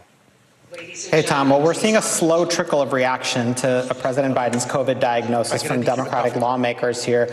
A couple of them that I can read out. One is a tweet from Congressman Salud Carbajal, says, quote, wishing President Biden a speedy recovery. He goes on to say that while the pandemic is over, this is a good reminder that COVID is still a risk, just as we've seen in California lately. He calls on everyone to get their updated boosters and stay home if they're feeling sick. Congressman Adriano Espaillat also says, wishing President Biden a swift and speedy recovery in a brief tweet. Remember, the White House has said the president is vaccinated, boosted. He's experiencing mild symptoms following a positive COVID test, and that he will self-isolate and continue to carry out his duties at his home in Rehoboth. So while all the speculation is happening, the White House is noting that the president is fine. Yeah.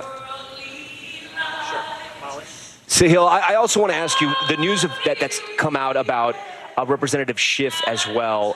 Any more new reporting on that? That was quite the moment earlier today.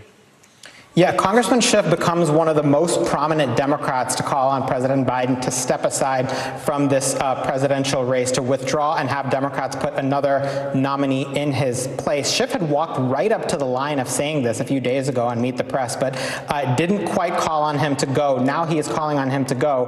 He had been one of the dozens of Democrats that we've spoken to who are skeptical or don't believe President Biden should stay in the race, but have not called on him to.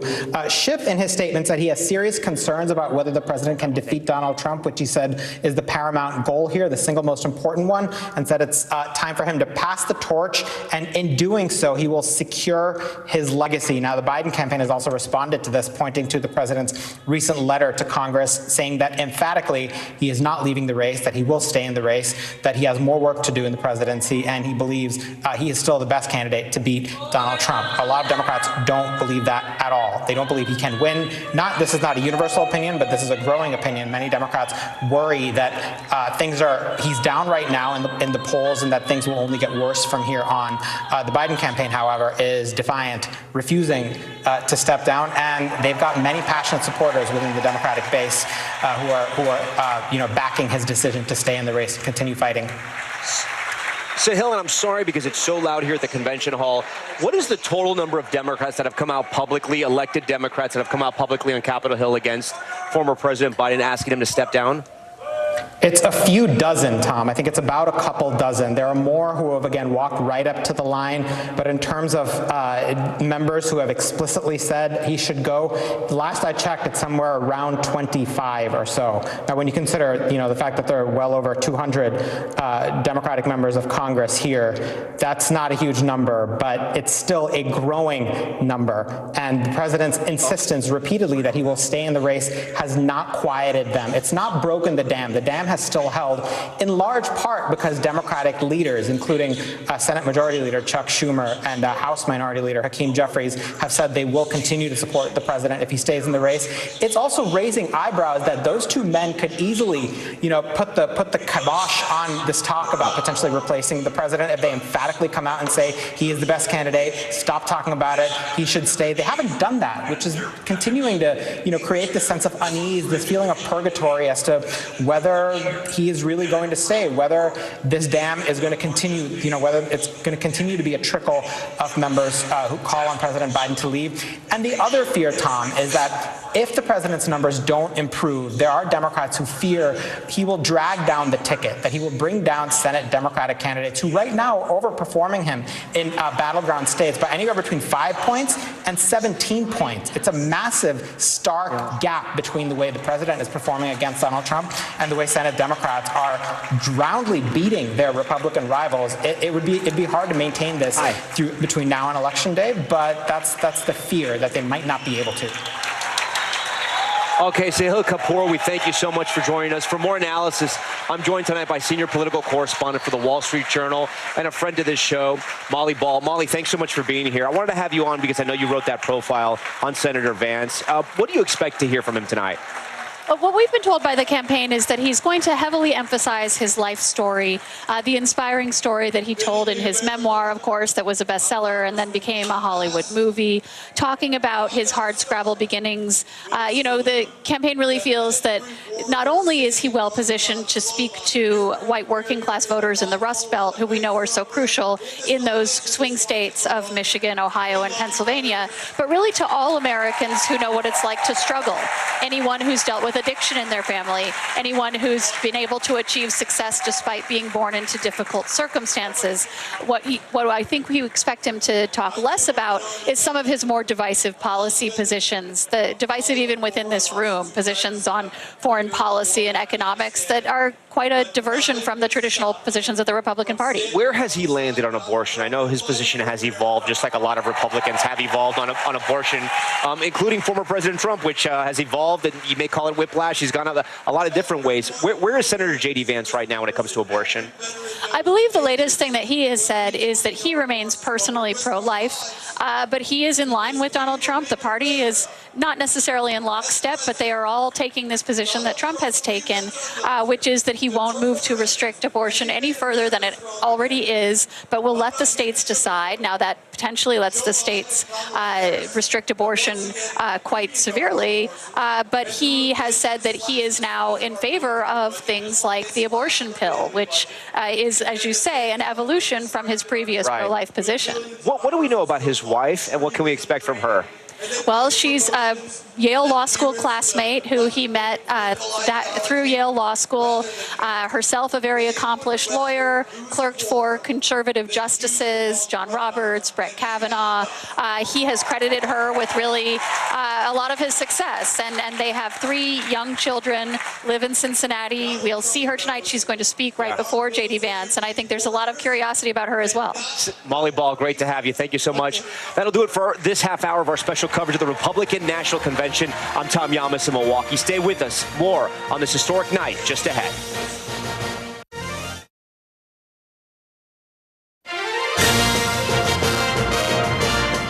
This is NBC News special coverage of the Republican National Convention. Live from Milwaukee, here is Tom Yamas. We are live tonight from Milwaukee as night 3 of the Republican National Convention gets underway, and we are following several major breaking stories at this hour. First, President Biden testing positive for COVID. The president seen without a mask boarding Air Force One, saying he feels great. We're told he will be self-isolating in Delaware this weekend. Back here at the RNC, the spotlight, of course, is on former President Trump's running mate, Ohio Senator J.D. Vance. Vance slated to give the most important speech of his political career so far. The 39-year-old who has never attended the RNC before this week, now set to introduce himself to the American people on the national stage. Tonight's theme, Make America Strong once again, focusing on foreign policy as the country confronts 2 major wars. In just a moment, we speak with the parents of a U.S.-Israeli hostage fighting for their son's safe return. This evening's remarks centering around the U.S.'s position on the world stage as we enter prime time, some of the most anticipated speakers making their way to the podium. We'll hear from some big names, including Texas Governor Greg Abbott, former Trump advisor Peter Navarro, who was just released from prison this morning, North Dakota Governor Doug Burgum, who was once on Trump's VP shortlist, and the president's son, Donald Trump Jr. And this afternoon, former President Trump with a bandage on his ear. Look at this, touring the convention stage as he prepared for his big speech. The former president's address expected to dramatically shift in tone after the assassination attempt on his life. And the shocking news today, one of the most prominent Democrats, Representative Adam Schiff, calling on President Biden to drop out of this race. We have a lot to get to this evening. Our reporters are spread out across the convention floor. I first want to get to NBC White House correspondent Mike Memoli, who was in Las Vegas with the president. Mike, this was an incredible sort of series of events for the president today, and a lot of news. What are we hearing from the White House? What do you know? Tom, I mean, the pace of developments during this campaign, during this week, during this day has just been incredible. It was just exactly an hour ago, right on this stage behind me, as we were waiting, wondering why I was running so late for this scheduled address to the Unidos conference here that the head of the organization came out to announce to the crowd that she had spoken directly with President Biden, who had called her directly to express his regret that he would no longer be able to attend this speech. Now, that announcement alone would have been significant, would have been a source of any number of speculative decisions about what may be leading to that. But then she dropped the next line, which was that he had been diagnosed with COVID-19. Now, according to the president's doctor, the president began this day feeling like a little bit run down, that he had some upper respiratory symptoms, a runny nose, a non-productive cough in the language of the doctor. He was feeling good enough to go ahead with his first event of the day. He made a visit, you're seeing the pictures on the screen now, to a local restaurant here. He then sat down and recorded an interview with a radio host, but it was the fact that his symptoms were continuing, that the doctors who travel with the president, there is a full-time White House medical unit that travels with the president, decided to give him that point-of-care test, as they put it, the COVID test, and he did test positive. So at this point, the president is now on Air Force One, heading back to Delaware, where we are told that he will self-isolate for the appropriate amount of time. The COVID guidelines have changed, as you know, from the CDC. We also just in the last few moments have received an email that was sent around to the Biden campaign staff, from the campaign manager, Julie Chavez Rodriguez, as well as the campaign chairwoman, Jen O'Malley Dillon, sharing this news with the campaign staff and saying that the president will get back out on the campaign trail as soon as he is COVID-free. So that is the campaign part of it as it relates to the president's health. But as far as the status of his candidacy, very much still in the air in the minds of so many Democrats, with Adam Schiff, as you mentioned, coming out, one of the most prominent names in the Democratic Party, to call on the president to step aside. The Biden campaign had been downplaying this, pointing to the number of lawmakers who've been traveling with the president on this two-day swing to Las Vegas, the calls, the support he still enjoys from what they put it as the backbone of the Democratic Party, especially Black and Latino voters, the audience he was speaking to out here. But now the president will have plenty of time in isolation to continue those conversations with his team, with other Democrats, about whether he should and will remain in the race, as he has insisted he plans to do. Mike Memoli, we appreciate you. We appreciate that reporting. We're going to stay with you and get any updates that they come in from the White House. I do want to turn to the campaign stage now. Representative Nancy Mace is speaking right now. Let's listen in. I'm the Congresswoman representing the great state of South Carolina.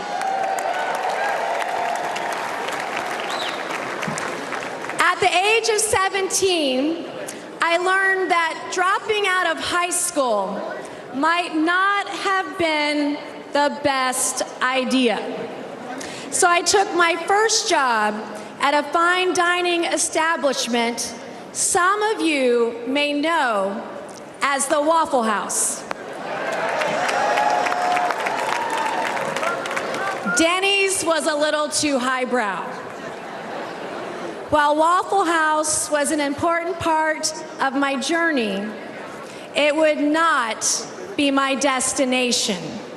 I soon went from making waffles to making history.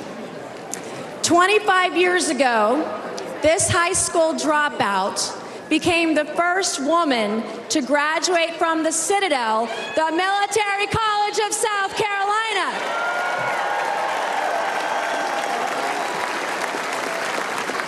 A college campus where we don't burn American flags, we salute them.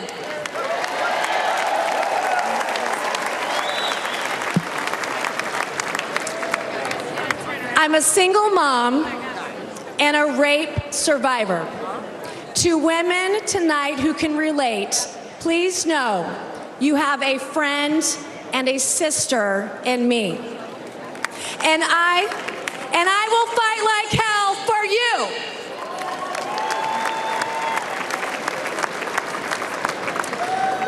I'm the daughter of an Army Brigadier General and a school teacher. I've admired my dad's Distinguished Service Cross from Vietnam. I've endured the rigors of a Citadel education. And today I represent a district that includes Parris Island, where we make Marines.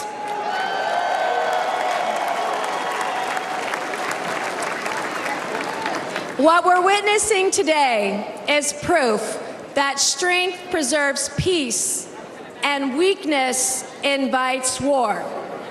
We can never project strength around the world when weakness stands in the White House.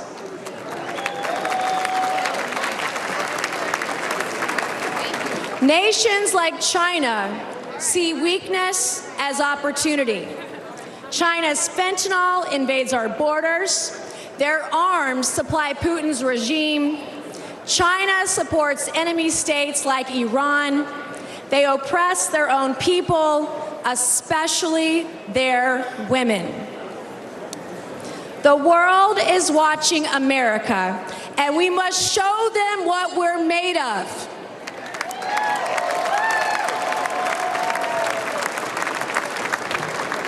And I know a strong leader when I see one. Donald Trump stood up to China before, and he will do it again.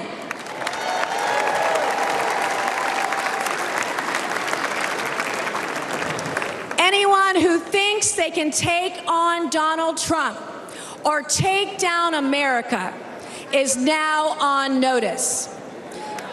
Just as Trump quickly rose to his feet with a defiant fist in the air in Butler Township, Pennsylvania, when we re-elect him as president in November, America will soon be back on hers.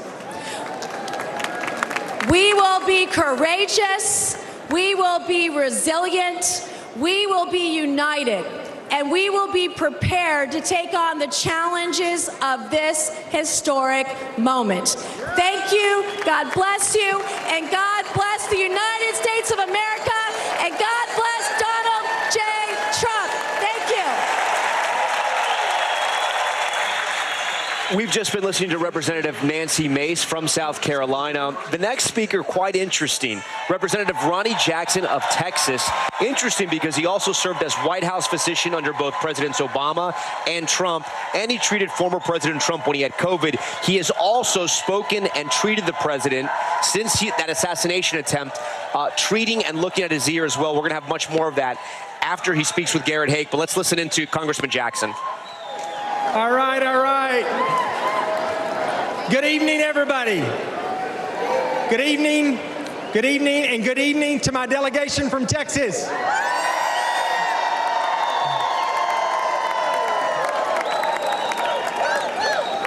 My name is Dr. Ronny Jackson, and I'm the congressman from the 13th Congressional District of the great state of Texas.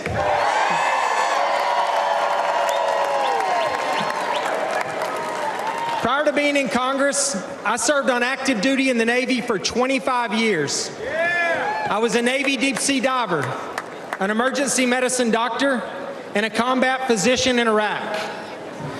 During that time, I also had the distinct privilege of serving for 14 years as White House physician. But most importantly, I served as the appointed physician to the greatest president that this country has ever had, Donald J. Trump.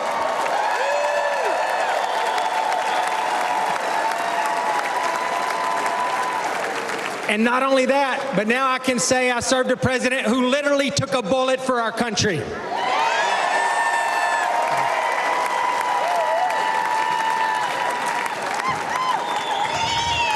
President Trump and I have been through a lot together over the years, but I have never, ever been prouder of his leadership than I was last Saturday. His warrior spirit and his display of will to keep fighting for our country, even after getting shot down, will go down as an all-time moment in American history. I know firsthand from my time at the White House that being a president is an unrelenting 24/7 job. Time off truly just doesn't exist. Our president needs to make clear and decisive decisions in a moment's notice. When the phone rings in the middle of the night, the president must be ready. Unfortunately, our current president is not ready for that call. Let's not kid ourselves. Father Time has not been kind to Joe Biden. And China, Russia, Iran, and North Korea, they do not respect Biden's 10 a.m. to 4 p.m. schedule. And we would not be in this situation were it not for Joe Biden's staff and his family. They should have compassion for him and prioritize his health and our country's security. But they have put their own interest above America's interest. Perhaps the greatest blame lies with his own Vice President, Kamala Harris. She has not been truthful with us. She has lied to us. She has put party above country, and she is as unfit in character as Joe Biden is in body and mind.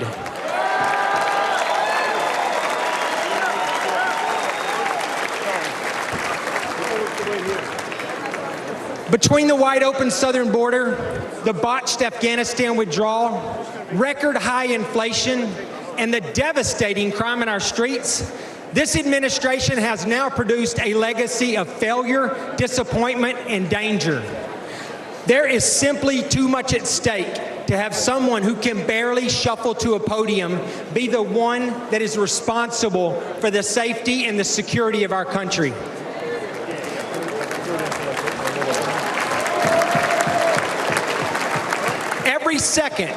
Every second that Joe Biden remains in the White House, this country becomes less safe. However, under President Trump's leadership, we will restore our standing on the world stage. We will bring back our great economy we had. We will finally secure our southern border.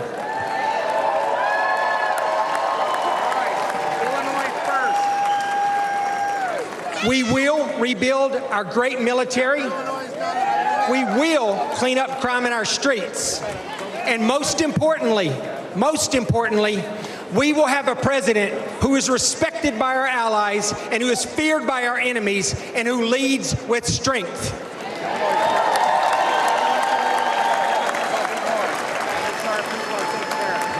Let me close by saying the path forward is simple. It is very simple and straightforward. We need to make America great again, and we need to do everything we possibly can to re-elect Donald J. Trump as our president. Thank you all. God bless you. God bless America, and God bless Texas.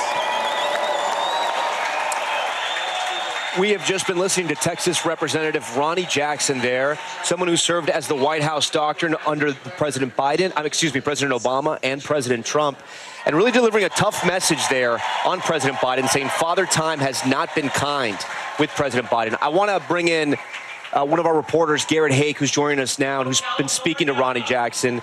Garrett, what other reporting you have? Because I know you guys have asked him about how the president's doing after that assassination attempt.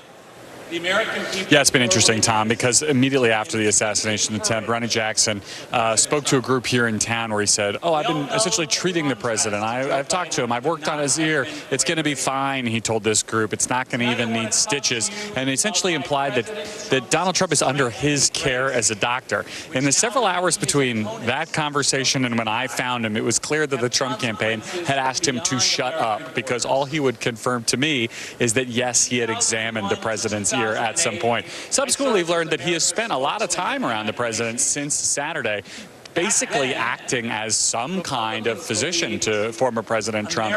But, Tom, it's been frustrating to reporters and to people out there who might be interested about exactly what the president's injury and condition is, what's going on under that bandage. Because the Trump campaign has provided absolutely no information. They have said they will tell us nothing that doesn't come from the mouth of Donald Trump himself. And Ronny Jackson is no longer talking about whatever care he may be providing. The man who served, or the man who he took care of when he was White House physician in his previous job. That's what happened. And Garrett, I think it's fair to say also that Representative Ronny Jackson might have had the toughest comments on President Biden and the age issue so far at this convention. There's only one man.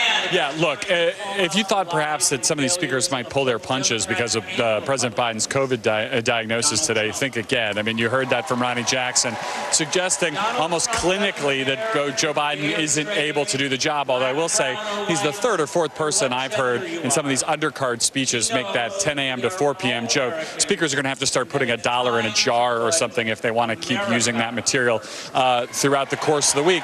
But this is the argument that, the Trump campaign campaign wants to make more broadly, that Joe Biden isn't just bad at this job, he's unfit for it. And by the way, Tom, I'll just add from my conversation with some of these delegates out here about the president's COVID diagnosis, there's almost a conspiratorial tone to their responses, basically saying, okay, yeah, right, this is just the latest excuse to keep him off the trail. It's the latest thing to maybe get him out of this race. There's almost like an eye-rolling shrug to the diagnosis of COVID from the president of the United States, because they don't expect to see a robust Joe Biden out here campaigning right now.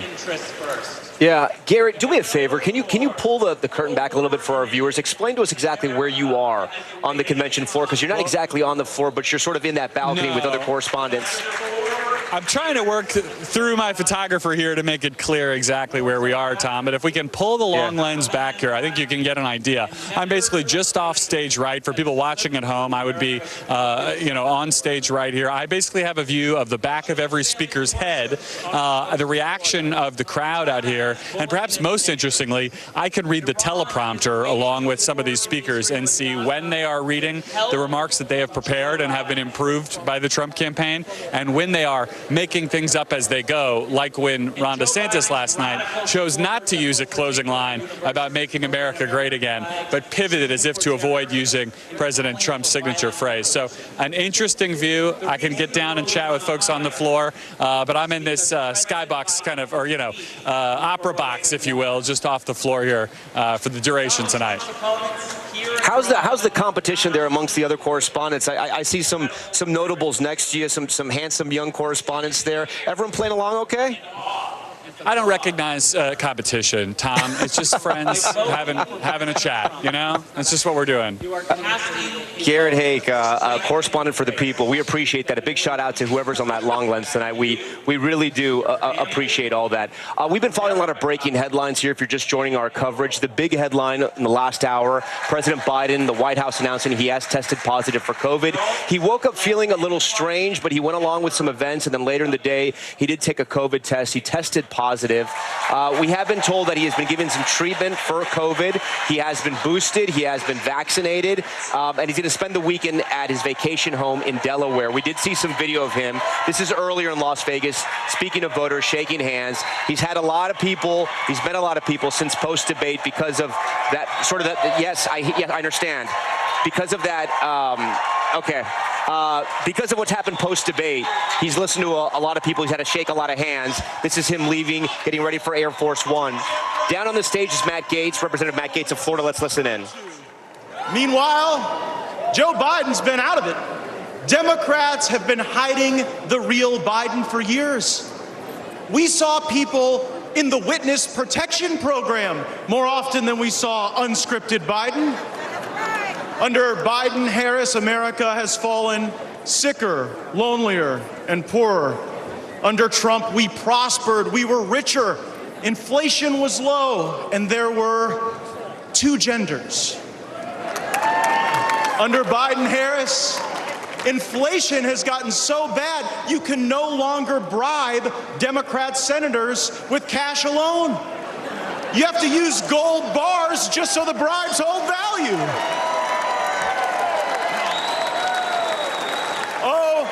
The swamp draining will recommence soon, and I will be President Trump's strongest ally in Congress to pass term limits, to stop taxpayer funding for political campaigns, to ban members of Congress for life from becoming lobbyists, and for the same reason you don't let the referee bet on the game, ban members of Congress from trading individual stocks.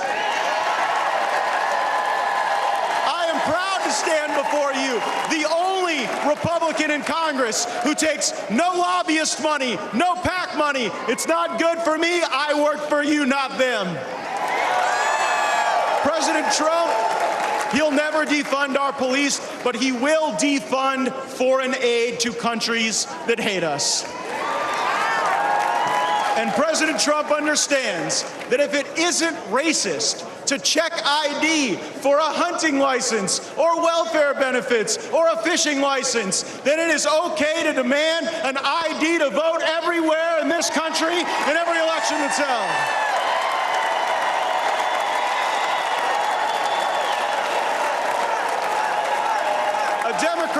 congressman recently said that any criticism of Joe Biden is ableist. I don't think it's too much to ask that the American president be able to do the job. Kamala Harris isn't able to do any job. She was appointed border czar. Appointing Kamala Harris to oversee the border is like appointing Bernie Madoff to oversee your retirement plan. President Trump has shown the world what he is made of, and now we will show the world what America is made of by having his back. And how about the choice President Trump made for a running mate? JD looks like a young Abraham Lincoln, but he's from Ohio, like General Grant. And like General Grant, JD Vance knows how to fight. So they can run Biden from the nursing home, Harris, George Clooney, Robert De Niro, whoever they want to run. We are on a mission to rescue and save this country, and we ride or die with Donald John Trump to the end. Thank you all so much. Thank you for having my back. Let's go get him. Representative Matt Gaetz, we've just been listening to from the state of Florida. They're receiving a standing ovation. I want to get right over to Vaughn Hill here to talk us a little more about Representative Gaetz and what he was talking about there. Vaughn, what was the reaction like where you were? Matt Gaetz is one of the superstars, if you will, of the MAGA movement here, and the reception when he took the stage was notable here. He is one of those figures for a Florida congressman who has been an unabashed ally of Donald Trump every step of the way, especially there in the aftermath of the January 6th attack, when many in the Republican Party, they stepped away from Donald Trump. They thought that he could be politically fraught for them, and when there were not many folks making trips to Mar-a-Lago or willing to appear and speak the MAGA agenda, it was him in 2021 and 2022 who was there alongside Donald Trump. And folks, the party activists, they remember that. Donald Trump remembers that. And I know you had a conversation with former Speaker Kevin McCarthy yesterday, Tom, because it was Matt Gaetz who was on the front lines of getting him booted from the speakership in the U.S. House last October. And there has been an effort to try by Kevin McCarthy to go and get these Matt Gaetz allies out of Congress. He's largely been unsuccessful on that front. Right now, Matt Gaetz, the House Ethics Committee, said just last month that they were still investigating him for questionable behavior that Matt Gaetz, has all completely denied, and there have been no charges that have been filed against him. But he is a figure that Donald Trump has consistently raised up. And I actually had a conversation with him yesterday, Tom, because he was talking about next year, if there is a Republican majority in the Senate and the House, he was excited about having JD Vance, somebody who comes from that wing of the Republican Party, unlike back in 2017 for Donald Trump's first year after the first administration, when it was the likes of Mitch McConnell and Paul Ryan leading the congressional delegation for Republicans. Matt Gaetz is confident that Donald Trump will have closer allies in the second go-around, Tom. Yeah, Vaughn, we want to roll that moment we were talking about. If we can have our director, Brett Holy, roll that for us now. What night are you speaking? Are you speaking tonight? Or one person? No. Hey, you're not. If you took that stage, you would get booed off of it. You would get booed off the stage. Vaughn, I had a chance to ask Kevin about that, and the former speaker, and he told me that, he didn't really want to answer. He didn't think he'd get booed off the stage. But it is impressive, the reception that Matt Gaetz got here tonight. And Matt Gaetz there said to Kevin McCarthy there on the convention floor that the reason he's not making a speech is because Kevin McCarthy would get booed. And I can tell you, I've been at a few campaign rallies where Kevin McCarthy's name has come up, or a picture of him, or Donald Trump has mentioned him, and he has been booed. And I think that that's where, when you talk about the base of the Republican Party, what propelled Donald Trump to a third nomination within this party, it's the same backbone that has turned to the likes of Matt Gaetz and Marjorie Taylor Greene. They really are the backbone of the base of the Republican Party, and for this arena, it's full of the most dedicated party activists and elected officials, and there is a recognition of who is so closely allied with Donald Trump and who Donald Trump has turned to in these critical moments. And frankly, there's one individual who is in the U.S. House still, and it's Matt Gaetz, and one who's not, and it's former Speaker Kevin McCarthy. It is a good point. Vaughn Hilliard from the convention floor for us tonight. Vaughn, we appreciate all of your reporting. As we mentioned, the theme of tonight is focusing on foreign policy. It's been 9 months since Hamas attacked southern Israel with that terror attack, killing more than 1,000 people and taking hundreds hostage. Among the hostages that have not been released so far is 22-year-old Omer Nutra, a dual American citizen American-Israeli citizen who grew up on Long Island. Since that tragic day in October, Omer's mother, Orna, and father, Ronan, have been advocating nonstop, meeting with elected officials, working to bring their son and all the hostages home. Tonight, Orna and Ronan Nutra are here in Milwaukee, set to deliver their message. They will speak to the RNC right there at the podium on the stage tonight. Millions watching around the country will tune in for that speech. First of all, thank you. I am so sorry for what you've had to live through over the last 9 months. I was in Israel right after the terror attack. I've spoken to so many families. It is a horrific crime. My first question to you is how do you get up every morning and hope that your son's going to come back? It's tough, but we have to get up every morning and pray that he is alive and ask ourselves, what are we doing today? You know, to bring him home, to advocate on his behalf, to speak up for him because he has no voice. What would you want to say to this crowd tonight? Well, basically, we want to raise awareness to this situation. Not enough Americans know that 45 Americans were murdered on October 7. 1,400 total were murdered that day and ever since. And 12 Americans were taken hostage, and 4 of them came back. 8 are still being held for such a long time, almost 300 days, in terrible conditions, without seeing the Red Cross, without getting proper food, medical attention. People need to know about it, and our job as parents is to make sure that people are aware of it and fight to his release. Orna, what gives you hope or faith that former President Trump will be committed to getting your son back? This is not a partisan issue, and we need everyone on our side. We know that former President Trump cares about the hostage issue as, you know, the current president, and we really need everyone to get into this and make sure that the deal is completed and they're brought home, because it's been over 9 months now. Are you satisfied with what the Biden administration has done so far, or do you think they could be doing more? Everyone should be doing more. Everyone should be doing more. They're not home yet. The Biden administration has been attentive to us. We've been meeting with them regularly, but they're not home. And it's almost 10 months, you know, and they need to be brought home. So we need everyone on board. Talk to me about the decision to come here, right? Because some people may look at this and confused, thinking you're into Republican politics, but this is all about your son. How did you make that decision to come here? Because it is a bold step. We were invited, and we are speaking everywhere we're invited to make sure that this issue stays on top of people's minds. And we are very non-partisan.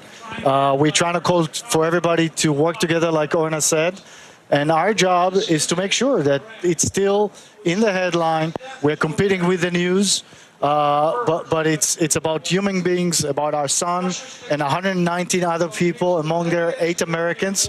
And American people should care. The attack on Israel was not just an attack on Israel. It was also an attack on America and attack on our values. And we need to make sure that people are aware to that. Politicians are doing everything they can to close the deal that is on the table, that Netanyahu agreed to, Hamas is close to agreeing to, put the pressure on all the partners involved, and bring those hostages one by one back. Before we go, talk to me about the stickers you guys are wearing today and you'll wear up on the stage. Yeah, so this is the American 8 hostages that are still being held by Hamas. 5 of them are considered to be alive, amongst them our son Omer, and 3 additional Americans that were murdered by Hamas on October 7th and were taken, their bodies taken as bargaining chips. And they're still there too, and they need to be brought home. The ones who are alive need to be brought home, and the deceased should be receiving a respectful burial. And the 285? The 285 is 285 days today since the war broke. So we count it every single day. For us, it's one long day.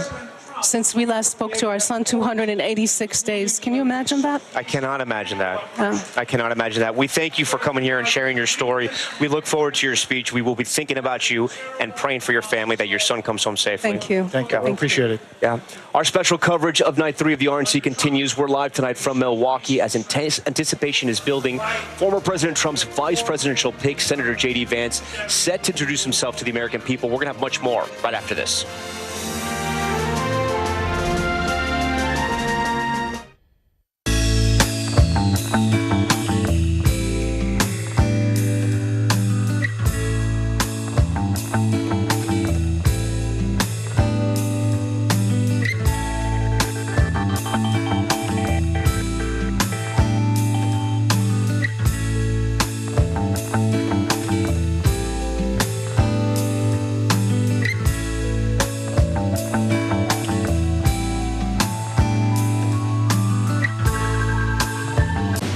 Democracy is happening now. Welcome to a big night that could help shape Republican politics for years to come. Now never stops. It comes down to turnout. Who shows up? Is it going to be that big block of independents? Now is where it counts. What are the issues that matter most to you guys? What did this debate change for you? Their number one issue is the economy. 2024, who's your candidate? The race is on now. The countdown has begun. News for the generation of now is NBC News Now. Okay, we are live at the Republican National Convention, a major moment here for Republicans and really the former Trump administration. This is Peter Navarro. He's the former director of the U.S. Office of Trade and Manufacturing Policy. This is important because he's just been released from prison. Let's listen to what he has to say.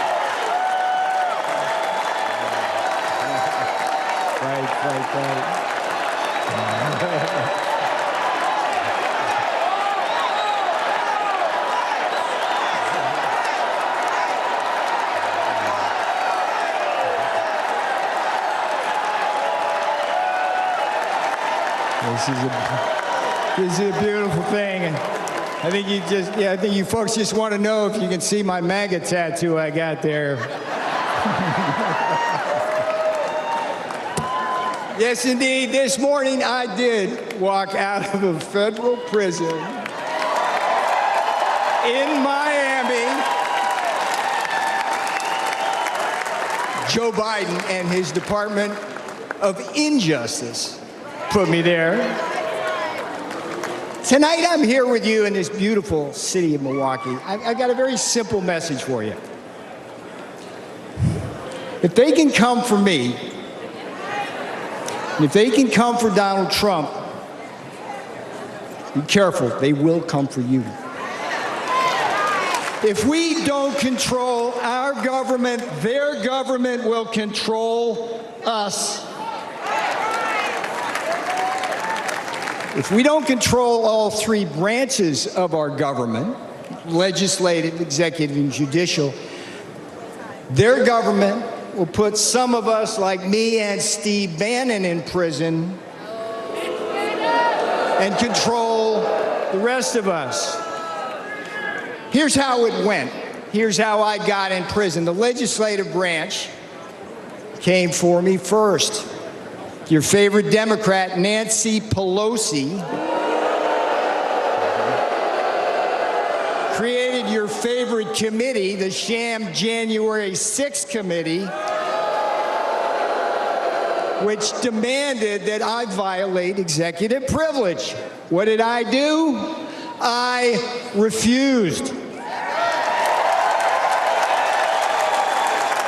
The J6 committee demanded that I betray Donald John Trump to save my own skin. I refused.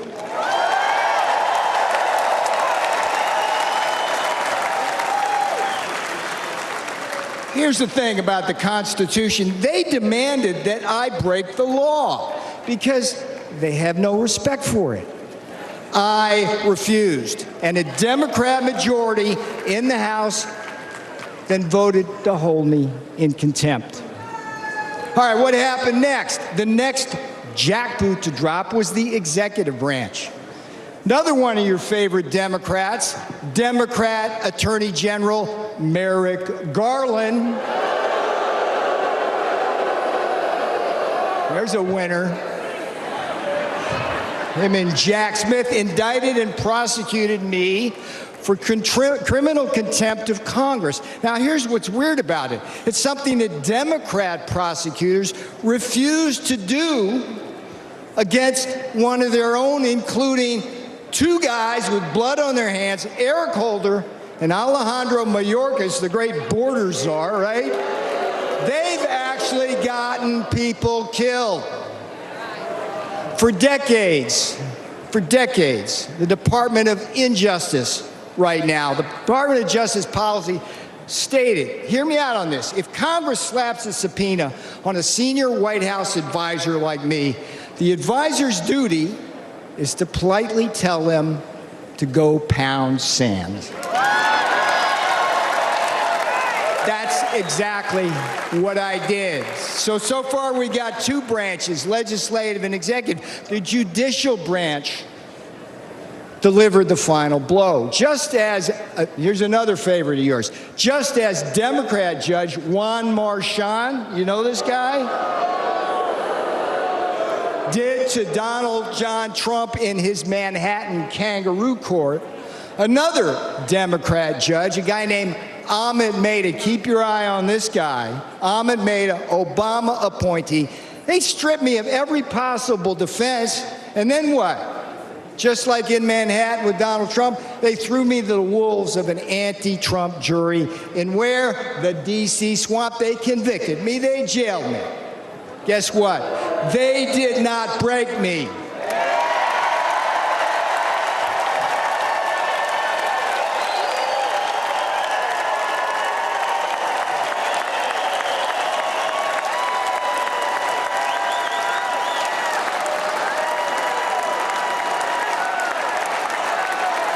And they will never break Donald Trump.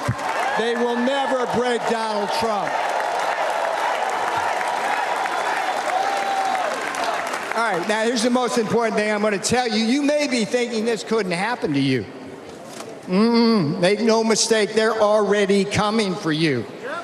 Joe and Kamala, they threw out the woke blue carpet across the Rio Grande, opened our borders to what? Murderers and rapists. When Donald Trump said it, thank you for saying that, when Donald Trump said murderers and rapists in 2016, they go, oh, racist, whatever. We read the papers. It's murderers and rapists.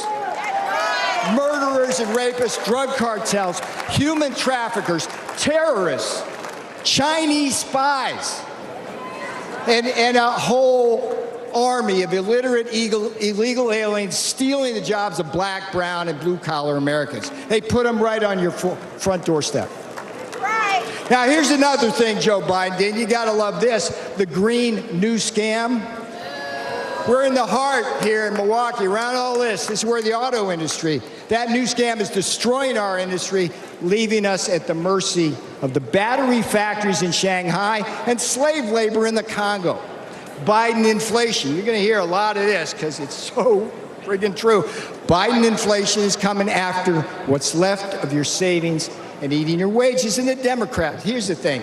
I'm sitting in prison thinking about this. It just eats at me as the Democrats come for your kids. They're indoctrinating them with poisonous attitudes on race and gender. And here's the thing, when politics fails, the investigations and prosecutions begin. They did it to me. They're going to do it to Trump.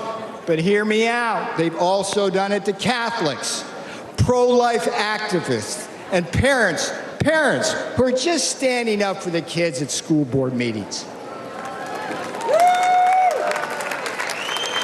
This is a tale of two Americas, and you know it wasn't this way when Donald Trump was president. I remember the days I was there. In Trump's America, you were safe and our borders were secure. In Trump's America, you were more prosperous and you didn't have to choose between what? Food on the table, medicine in the cabinet, and a roof over your head. And in Trump's America, you didn't have to worry about being locked up for disagreeing with the government.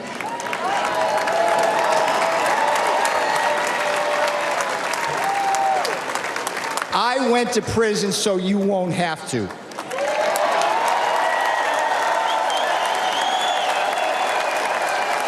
I am your wake-up call.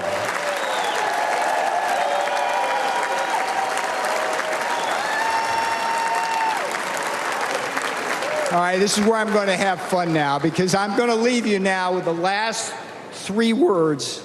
The last three words my beautiful fiancé said when I left that morning for prison. They weren't, "I love you." That was a given. She simply said, "We got this. We got this."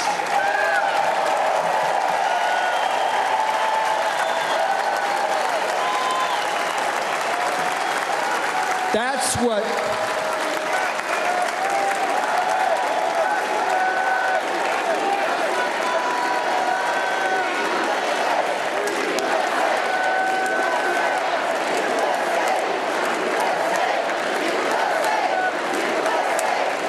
bring my girl out now. That's what these lawfare jackals don't understand. When they put people like me in prison and fire figurative and now literal bullets at Donald Trump, they also assault our families.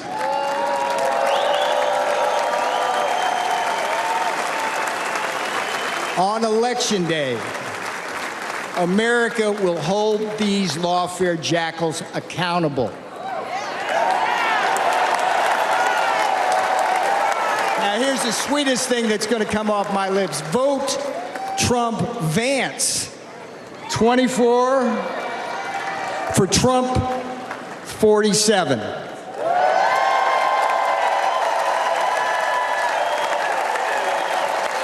I'm Peter Navarro. I went to prison so you won't have to. This is my beautiful girl. She did the time with me. That's what these friggin' Democrats don't understand. They do this to our families. She's my girl. Yeah. I love you. Let's win. Do not let up. Do not let up. Pedal to the metal till November. To the metal till November. We've just been listening to former trade czar under former President Trump, Pete Navarro. He just got out of prison. He served 4 months in a low-security facility in Miami for refusing to cooperate with the January 6th investigation in Congress. He had a little bit of everything there in that speech for all the supporters of former President Trump. Just behind me here in Milwaukee. Quick fact check, though. He had a lot of comments on undocumented immigrants. We do want to say the vast majority of undocumented immigrants don't come here to commit crimes. Also, many of them do know how to read. Many of them are educated, maybe not at the same level as Americans are, but there were a lot of generalizations made there. We wanted to correct the record. We are following the breaking news that President Biden has tested positive for COVID. The president was back on the campaign trail in Nevada when it was reported that he had tested positive for COVID. I want to bring in Principal Deputy Campaign Manager for President Biden, Quinton Fawkes. Quinton, first, thanks for joining us. One thing is that kind of struck me as strange. The president put up this tweet, and we're going to put it up for our viewers now. You can kind of maybe explain it to us. He just tweeted, "I'm sick." And then he writes of Elon Musk and his rich buddies trying to buy this election. And if you agree, pitch in here. But he really is sick with COVID. So talk to me about the strategy and what he was trying to do here. By getting myself this Well, look, first of all, thank you for having me, Tom. Look, we got your attention, and now that we do, we should talk about the issues that matter. This race is about Joe Biden and the people watching at home versus Donald Trump and billionaires. President Biden, as he said, he may be experiencing some mild symptoms from COVID as he tested positive, but he is tired of school teachers and nurses paying more in taxes than people like Elon Musk. And the reason that they are contributing to Donald Trump is because they know that he is on the side of the wealthiest in corporations, and him and the party and the remarks that you just cut away from tell you everything that you need to know about Republicans under Donald Trump and where their priorities are and what they actually care about, and that is nothing except for Donald Trump. And so I think that our campaign wanted to make sure that we got folks' attention, and I think that the president laid it out very clearly in his tweets. Quinton, I want to get the campaign's reaction to the big headline today that Congressman Adam Schiff has said he believes President Biden should step aside. Joe Biden. Well, look, we disagree. And I think that the 14 million Democratic primary voters who voted for President Biden would also disagree. President Biden has said that he is staying in this race. Our job now as a campaign and the president's job is continue to travel around the country and talk to voters about what matters and what's at stake. And I think that that's going to be pretty easy to do with Republicans at the RNC tonight, shelling out comments that you have to follow up on and make corrections to because they're baseless claims about immigrants. They're lies to the American people about foreign policy, about their stances on the economy, about their stances on guns, about their stances on literally everything, women's reproductive freedoms, because that's who the Republican Party is. They're lying to the American people. President Biden is our nominee, and we're going to continue to speak to American voters every single day, drawing the contrast between Donald Trump's extreme MAGA agenda and that of President Biden and Vice President Harris's, which is building an America where everybody has a fair shot. Yes. I got you. We have a new NBC News poll, and the numbers are striking. When asked if voters are satisfied with the party's presidential nominee, only 33% of Democrats say they are. So nearly 70%, 7 in 10 Democrats, don't want Joe Biden to be the nominee. I mean, that is striking, Quinn. How do you overcome that, especially at a time when people are questioning his health, questioning his strength? He just tested positive for COVID. Granted, he might be fine in the next few days, but we just don't know at this point, and it's going to further bring up questions about his health and if he can serve another 4 years.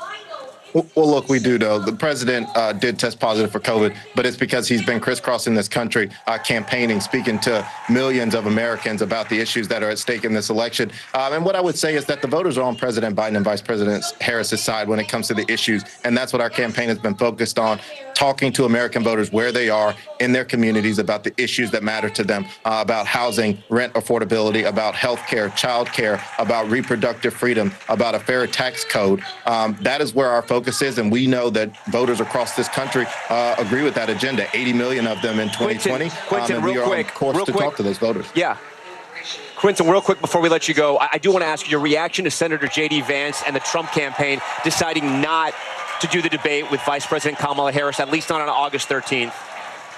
Well, look, we find it interesting that, former President Trump picked J.D. Vance because he was such a good debater. But now, after a week of sort of damning information coming out about J.D. Vance's stance on abortion, that they want to duck. Look, our campaign has agreed to debate with CBS on August 13th. And we hope that J.D. Vance shows up because the vice president looks forward to having a substantive conversation about the issues facing American voters.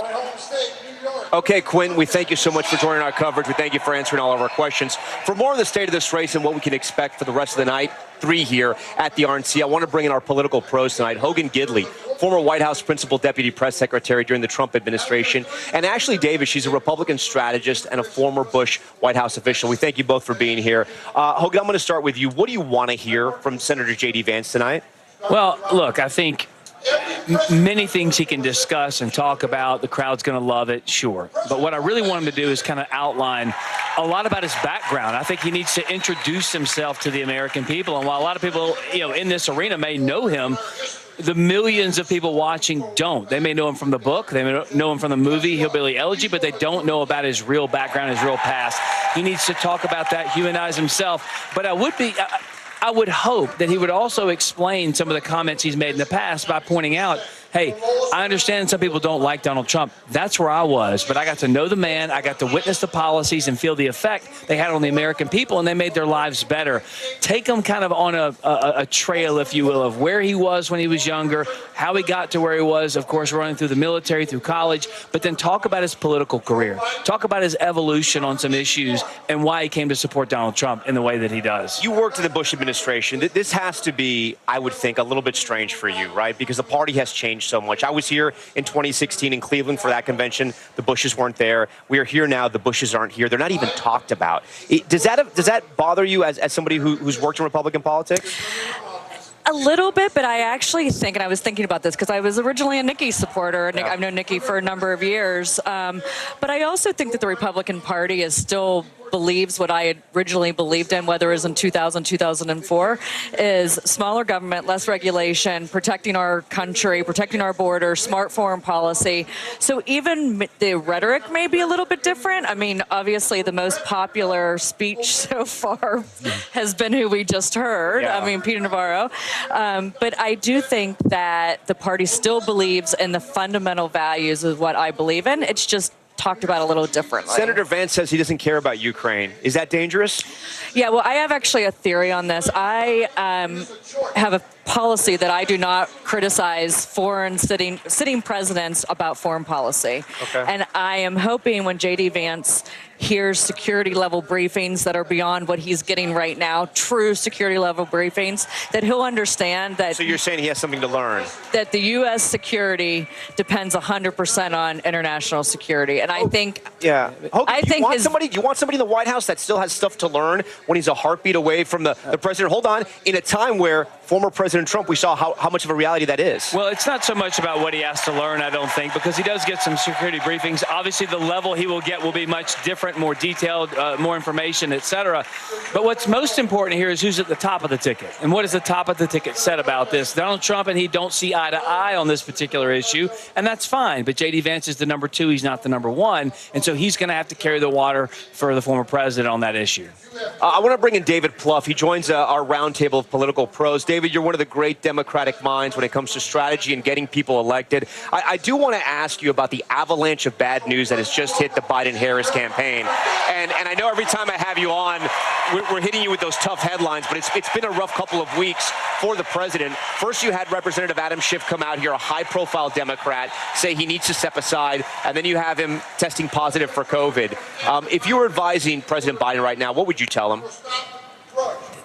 Yeah, the hits keep on coming. So the conversation about should Joe Biden be the nominee will continue.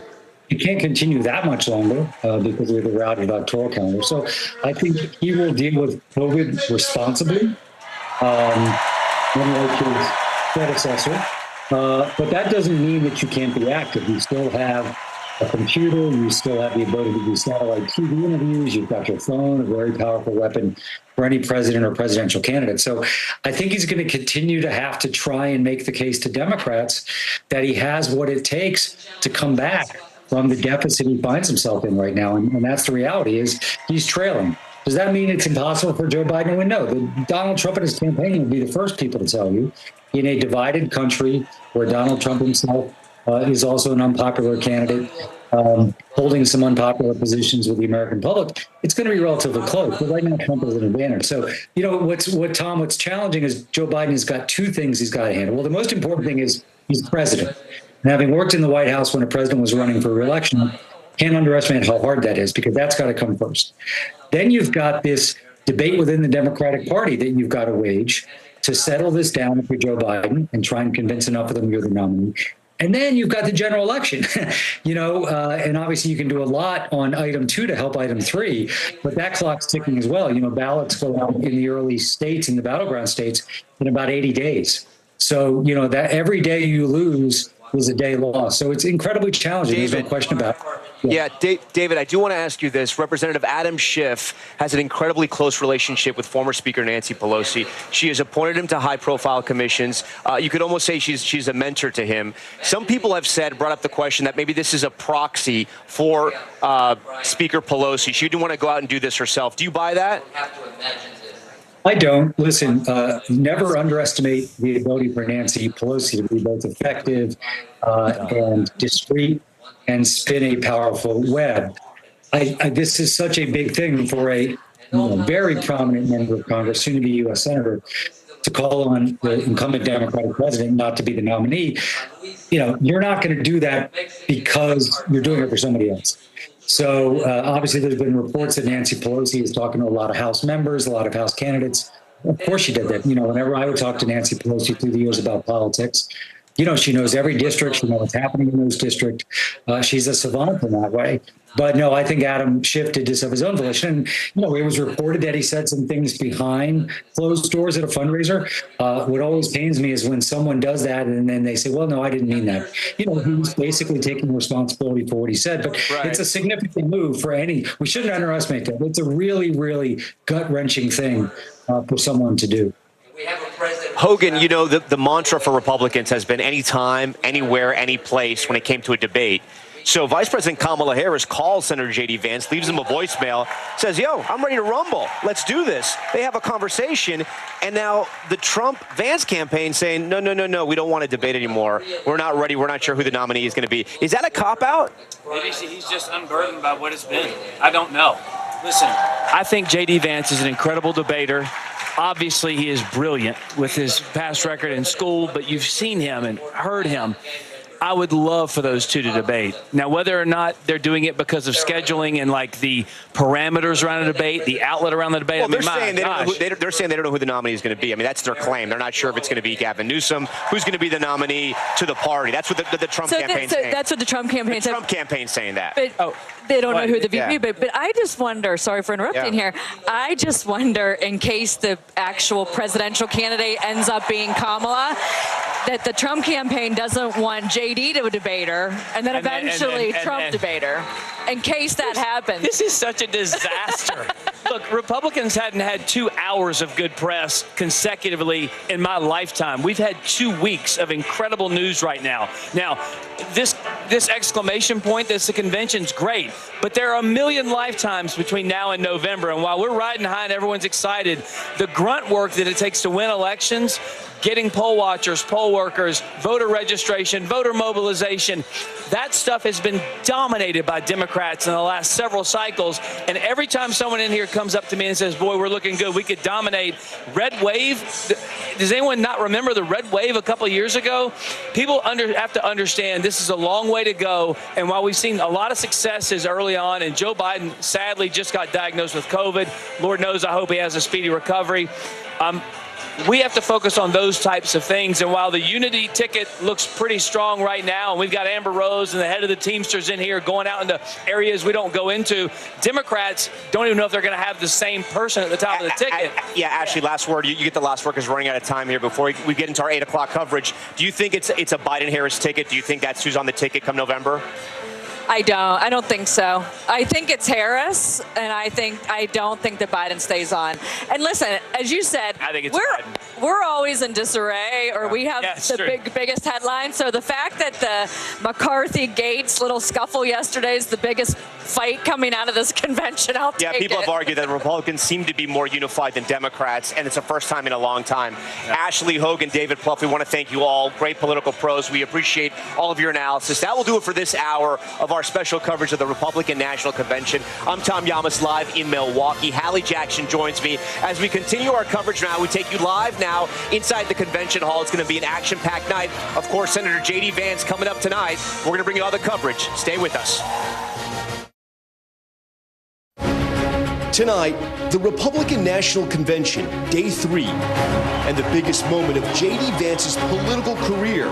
J.D. Vance be nominated for the office of Vice President of the United States of America. Former President Trump's pick for Vice President, set to introduce himself to the country in a high-stakes speech. We're going to get out there and try to fire up the crowd tonight. Vance expected to talk about his difficult Rust Belt upbringing. I come from a family that doesn't have a whole lot of money. As part of a pitch to blue-collar and Midwest voters, his wife set to make her debut on the national stage. Our family story is an Ohio story. As other speakers lay into President Biden's handling of the border, he inherited a perfect border.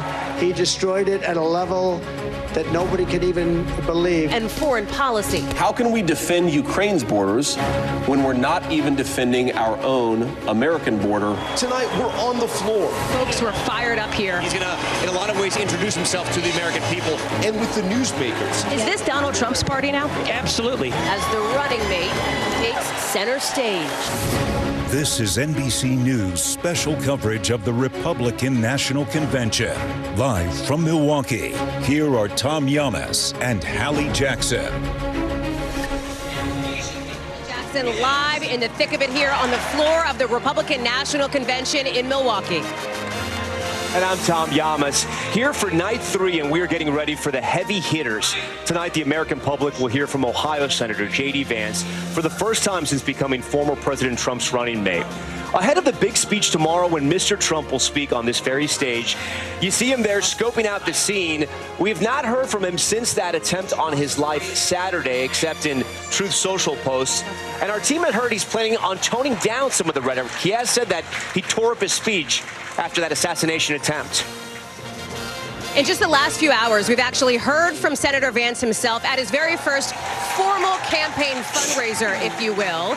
He joked about tonight, about his speech, about the anticipation here. And he also says that Mr. Trump is planning to tone down the temperature at his speech tomorrow night. Senator Vance, however, not giving any hints to the crowd on what he plans to say tonight. But sources familiar are telling our team that the senator is expected to lean heavily into his biography, essentially. His upbringing in rural Ohio, growing up in poverty, and linking that to some of the big issues the Trump campaign is talking about, like the impact on trade, inflation, immigration, and the fentanyl crisis. Tom? Yeah.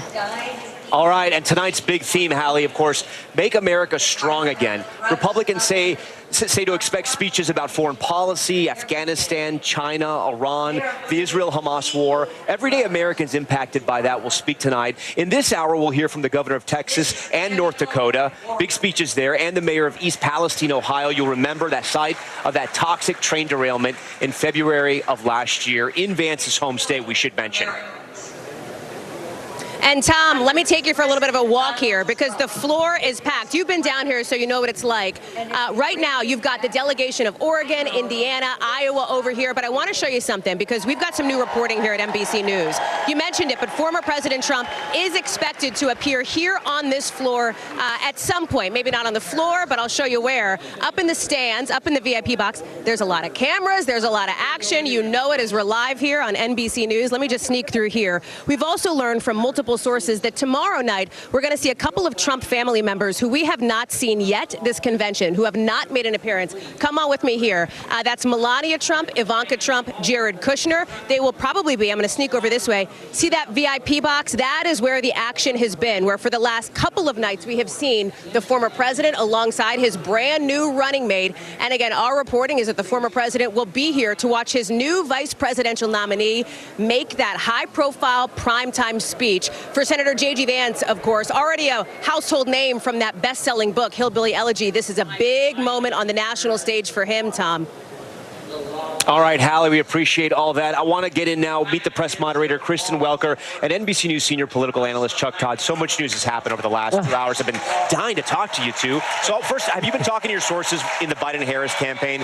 What is the feeling about this COVID diagnosis? Look, right now they say the symptoms are mild. Obviously, the president is 81 years old, so he's going to be monitored quite closely. But Tom, just taking a step back, this is yet another challenge in an already extremely challenging moment for President Biden, with growing calls for him to pass the torch after that very tough debate performance. His goal right now is to show strength, is to show that he's up for the job. This is obviously a temporary physical setback, but an unwelcome one, given that he's really in the thick of it. Chuck, it's not so much the COVID diagnosis, it's the avalanche of bad news, right? Yeah. And this is really the make or break moment for the campaign. This is where campaigns, I would argue, are won or lost. Will they survive this? I don't think so. I mean, I think it's, look, all of a sudden the news is leaking today that Chuck Schumer told him it's over the weekend. We knew Chuck Schumer was going to have, a meeting with him, right? Jeffries did it one-on-one. We knew he was going. But to me, it's not an accident that now, after he had him shifted, what he did, after more polling data, now it's coming out. There's nobody in leadership in the Democratic Party that's trying to argue for him to stay in the race. Right. Bernie Sanders is certainly an influential voice in part of the party, but he's not really an elected leader. So when you take him away, right now, that's Joe Biden's biggest advocate to stay in the race are Bernie Sanders and AOC. Nobody else. Nobody else. Kristen, talk to us about how big the moment was today when Representative Adam Schiff came out, and I'm going to stop myself. We're going to dip into the campaign coverage right now. Texas Governor Greg Abbott taking the stage here in Milwaukee. Let's listen in.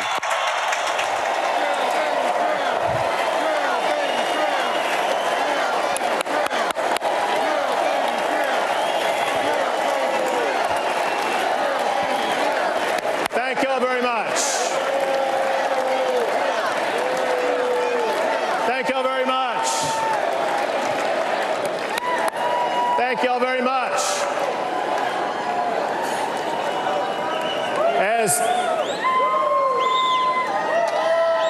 Come on, let's go. As governor of the largest border state, the great state of Texas,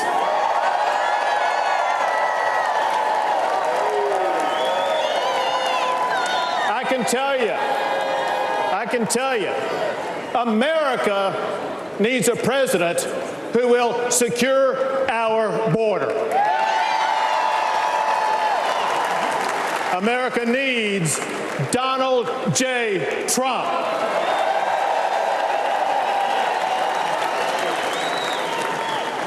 The president's most sacred duty is to secure our country.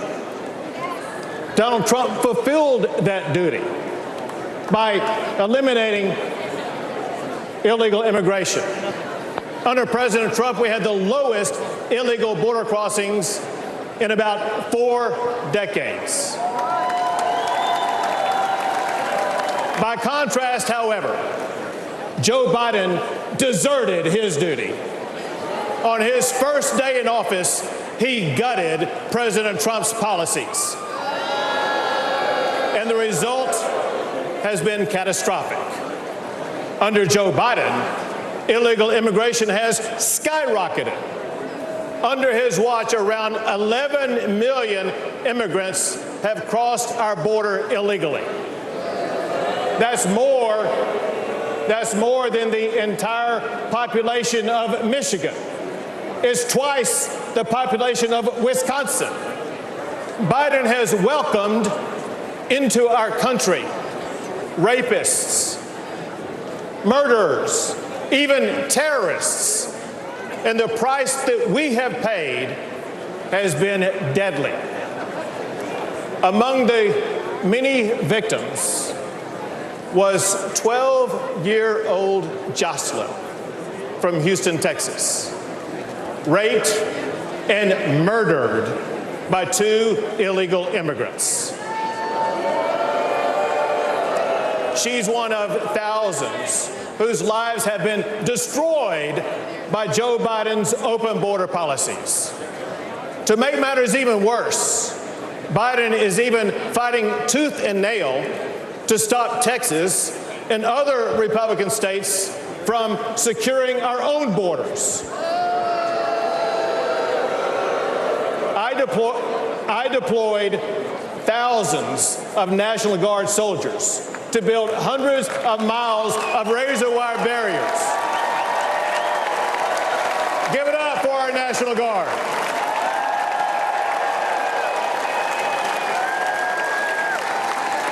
They built those barriers to stop illegal crossings. When Joe Biden ordered to cut that razor wire, I ordered the National Guard to triple the razor wire on the border.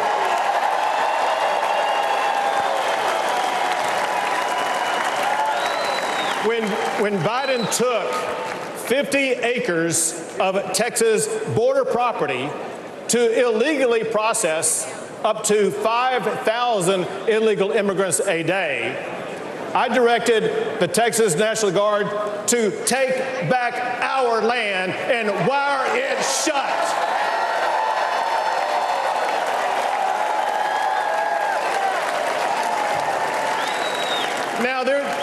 there's no longer 5,000 people crossing the border like there was under Joe Biden. Now that the National Guard wired that shut, on average, there is one illegal immigrant crossing the border at that location a day. When Joe Biden and Kamala Harris refused to even come to Texas and to see the border crisis that they created, I took the border to them. I began busing illegal immigrants to Washington, D.C.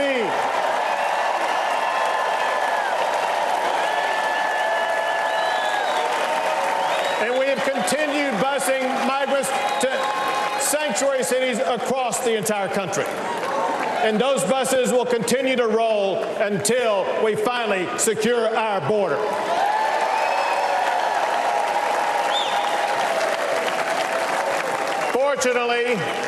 Fortunately, I see hope on the horizon, because on November the 5th, Joe Biden will be fired.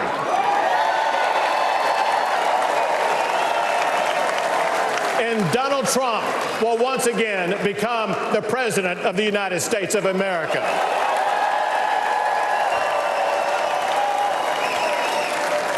He will enforce the immigration laws. He will fight the Mexican drug cartels. And he will arrest the criminal illegal immigrants and put them behind bars. Or send them back.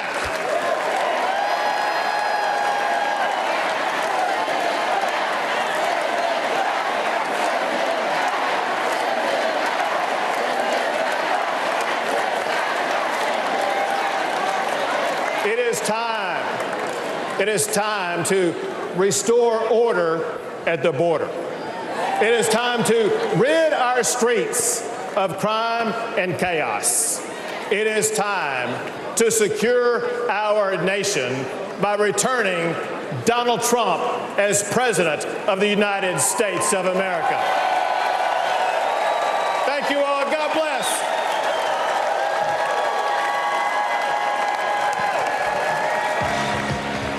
We are back here after you listening to Governor Greg Abbott's speech on the floor here, not too far from the Texas delegation. They've got all their cowboy hats on, as you might imagine.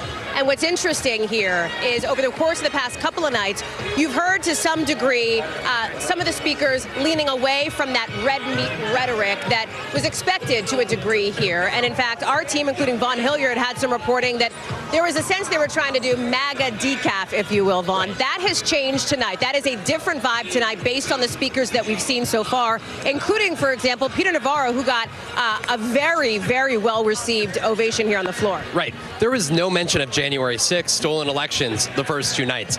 Peter Navarro, a different story, literally leaving prison in Miami, coming here after serving 3 months for defying the January 6th Select Committee congressional subpoena. And the reception that we saw here was the most fervent, passionate reception for somebody that has taken the stage yet. And I think it's important context, right? He called it, right, lawfare jackals that have come after him. This is honing in on a message that the base has been going off of. We also saw Paul Manafort, who folks will recall was the former campaign chair for Donald Trump back in 2016. He was sentenced to 7 years in prison for bank and tax fraud. Donald Trump pardoned him. He's back here on the convention floor today. Joe Arpaio, he was the first guy who got a pardon from Donald Trump all the way back in 2017. He's here. And so you're seeing some of these figures who Donald Trump has made the suggestion they have been unfairly prosecuted like him. It's not just him. And their big message is, they've come after me, they're going to come after everybody else next. The messaging on immigration explicit here in the signs that people are holding up, mass deportation. Now I want to have our photographer here, Mark Ringo, show him.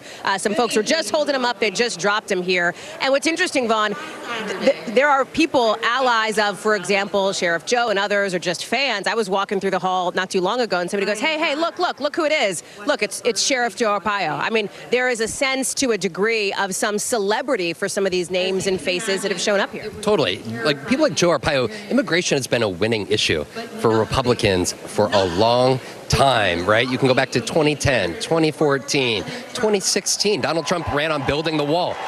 they would not be printing mass deportations now signs if they didn't have the polling to back up the fact that they believe a greater share of the American public wants deportations, because it hits on the message that it is taking up jobs from the American workforce. And so when you see this out here, there is a recognition that they believe that that politically is going to be advantageous to them. I'll just note, though, there was that bipartisan measure that was at the Senate that was led by some very key Republicans. Donald Trump was on the front line of killing that bill there. And it was acknowledged by some that he could use immigration to help him win this November election. And it went nowhere in Congress. The question here is, going forward, what would a Donald Trump administration do on immigration? Would they actually go forward with mass deportations, 10 to 15 million people? What would that look like? There's a lot of serious questions that, frankly, Donald Trump has still yet to answer.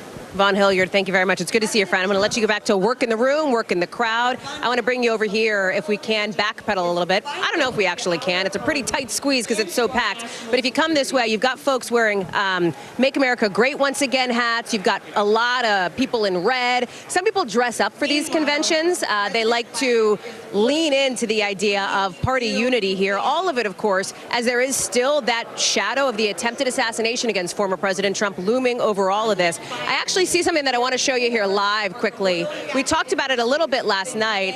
It's a couple of folks wearing those ear bandages that former President Trump is wearing. There's fake, of course, in solidarity with the former president, who we do expect to be here tonight. They're right over here. See if we can show you that. And Tom, I'll get ready to toss it back up to you in the booth here. Again, big night here with a lot of anticipation, I can tell you. Here they are. We've got a couple of additional folks in those bandages as well, but a lot of anticipation here for the speech of Senator J.D. Vance, of course, Donald Trump's new running mate. Tom, back to you. Actually, all right, Hallie, I'm toss it actually right to back Frank. on the campaign floor here. No, can you hear me, Hallie?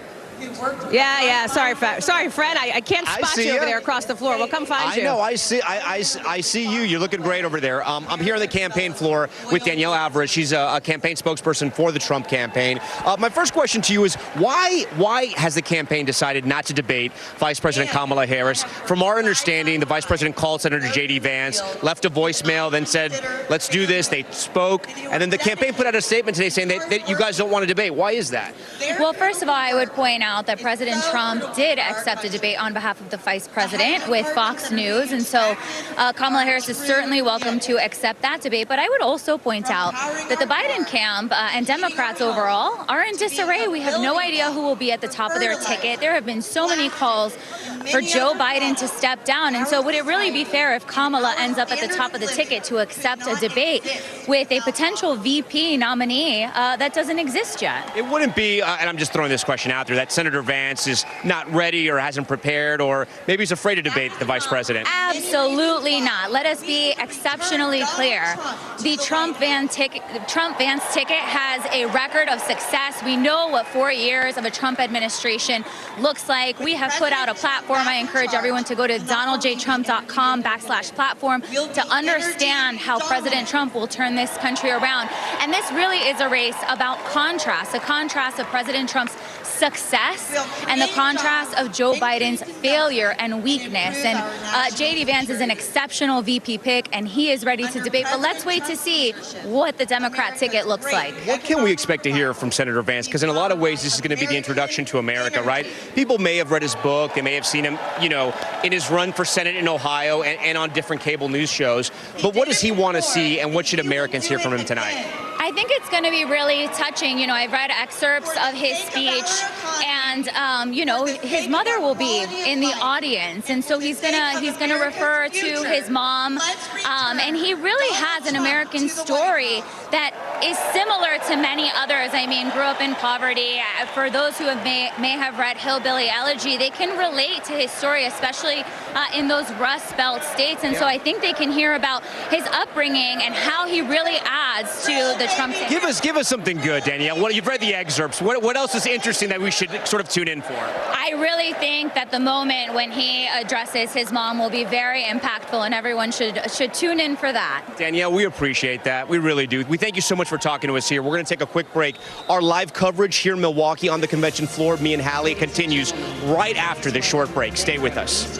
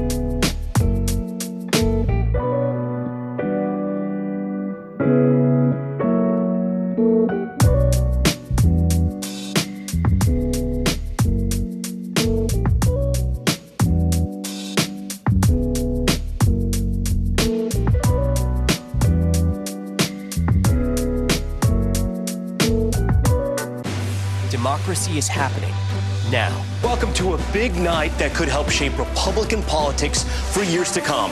Now never stops. It comes down to turnout. Who shows up? Is it going to be that big block of independents? Now is where it counts. What are the issues that matter most to you guys? What did this debate change for you? Their number one issue is the economy. 2024, who's your candidate? The race is on now. The countdown has begun. News for the generation of now is NBC News Now.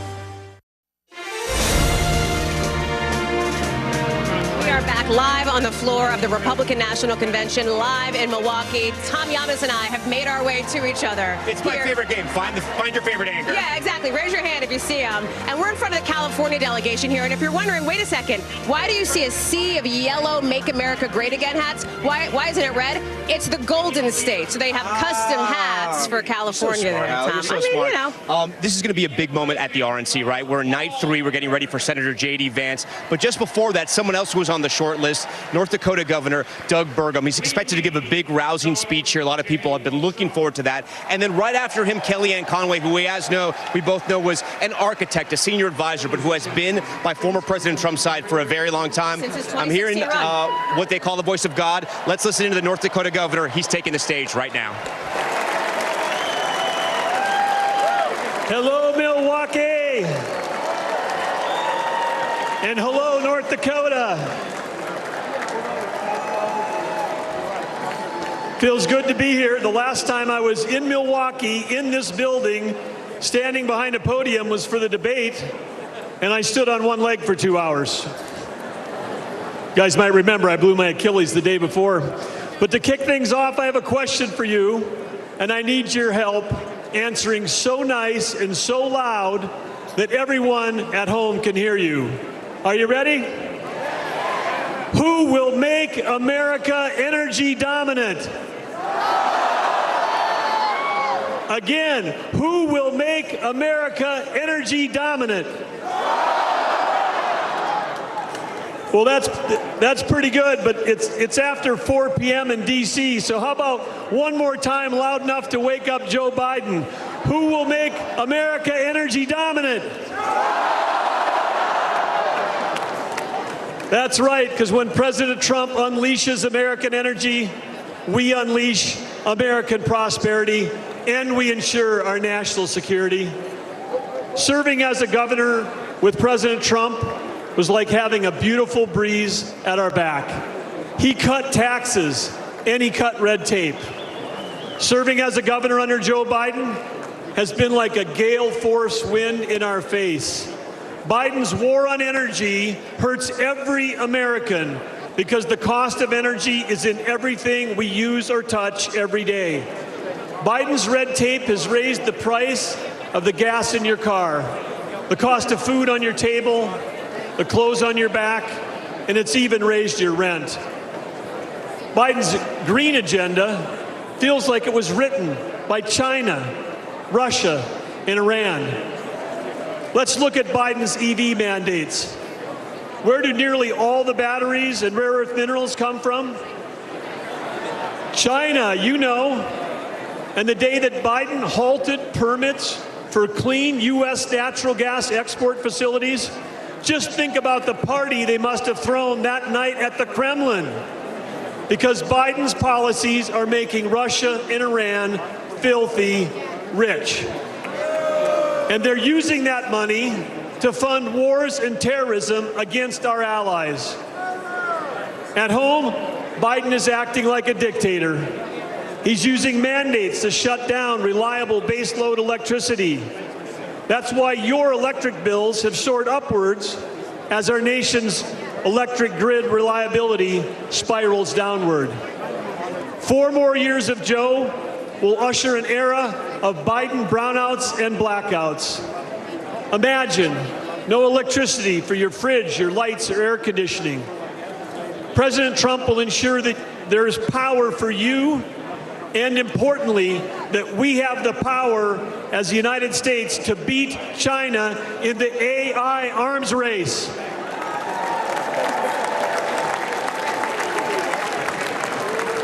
Unleashing American energy dominance is our path back to prosperity and peace through strength. Teddy Roosevelt encouraged America to speak softly and carry a big stick. Energy dominance will be the big stick that President Trump will carry.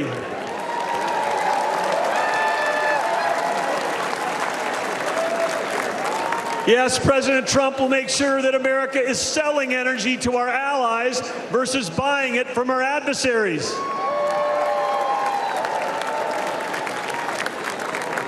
Innovation has always been the source of American greatness, and President Trump champions innovation over regulation. Last year, over that whole year, my wife Catherine and I traveled all across America. As all of you know, it's rural America that feeds the world, that fuels the world, and defends the world. Small towns with a huge impact, and rural America is Trump country.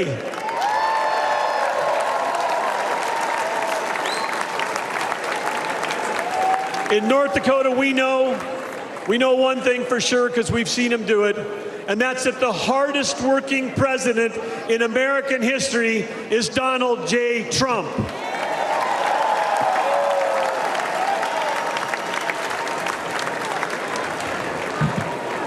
President Trump cares deeply about every American, rig workers, truck drivers, roughnecks, and yes, America's great farmers and ranchers. President Trump cares deeply about you. We know that he'll fight for us, he'll fight for our families, and we know one more thing. He'll let all of you keep driving your gas-powered cars.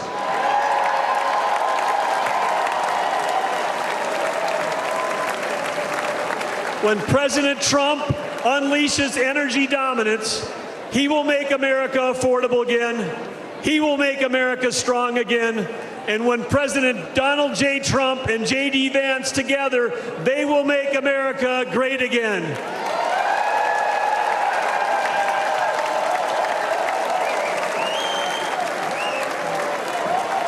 Ladies and gentlemen. So we've just been listening to North Dakota Governor Doug Burgum, and you know, Hallie, when he was considered to be a running mate for former President Trump, he addressed him apparently when he told him you're not going to be the guy as secretary. Sounds like he might be Secretary of Energy. Listen, when you look at the way that this Trump term potentially, if he wins, shakes out, I think a lot of folks you see here might end up in that administration. I'm looking here on stage. Kellyanne Conway, senior advisor to the former president, is speaking now. Let's listen in. States. He didn't want fortune or fame, power and position. He already had all of that. Donald Trump and his family made enormous sacrifices to run and to serve as president. He didn't need to do it. He wanted to do it. My relationship with Mr. Trump was forged under fire in a foxhole in 2016 after he asked me to be his campaign manager.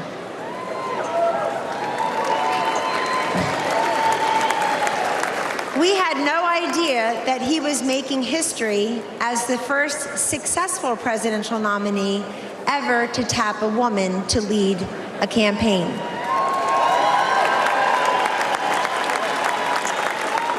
But that was a natural for Donald J. Trump. He had elevated women in New York real estate decades before when few people would. One morning, I was in an early senior staff meeting in the White House.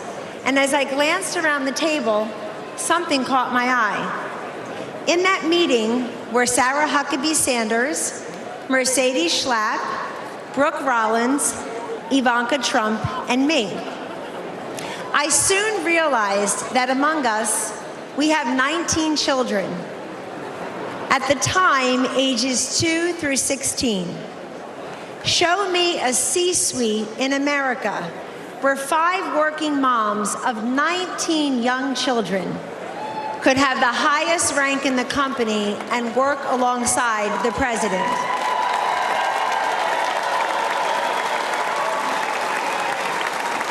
In the Trump White House, we lived it. Sure, he saw something in me and the other working moms that perhaps we did not see in ourselves. But more importantly, he sees what's best and what's possible for millions of decent, hardworking Americans. Now, 8 years later, he and his family have made the sacrifice again for him to run and serve as president.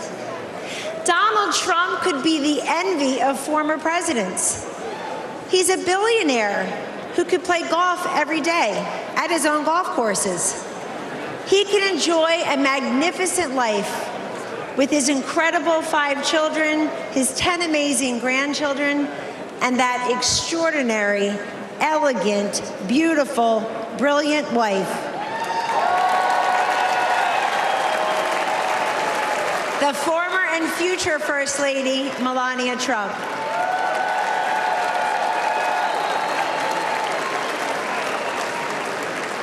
He does not need to do this, but we need him to do this. How often do we hear, "I want Trump's policies without Trump's personality"? Well, good luck with that. We don't get those policies without that personality.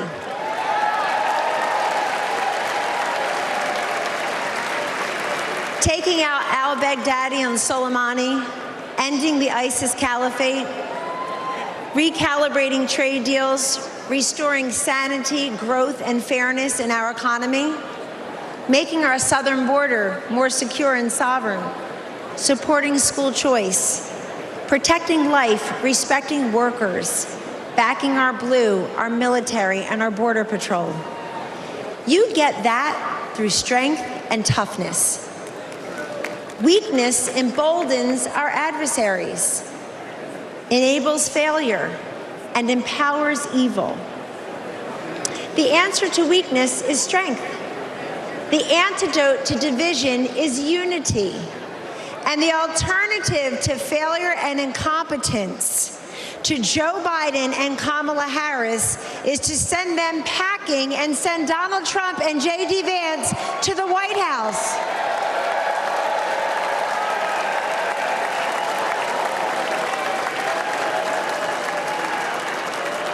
If you know someone who is skeptical about the Republican Party or who is cynical about politics, don't dismiss them. Talk to them. We win through addition, not division. In Donald Trump's Republican Party, everyone is welcome. Yes. We have been called deplorable, irredeemable, mega MAGA extremists, and worse. But Donald Trump sees you for who you are. You love your God, you love your family, and you love your country.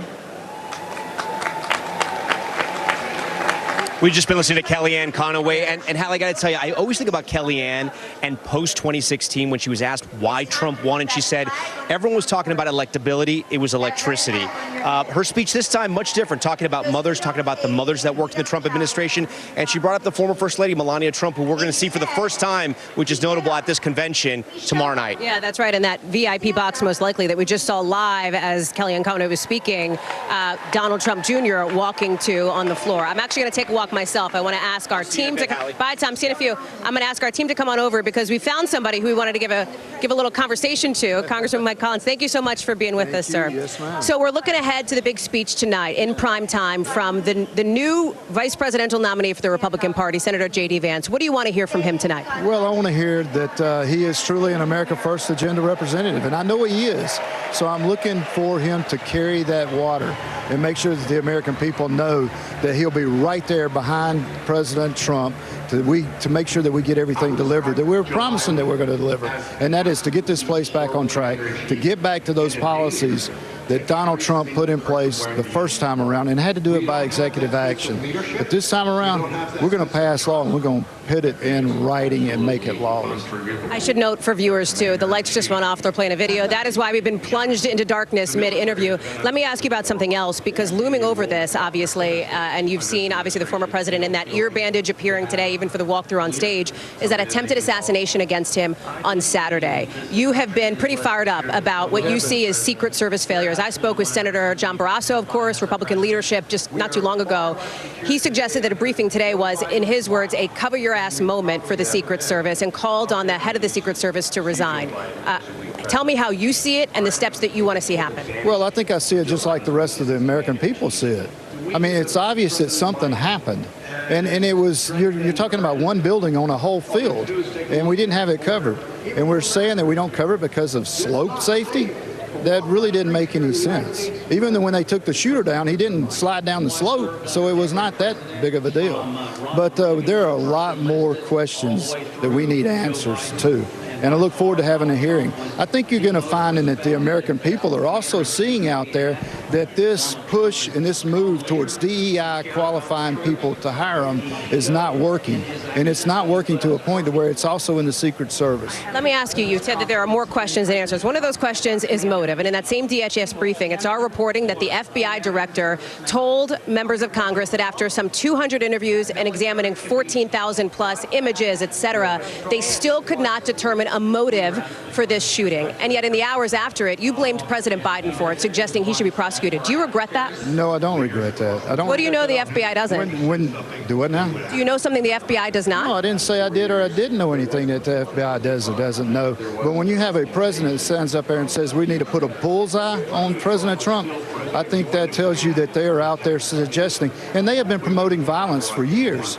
The campaign has been clear, and the president has been clear, that he was referring to the debate discussion, and even House Speaker Mike Johnson said he knew that that was what the president meant. That's not what the American people see. That's not what we're out there looking at and seeing. So, that's fine if that's what he wants to claim, but that's not what we heard, and that's not what we saw. That's not what we've seen a lot of. We've seen an administration that has pushed persecution, prosecution, called the president Nazis, called him a racist, called him a sexist, wanted to lock him up, called him a felon, and called him the most extreme existential threat to this country. You don't tell me that's not inciting violence. That's exactly what that does. You're talking about the rhetoric in this moment in this country. And in the aftermath of the shooting, I spoke with Republican members who were actually at Butler from Pennsylvania who said they wanted to see the temperature lowered. I'd love to see the left side to lower. But let me ask, do tweets exactly like yours help contribute to that escalated rhetoric? No, it doesn't. Tweets like mine help us get into a policy discussion, and that's all we've ever done. I've never suggested anybody have any violence, never suggested anybody take violence. As a matter of fact, I don't condone it. We condemn violence. But you blame the president when we don't know a motive at this point. I said that the president incited violence, and he has been with his rhetoric. Congressman, thank you very much for being with us tonight. I appreciate it. More to come tonight, of course. Thank you for your time. We're going to, with the congressman here, toss it to a break as the Republican convention continues live here on the floor in Milwaukee. Thanks.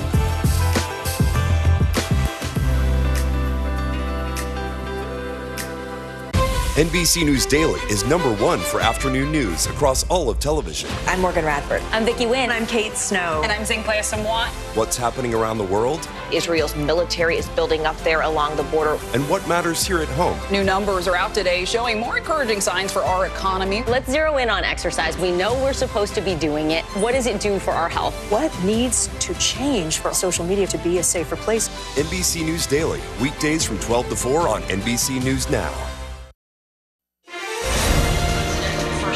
Welcome back to NBC special coverage of the Republican National Convention. We are live on the floor here in Milwaukee, where we're following several breaking stories. We're going to hear from President Trump's running mate, former President Trump's running mate, Senator J.D. Vance, in a couple of hours. We're also following the breaking news that President Biden has tested positive for COVID on a day where he's had some serious conversations with Democrats, including Senator Chuck Schumer, who showed him some serious polling data about the dangers of potentially of a Biden-Harris ticket heading into November, and also Representative Adam Schiff coming out and asking the president to step aside. A very tough day for President Biden. Here on the floor, we're talking to delegates. We're also talking to candidates, including candidate for Pennsylvania Senate candidate David McCormick. David, thanks for joining our live coverage. I appreciate it. You were on stage with President Trump during that assassination attempt. Talk to me about that moment.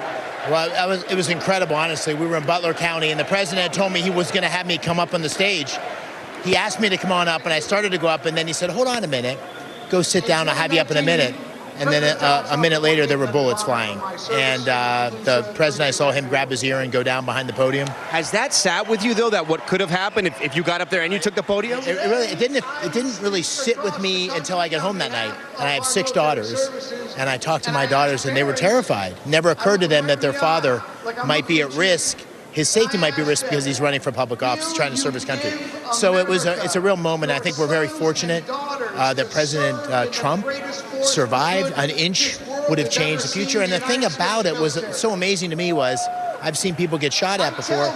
He stood up, stuck out his fist in a sense of defiance and reassurance. And I think that's part of the reason that the crowd stayed calm, was because President Trump showed that he was okay.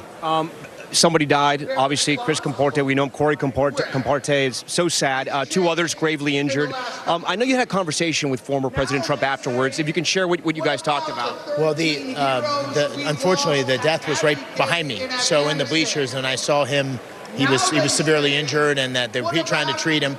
And I think President Trump saw it as a moment of tragedy and sadness, but also a moment where he needed to stand up and demonstrate strength. But it was a sad, tragic day for America. It could have been catastrophic had the president been killed, and I think we should all just feel very greatly. And we got to get to the bottom, of course, of how this could possibly have happened. That is true. Senator J.D. Vance is going to speak tonight. He's in a neighboring state, Ohio. You were in Western PA when this happened. You think someone like Senator J.D. Vance actually pulls votes of people maybe who either undecided or voted for Biden in 2020? I'm excited about having him on the ticket. First of all, he's a veteran. We have a huge veteran population in Pennsylvania, so that's a big deal. He grew up in Appalachia. He understands Western Pennsylvania, the issues. 60% of Pennsylvanians are living paycheck to paycheck. And he understands and appreciates the power of energy, natural resources, natural gas, which is really the engine for Pennsylvania's future. So he's a young, dynamic guy with a vision. I'm excited about it. You know former President Trump pretty well. Him and J.D. Vance are very different, right? Former President Trump grew up rich. J.D. Vance grew up working class. Former President Trump grew up in Queens and Manhattan. J.D. Vance grew up in Ohio. He served. Former President Trump didn't serve. How do you think they connected? I don't know, really. I haven't seen them together, but I mean, only in America, right? Could these 2 stories come together, an opportunity to serve our great country? And I think it's a real testament to President Trump that he and J.D. Vance were opposed at one point, and now they're partnered in trying to drive our country forward. That's a huge benefit to America, and I think it's going to be a great ticket. Before you go, I do want to ask you about your Senate race. I've seen polls where you're behind 10 points, you're behind by 5 points. Do you think the race is close, and do you think you have a chance to win in Pennsylvania? Yeah, I think I'm going to win in Pennsylvania. I went into the race in October thinking that would be the case. This is a contest, a race that compares strength versus weakness and the status quo versus change. And 80% of Pennsylvanians think the country is going in the wrong direction. They're looking for change. My opponent has been the opposite of change. He's voted 98% of the time with Joe Biden. And so that's the contrast, and the polls are closing. And I think on Election Day, I'll prevail. Do you think former President Trump helps you in your ticket? I do. Yeah, growing in popularity across Pennsylvania. I'm hoping I can be a great compliment to him. David McCormick, Senate candidate, Pennsylvania. We thank you for talking to us. David McCormick, you got it. Yep. Much more from the Republican National Convention in Milwaukee right after this.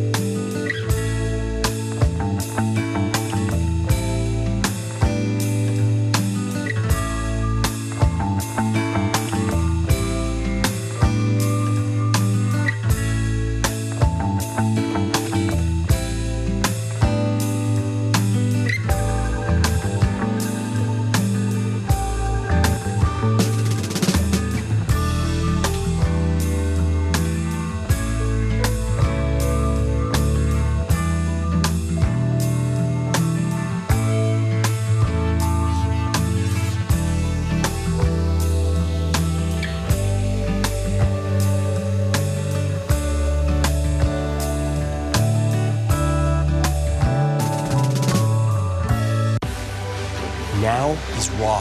How hard is it to see it like this? Our house is no longer here, but we are here.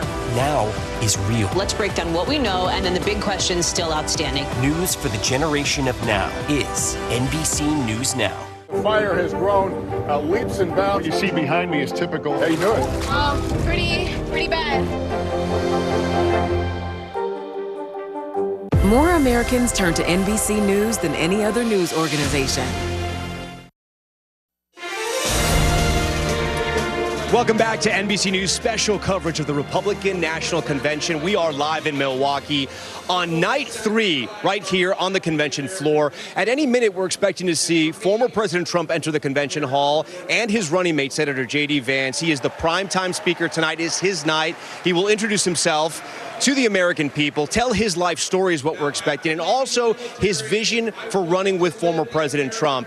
Joining me now, somebody who knows a lot about these speeches and somebody who knows a lot about conventions, former communications director for the Trump-Pence re-election campaign in 2020, and NBC News analyst Stephen Hayes. Guys, thanks so much for joining me. Absolutely. My first question to you is, what is the only thing, Senator J.D. Vance, if he has to do one thing tonight, what's that? I think he's just got to introduce himself, tell his backstory, let people know who he is. People outside of Washington, D.C. and the state of Ohio probably don't know him other than the author of a best-selling novel. So tell him your backstory and make the case for why we need it alongside Donald Trump. You know, Stephen, a lot of people have said that Vance is Trump 2.0. He's MAGA Jr. I was just speaking with Senate candidate Dave McCormick, and I asked him, listen, they're very different people, you know. Vance grew up working class. Trump grew up rich.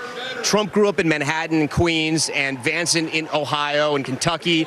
It's different life stories, different perspectives, too. What do you think he has to do to appeal to voters, like the voters they want to get, blue-collar voters in some of those blue wall states? Well, look, I think the big advantage for J.D. Vance is that he speaks the Midwest, right? I mean, these are going to be the battleground states, and he speaks their language. I'm from Wisconsin. I'm from 5 miles away from here.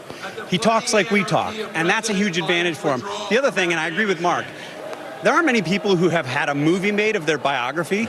He's got an incredibly compelling personal story. Graduated from Ohio State in 2 years, Yale Law School, tremendous success in the business world, and now he's a young politician who's on the move. Telling people who he is, he's a good speaker. Telling people who he is and why they should identify with him, I think will go a long way. The Trump campaign has said anytime, anywhere, any place when it comes to debates. So Vice President Kamala Harris calls up Senator J.D. Vance when he's picked, leaves a voicemail. They end up talking. Listen, let's do this. Let's rumble. We got a date.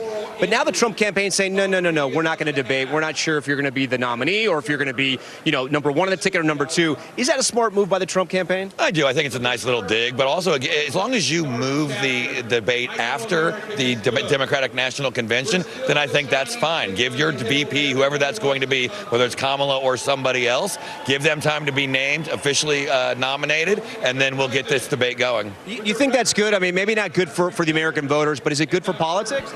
Yeah, I think it's actually smart. That's exactly the argument I would make, is to say, no, wait, tell us who your nominee is. There's a lot of turmoil on the Democratic side. It's far from settled. I don't blame them. I would say the same thing. Now, I think it is important eventually, J.D. Vance should debate Kamala Harris or whoever. Even if they have a big lead, the conventional wisdom is you got a big lead, you don't need to do the debates. Do the debates. He's pretty good at this. That's supposed to be one of his strong suits, that he's a great debater. It's how Trump got eyes on him early on. I want to ask you, we know that his wife is sort of like Melania Trump in the sense that she doesn't like the limelight. She doesn't like politics. She doesn't want to be out here. I don't know if she doesn't want to be out here, but, it doesn't come naturally to her. She doesn't lean into it, maybe as other people running for office have. She never signed up for this. So what kind of advice would you give her? She's got to come out here and speak to thousands and millions that are watching at home. Be you. Talk about your husband, talk about the love of your life, help himself introduce, and then you will define yourself on the campaign. And if you are elected as Second Lady of the United States, don't feel like you have to be pressured to be in the model of someone else.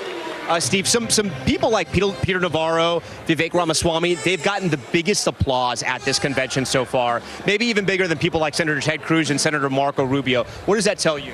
That a lot of people in this hall like the kind of red meat conspiracy theory rhetoric that people like Vivek Ramaswamy specialize in. Yeah, this is quite the interesting moment here. I just want to set the scene for you. They're playing James Brown, It's a Man's World.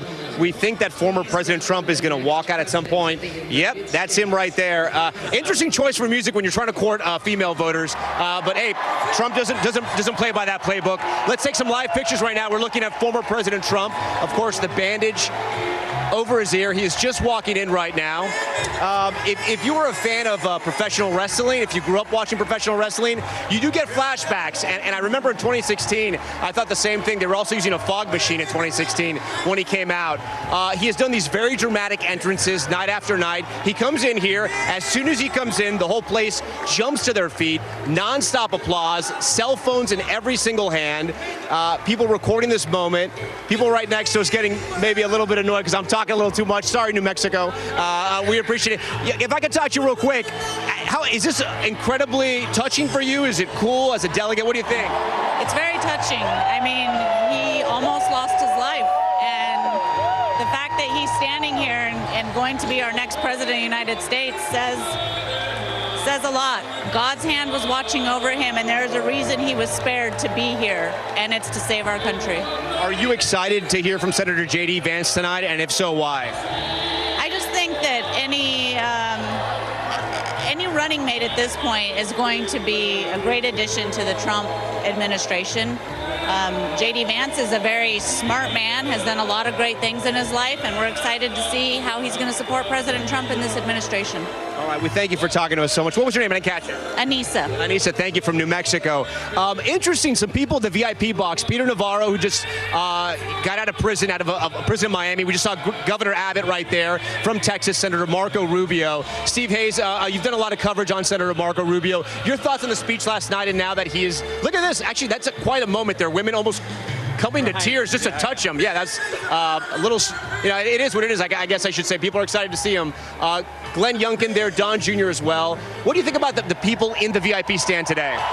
Yeah, I mean, these are the people who have done the most to butter up to Donald Trump, and that's their reward, is to stay with them. I think they choose very carefully the people that they want the cameras to see with Donald Trump, and they're trying to send a message with the people they're choosing. I heard a story last night about how Byron Donalds got a call that he just was going to be seated next to Donald Trump. He didn't know what it was coming. He had no warning, and there he was. Yeah, interesting. Senator Rubio is sitting right next to the former president. I guess he's choosing who he wants to be. And I heard that he was touched by the speech last night that Rubio delivered for him. Somewhat interesting, different sort of take on what other speeches were like here. Senator Rubio was much more serious, much more leaning into the classic conservative movement. Kimberly Guilfoyle right now, Don Jr.'s girlfriend, is speaking. Let's listen in. And I know that God has put an armor of protection over Donald Trump.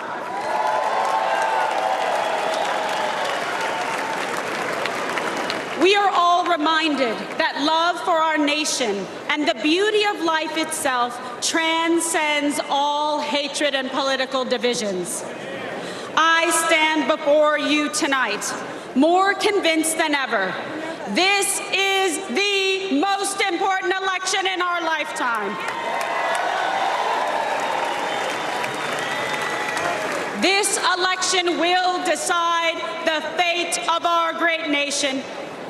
And that is why we must elect President Donald John Trump.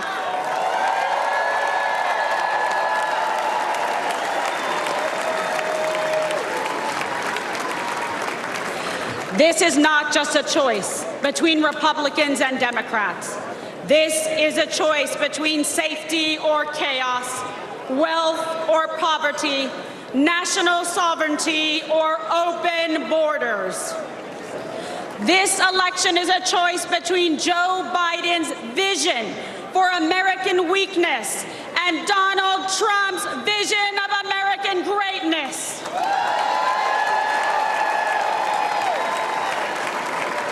Donald Trump will once again make our country strong, safe, and prosperous. He will make America feared by our adversaries and respected by our friends. We're going to dip out of Kimberly's speech for now. We think at any moment Senator J.D. Vance is going to be walking out through those entrances you see right there, enter the convention floor, probably to roaring applause. We're going to bring you that moment live. We're going to have much more coverage here from the floor of the Republican National Convention on NBC News Now and, of course, across all NBC News platforms. I'm Tom Llamas. My good friends Lester Holt, Savannah Guthrie, pick up coverage. Tonight, Donald Trump's new running mate in the spotlight. Ohio Senator J.D. Vance taking the national stage for the first time, representing the future of the Republican Party. We're going to get out there and try to fire up the crowd tonight and make the case. Just 39 years old, he would be one of the youngest vice presidents in American history. Is he prepared for the moment?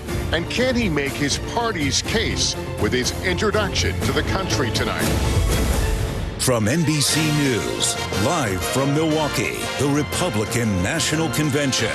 Here's Lester Holt and Savannah Guthrie.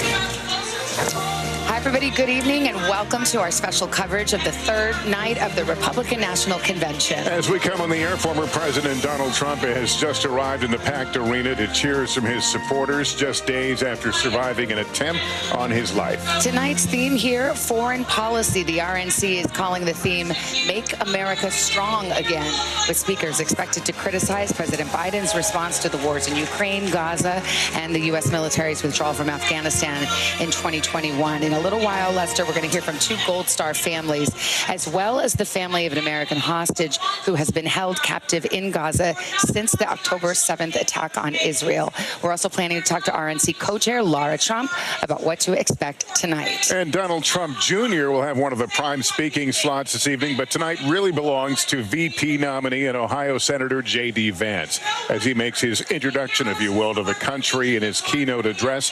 NBC News has learned he is expected to lean heavily into his life story about growing up in poverty and emphasize his military background as well. Well, this comes as the Trump campaign says that Senator Vance will not yet commit to a debate with Vice President Harris before the Democratic National Convention. The Trump campaign saying, quote, "We don't know who the Democrat nominee for vice president is going to be, so we can't lock in a date before their convention." And then earlier this evening, news broke that President Biden tested positive for COVID after a campaign event in Las Vegas, with his doctors saying he has upper respiratory symptoms. We want to go right now to our senior White House correspondent, Kelly O'Donnell. Kelly, good evening. Good evening, Lester. The president is off the campaign trail tonight, cutting short his visit to battleground Nevada with his new COVID diagnosis. He is said to be doing okay with mild symptoms, and the virus, of course, comes at a busy and complex time when some members of his own party are urging him to step aside in this race. Now, the president did move slowly when he boarded Air Force One earlier, but he told reporters he was feeling good. He's flying across the country tonight. He will rest at his home in Rehoboth Beach, Delaware. The First Lady will be there, too. The president will isolate, we're told, carrying out his duties there, and he is taking the drug Paxlovid. Now, it is unclear how this will affect his campaign schedule next week, but officials are considering adding events to Vice President Harris's schedule. That's one option. The president said in interviews that either the Lord Almighty or a medical problem could be factors that would lead him to get out of this race. And this, of course, comes amid calls from about 20 Democrats who have urged him to not be the candidate. And Democratic leaders on the Hill have been urging the DNC to delay the virtual roll call that would finalize Mr. Biden as the party nominee. That's now expected by August 7th. One senior official told me tonight that this development, even at such a sensitive time, is not changing the president's intention to run. Lester? All right. Kelly, thank you very much. We'll grab it here. And joining us here in Milwaukee, meet the press moderator, Kristen Welker, our senior Washington correspondent, Hallie Jackson as well. Kristen, let me start with you. We're at the RNC. There's a lot to talk about, but there's a lot to talk about out of the White House as well. President Biden testing positive for COVID. And there's also been reporting today, including by NBC News, that Senator Chuck Schumer, the majority leader, Democratic leader, went and had a personal, quote, very blunt conversation with President Biden on Saturday. What do you know about that? Well, the fact that President Biden has tested positive for COVID does come at an incredibly complex time. We are told in that conversation with Leader Schumer and President Biden, he showed him the polling. That's part of what the blunt conversation was about. And in a statement, Schumer's office said he conveyed the way in which his fellow Democratic lawmakers effectively feel about President Biden, the concern that they could drag down and that he could drag down those down ballot races if he is at the top of the ticket. So what ultimate decision gets made, we'll have to wait and see. He's been defiant. He's not stepping down. He's not going anywhere. But another twist to all of this, Congressman Adam Schiff tonight becoming, frankly, the biggest name in the Democratic Party to call for President Biden publicly to step down. It's significant. Why? Because Adam Schiff is very close with the former House Speaker Nancy Pelosi. So the question is she ultimately endorsing that viewpoint as well? And this at a time the Republicans are putting on a well-disciplined show of apparent unity here, a major contrast to what the White House is seeing right now. The contrast could not be more stark. We saw that on display last night when all of former President Trump's rivals came out to defend him, to say we are now on board with Donald Trump. We're going to hear from his running mate, Senator J.D. Vance, 39 years old, has only served 18 months in the U.S. Senate. He is going to make a forceful, full-throated case, obviously, for this ticket, while also trying to introduce himself to the American people. This is a unified party around Donald Trump. There are some policy differences around Ukraine, around abortion, but bottom line, right now, policy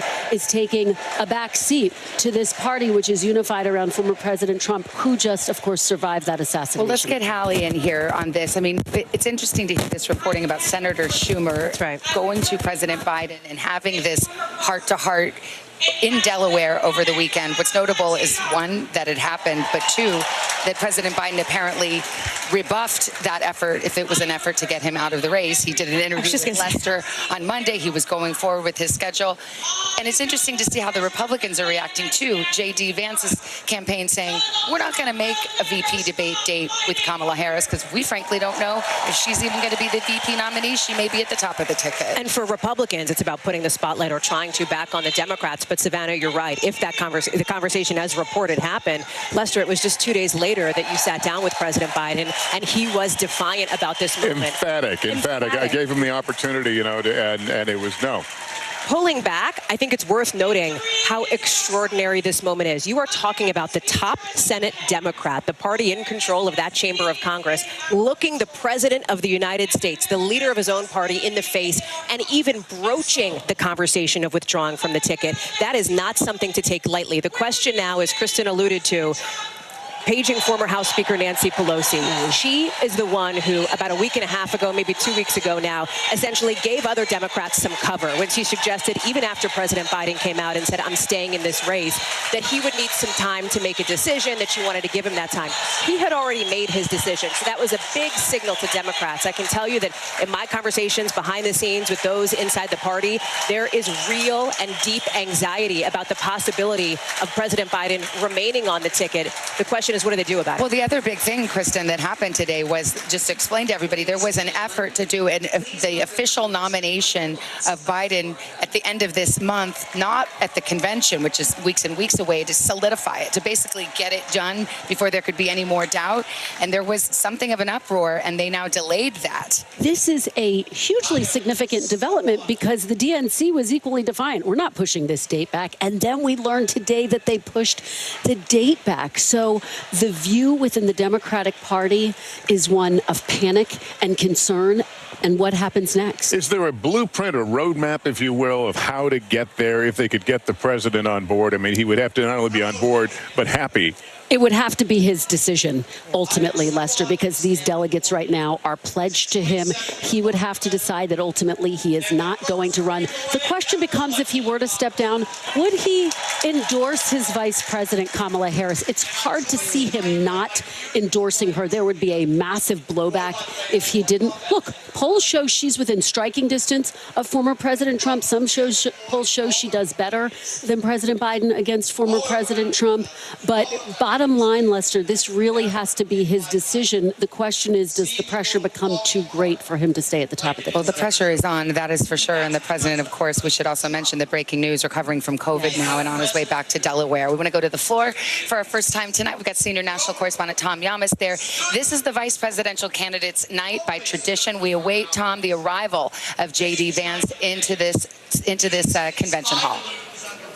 Hey, Savannah and Lester, great to be with you guys tonight. That's right, Savannah, you set this up perfectly. And usually when I first come on with you guys at night during this special coverage, I'm able to roam around, walk wherever I want. Right now, they're stopping us right here, right? This is sort of the line that we cannot cross, and that's because at any moment, right from over here, we expect Senator J.D. Vance to walk out. This place will go absolutely bonkers. And in a few moments after that, he'll take the stage and he'll speak, and America really will meet Senator J.D. Vance. You may know the name, maybe not everybody knows the face. Of course, he had that best-selling novel, but a lot of people across this country don't really know him, and so that's why we're going to hear a lot of his life story, as you've reported. We're also going to talk about and hear why he is somebody who's been a MAGA convert, right? Because in the beginning, he was not a fan of Donald Trump. He actually said some really nasty things about him and had to go over to Mar-a-Lago and explain how he sort of converted to the MAGA wing of this party. But he's been one of the staunchest supporters since that moment. And also, he's been one of the most vocal critics of the Biden administration while supporting former President Trump. And while President Trump, you know he loves to watch news, would see Vance on TV, he started to recognize, according to reporting, this is somebody that I'd like to run with. This is somebody that could help me out. I do want to point something out. We always notice the differences night after night. If we can go to the VIP box, it's way in the distance from where we are right now. I don't know if we have another camera that can show the VIP box, but we really have a different cast of characters tonight. We have those elected all-stars of the Republican Party, people like Glenn Youngkin of Virginia. State Republicans hope to win. Might be tough, but you have Senator Marco Rubio seated right next to former President Trump tonight. You also have Governor Greg Abbott of Texas, along with other elected leaders that, of course, are very in line with former President Trump, including Speaker Mike Johnson. This is also going to be the first time we really see J.D. Vance's wife, and she's somebody who we've been told and reports that we've read have said is sort of like Melania Trump in the sense that she doesn't lean into the politics. She didn't sign up for this. It doesn't come naturally to her, if you will. But she's going to come out here. She's going to introduce her husband. She's going to tell America how they fell in love and about their family. We're starting to see people trickle in, and we think that the senator from Ohio, the junior senator, will come out at any moment. As soon as he does, guys, we'll bring that to you live. I'm going to send it back up to you in the studio. All right, we're going to go to NBC's Garrett Hank. He is at the podium right now. What are you seeing and hearing? Donald J. Trump. Well, Lester, I'm going to have a good view of the difference between what J.D. Vance has written and what J.D. Vance decides to stay here, because I can watch the teleprompter as he comes out and gives his remarks. I'm struck by how high the bar is for J.D. Vance, especially in this room. Remember, this is someone who I'm told has never even attended a political convention before, much less been asked to speak at one. Now he's giving the keynote address in front of the entire country and in front of a room of people who've been really primed to think of him as this all-star in the conservative movement. That's the expectation in this room. Out in the country, there's almost no expectation because he is so poorly known in this moment. So he is a blank canvas of the likes of, almost a Sarah Palin moment, really introducing himself to the country for the first time. And so I think meeting that moment in this room, especially after Marco Rubio last night, some of the other, sort of top-tier figures in the Republican Party, I think will be a very high bar for him. The campaign, I have to tell you, in my conversations with senior campaign officials, is incredibly confident in him. They like the contrast that he could potentially present with Kamala Harris if and when they ever actually debate. The campaign has not agreed to do that yet, but this will be the first big test, and we'll see if that evaluation changes after his remarks tonight. And Hallie, Democrats are already labeling him as a clone of Donald Trump. On some issues, they could make the argument. Including on abortion access. We actually saw a new video from Vice President Kamala Harris going after Ohio Senator J.D. Vance on that, and including on his backing of those election fraud lies by former President Trump. J.D. Vance has previously suggested that if he were vice president, he would not have certified the results of the 2020 election right away. He has downplayed the impact of January 6th, suggesting that then Vice President Mike Pence's life was not in so much danger. And he's also, a couple of years ago, suggested replacing thousands, potentially, of civil servants with political appointees who could be more loyal to the administration. This is something that Democrats are pointing to and saying that J.D. Vance essentially is simply too extreme for where America is now. Now, Republicans are pointing to what they see as his very powerful life story and his relatability. Raised in poverty, writing about it in his best-selling memoir, Hillbilly Elegy. They think that he can connect specifically to those Rust Belt voters, those key base voters, because this race, in their view, is not just about bringing in those independents, but it's also about supercharging turnout in some of those places like Michigan, like Pennsylvania, like Wisconsin. Savannah. Those are must-wins for the Democrats. Absolutely. There's not a Biden path to victory that doesn't include those Rust Belt states, essentially. So it's very important. It's interesting you mentioned biography, because I've been so struck, not just by what we've heard, Kristen, but what we have not heard this whole week.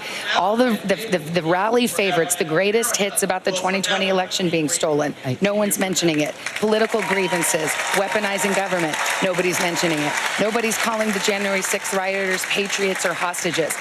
All of that seems to have been excised from what the Republican Party is trying to portray here on this stage. It is notable. It's very notable, and we are told that the Republican National Committee did urge some of these speakers to tone down their language in these speeches, and so clearly we're hearing a reflection of that in these speeches. It represents a shift. It represents, to some extent, what we heard from former President Trump after the assassination attempt against his life, which is that he ripped up his speech completely, that he has rewritten his speech. I interviewed Eric Trump today. He says his dad is finished with that rewrite. He has said it will be a call for unity. Now, we're not exactly hearing that in every speech, but you're absolutely right, Savannah. It is so notable that these speeches are toned down and devoid of some of that typical red meat that you hear from former President Trump and from his allies. Trying to expand beyond just the base. They'll need to get past the base. It's a recognition that they want to reach out to those suburban voters, that they want to reach out to those who aren't necessarily in the Republican tent right now, that former President Trump feels confident his base is always going to be there. But this is really the first time we've tried to see him soften his edges. We saw that in some of the speeches last night where Governor Sarah Huckabee Sanders, who served as his press secretary, talked about him as a grandfather, as a father. Laura Trump, his daughter-in-law, did the same. And it's a clear strategic strategic move, not only to meet this moment and the mood of the country, this somber backdrop against which we all sit here, but again, to try to win over some additional voters. I will say that is absolutely the case. There are topics, like on immigration, for example, where you have heard that red meat thrown to the base, if you will, to try to, again, supercharge conservative turnout. And part of the reason for that is because this year, this election cycle, we are seeing most American voters say there's two big issues that are turning them out. The economy and inflation, that is always a biggie. That is always right up there at number one. But right alongside it is the issue of immigration and border security. And here, Republicans see a real advantage. And that is why on those topics, we heard from Texas Governor Greg Abbott, for example, earlier today, you are seeing some of that more traditional conservative talk. It's a tough, possibly merciless in some cases, prosecution of the Biden administration and the record there, but we're not hearing some of that fare that you might hear in the rally that I think polls show have turned off a lot of moderate and independent voters. So we'll continue to watch. We will take a break right here, reminding you that still ahead tonight, we're going to hear from big speakers, including the vice presidential nominee, J.D. Vance, about to enter the hall. We're back after this.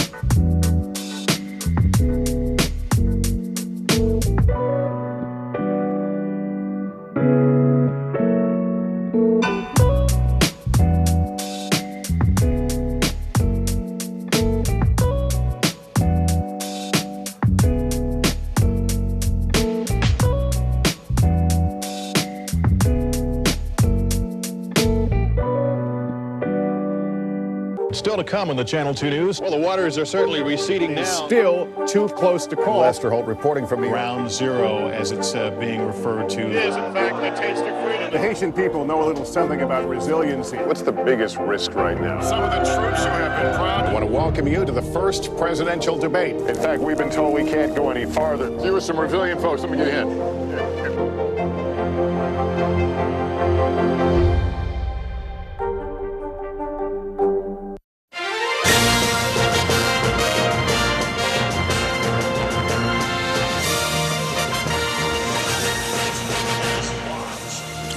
Welcome back to our special coverage of night 3 of the Republican National Convention. Soon from the RNC stage, we'll hear from 2 Gold Star families who lost loved ones in the Kabul airport attack at the end of the war in Afghanistan.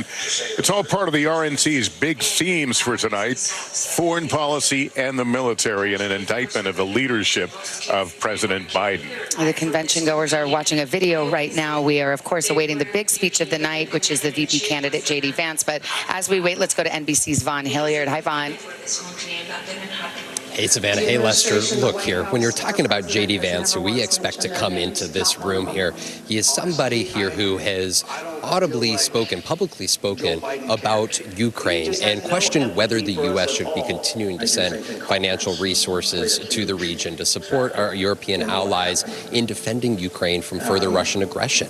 And in picking him, Donald Trump has picked somebody who would work essentially as the president of the Senate and could work very well with the Republican majority in the House and the Senate, because it was J.D. Vance who was helping lead the charge in the Senate to put an end here just this summer to further financial aid package to support the continuing efforts there. And he has said that those resources should be focused more at home. And when you talk to folks here in the crowd, it's a sentiment that you hear. And they question whether there would have been attacks on Ukraine in the first place, whether Russia would, if Donald Trump was still in office, had made those moves. The same thing with Israel. And Donald Trump has insisted over the last year that he would end the war in Russia's war against Ukraine in just 24 hours. He has not provided any clear plan as to exactly what that would look like, though there could be some clues. Coming from Viktor Orban, the Prime Minister of Hungary, who met with Donald Trump at Mar-a-Lago just last week. That was their second meeting of the year.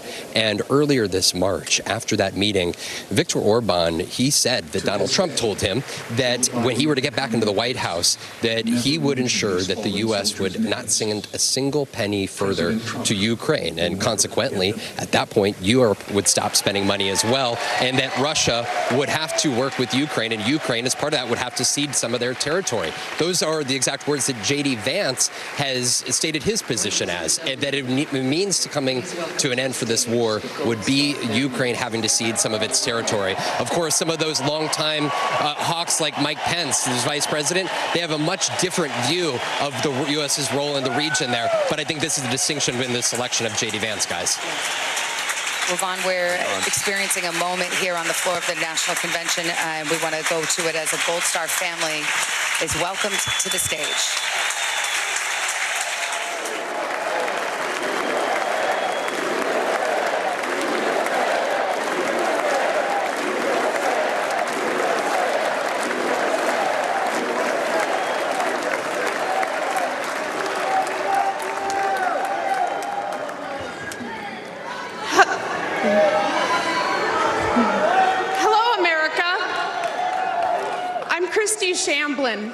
My daughter-in-law, Sergeant Nicole Leanne G.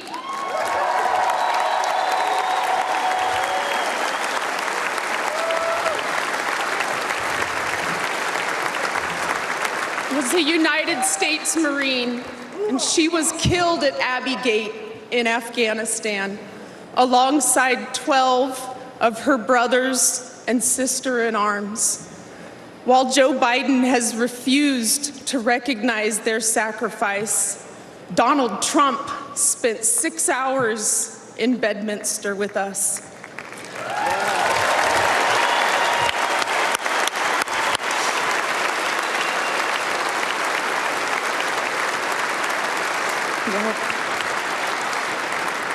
He allowed us to grieve. He allowed us to remember our heroes. Donald Trump knew all of our children's names. He knew their stories, and he spoke to us in a way that made us feel understood, like he knew our kids. Donald Trump carried the weight for a few hours with me.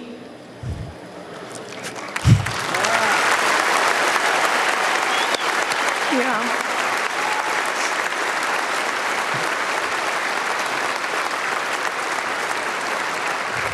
And for the first time since Nicole's death, I felt I wasn't alone in my grief. Thank you.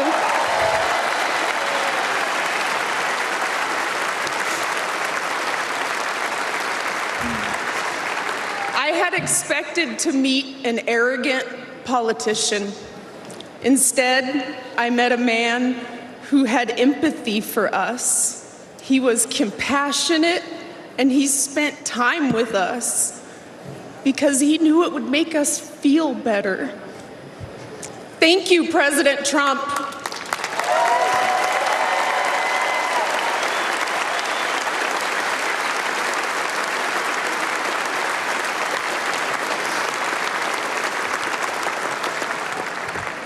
I'm Cheryl Jules, Nicole's aunt. Joe Biden said the withdrawal from Afghanistan was an extraordinary success. An extraordinary success. Look at our faces. Look at our pain and our heartbreak. And look at our rage.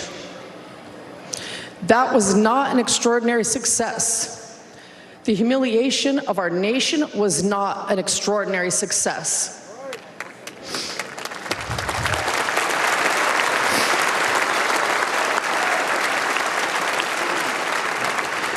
Joe Biden may have forgotten that our children died, but we have not forgotten. Donald Trump has not forgotten.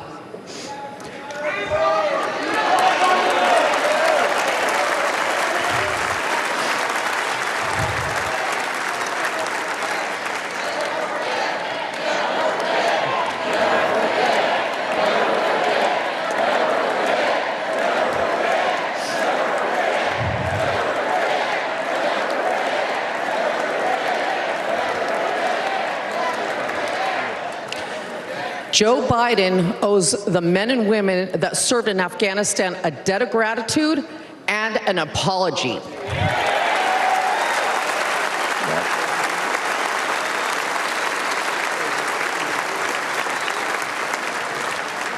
Donald Trump loves this country and will never forget the sacrifice and bravery of our service members.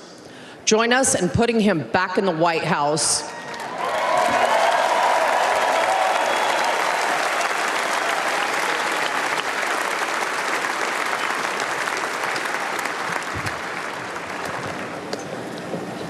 I'm Alicia Lopez, and this is my husband, Herman. Our son, Corporal Hunter Lopez, whose name Joe Biden has refused to say out loud, was killed on August 26, 2021. He died during Joe Biden's disastrous withdrawal from Afghanistan.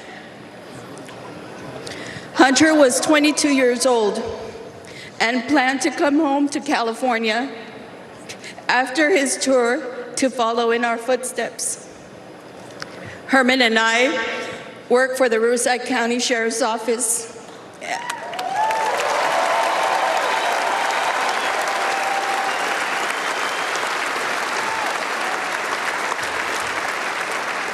And our family has a tradition of service in law enforcement.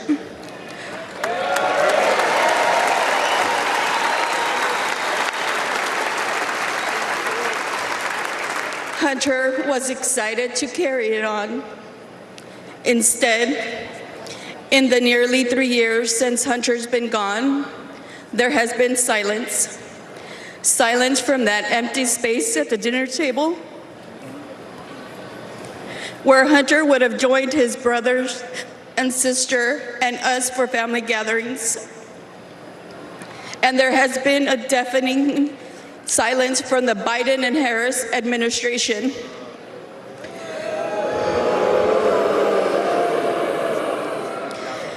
Despite our pleas for answers and accountability, they have pushed us away and tried to silence us. The Biden administration has not owned up to the bad decisions. They have not been transparent about their failures. And their so-called leaders work to protect themselves rather than our sons and daughters who took the oath to defend our country.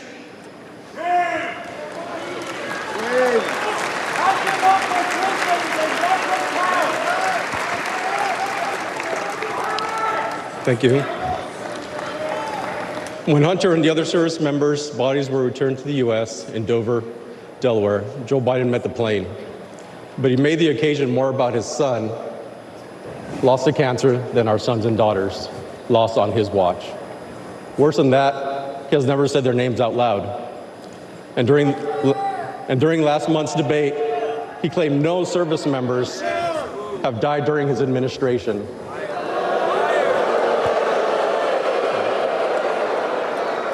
None. That hurt us all deeply. So Alicia and I are here to say the names of all 13 service members who lost their lives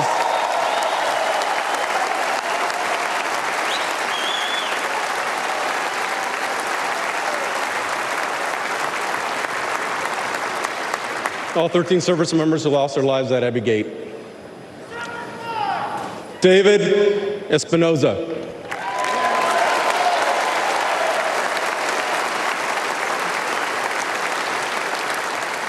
Nicole G.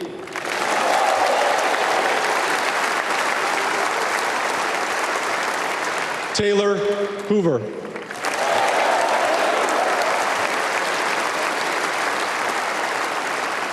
Ryan C. Knaus.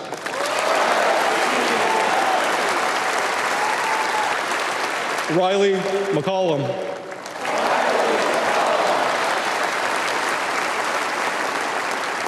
Dylan Marola.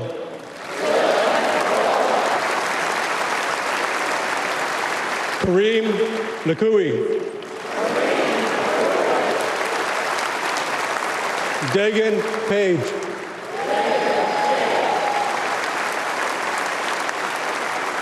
Johanny Pichardo.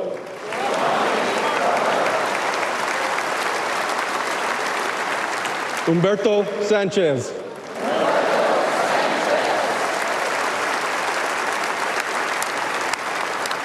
Jared Schmitz.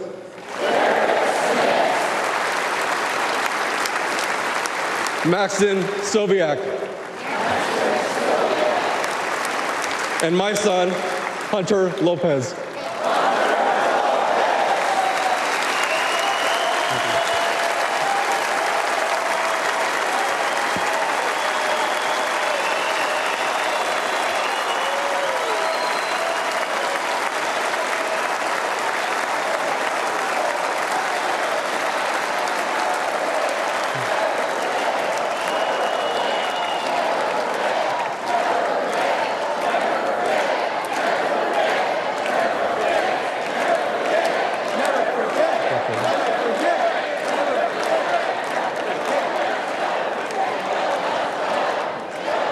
Joe Biden has to go. He failed the American people. He failed the Afghan people and our military service members. He failed our family, and he failed Hunter. Donald Trump has a proven record of keeping the peace and honoring those in uniform.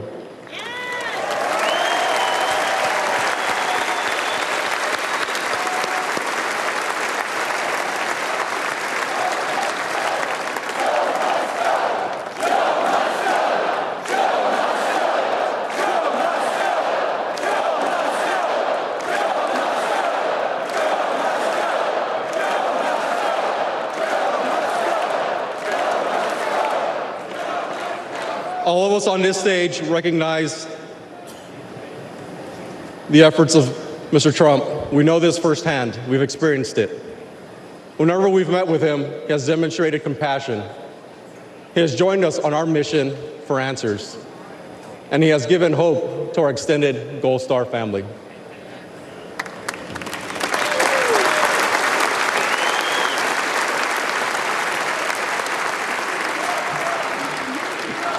Now, we have another son serving in the Army.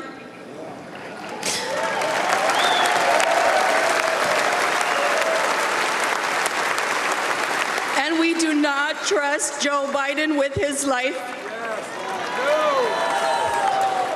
We have faith that Donald Trump to lead our military. Please join us in supporting Donald Trump for President and Commander-in-Chief.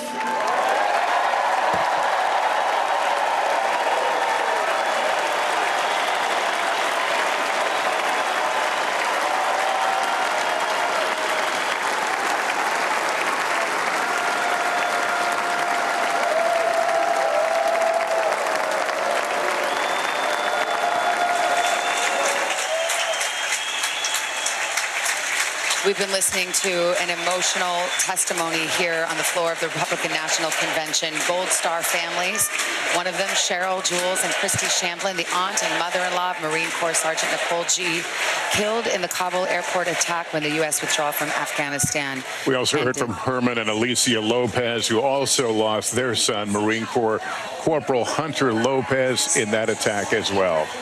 I want to bring in now RNC co-chair Laura Trump. She's also former President Trump's daughter-in-law, and she delivered the keynote speech here last night. Laura, thank you for being with us. Thank you, guys. Give us a sense of what we heard last night. It sounded like you were trying to broaden the base. or reach outside the base. Is that key to the strategy? Well, we have to. I mean, we cannot only talk to Republicans alone. I think you have to reach out to the entire country. And my goal last night was truly to humanize Donald Trump. You know, I think there's a lot that gets said about this man, and I wanted to bring a picture of him that I know out to the American people, and I wanted them to see the Donald Trump I know as a father-in-law, as a father to my husband Eric, and of course as a grandfather to my children. But certainly we have to, as a party, continue to reach out to every American, and we have to, Lester, broaden the base for sure. This convention seems to have studiously avoided some of the more inflammatory topics, the false claims of a stolen election, January 6th. We were talking a moment ago, weaponizing the Justice Department. Is that a part of the strategy? Well, I think it's interesting. You talk to a lot of the speakers here. A lot of people changed their speeches after Saturday.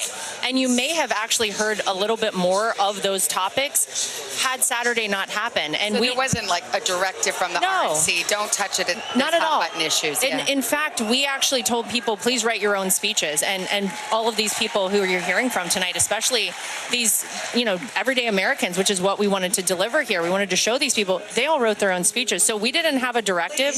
I think this is just the forward motion of this party, and we are thinking forward. We're thinking about the next 4 years and what Donald Trump can actually deliver to the American people. That's our strategy. I've got to ask you about this breaking news. President Biden diagnosed with COVID. He's returning to Delaware to recover. Your reaction to that? Well, gosh, I wish him well. I hope he gets well soon. Obviously, my father-in-law knows better than anyone what it's like to have COVID in the White House, because he did. Listen, I think that we're at a time where the Democrats are struggling as a party, and I think that they've had a hard time convincing the American people that Joe Biden is the strong leader that this country needs. I don't think this helps that argument in any way. Obviously, we're on the tail end now. We're coming into the third night of our convention. They still have theirs to come. It'll be interesting to see how this factors in. Well, let me ask you that, because there were some developments there. I mean, it's Democrat family business, but you bring it up. Congressman Adam Schiff, who's a close ally of former Speaker Pelosi, called for him to step aside today. There have been conversations with Senator Schumer and President Biden, blunt conversations, one-on-one. What do you think will happen? Do you think that Joe Biden will be the nominee come November? He certainly has said he's not leaving, but he did say he would not consider leaving this race unless he had some medical reason to do so. I obviously hope the COVID is not a problem for him, but I think he's been very stern in that. Now, as far as I'm concerned, we don't care from the RNC who it is that Donald Trump is running. I was going to ask you, is Joe Biden your preferred opponent?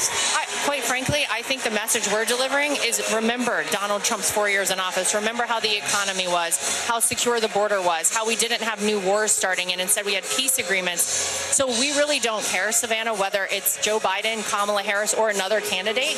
We are prepared to deliver Donald Trump a victory on November 5th. This convention feels like a celebration, as if this is a done deal, like the balloons are about to drop right now. Is that something that worries you? We've all seen, how quickly things can turn on a dime. Yeah, no, we cannot take our foot off the gas. You can never take anything for granted. I mean, you look at the polling from 2016, and it would have suggested that Donald Trump should have never had a shot at becoming president, and we all know how that turned out. So, look, we feel like we have the wind in our sails. We feel a lot of momentum as a party right now. This is a great environment. There's a lot of energy, but we have to play the game up until the buzzer sounds the last second of that game on November 5th, and that's what we intend to do. You want to see a debate between the vice president and J.D. Vance? I think debate is good. I think more debates, as we've said from this campaign and the RNC, are always better than fewer debates. That's why my father-in-law said yes to the June 27th debate. He said yes to future debates with Joe Biden. And I think to see the vice presidential candidates debate, absolutely. Well, it's interesting because the Vance campaign said today, Kamala Harris has asked for a date, given a date, saying, will you agree to a debate? And they said, well, we can't because we don't know who the vice presidential nominee will be. Okay, you got your dig in about the Democrats. Yeah, you got your dig in. But Why stall? Why not set the date, and whoever shows up, you're ready to debate? I'm fairly certain that J.D. Vance is prepared to debate Kamala Harris or whoever the candidate might be for the vice presidential ticket on the Democrat side. This is a man who obviously has had a very fast rise to fame in Senator Vance. We're obviously going to hear from him tonight. And I think he is so articulate. He's so smart. He delivers a great message, and I think he would be great in a debate. Lara Trump, thank you very much for being with us tonight. We appreciate it. Great having you on. Thank you. Thank you. Up next from the RNC, we'll hear from Shabazz Kestenbaum, a Jewish-American Harvard alumnus who is currently part of a lawsuit filed against the university over its response to anti-Semitism on campus after the October 7th attack on Israel. Yeah, the RNC says Kestenbaum is a lifelong Democrat who will be voting for President Trump for the first time this year. So we will listen to that. We're going to take a break right now, and we will have more speeches coming up. We're going to do it properly. We're going to have good, secure, beautiful elections. We never want what happened in 2020.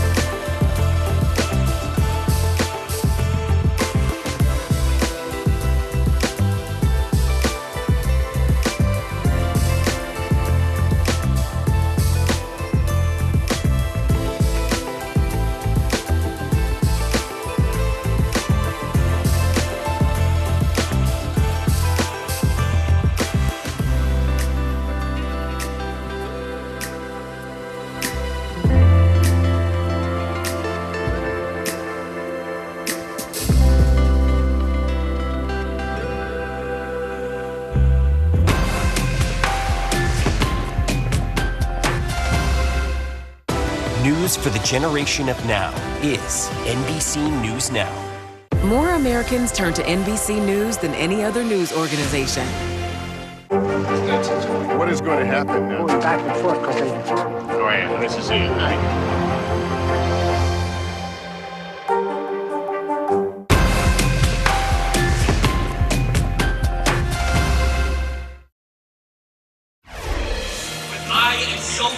Welcome back to our special coverage of the Republican National Convention. Right now, we're listening to Harvard alumnus Shabazz Kestenbaum, who's a Jewish American and part of a lawsuit filed against the university over its response to anti-Semitism on campus after the Israel-Hamas war began. Let's listen to some of his remarks. By my peers merely for being a Jew and have received countless death threats online.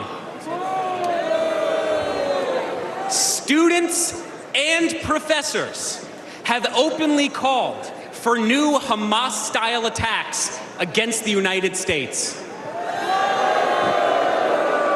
And perhaps most damning, when Hamas terrorists butchered 45 American citizens on October 7th, when they took 12 Americans hostage, Harvard refused to immediately and unequivocally condemn this atrocity.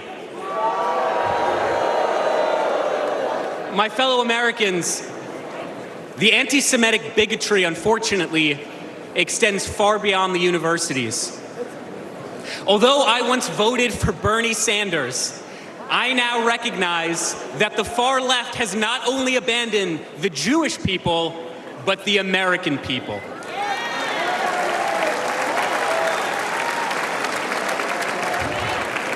The Democratic Party, the party I registered to vote for the day I turned 18, has become ideologically poisoned. And it is this poison, it is this corruption that is infecting far too many young American students. Let's be clear. The far left's anti-Semitic extremism has no virtue, and the radicalism on our campuses and on our streets has no moral legitimacy.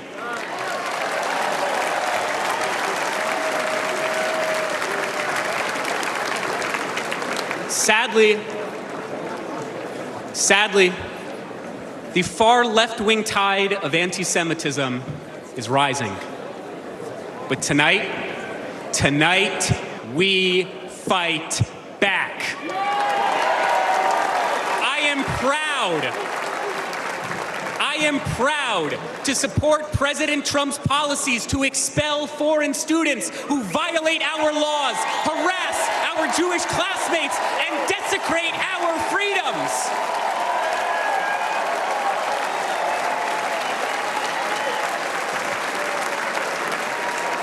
Let's elect a president who will instill patriotism in our school once again. Let's elect a president who will confront terrorism and its supporters once again. Let's elect a president who recognizes that although Harvard and the Ivy Leagues have long abandoned the United States of America, the Jewish people never will, because Jewish values are American values, and American values are Jewish values. God bless the United States. God bless the land of Israel. God bless, protect, and return the American hostages in Gaza now.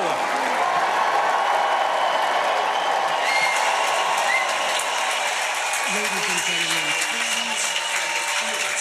And we will now hear from the family of an American hostage who was kidnapped by Hamas and held in captivity in Gaza since October 7th, that attack on Israel. Orna and Ronan Neutro will take the stage and speak about their son, Omer. He grew up on Long Island in New York. We expect him to speak on behalf of other American hostage families and urge all political leaders to make a deal to bring the hostages home.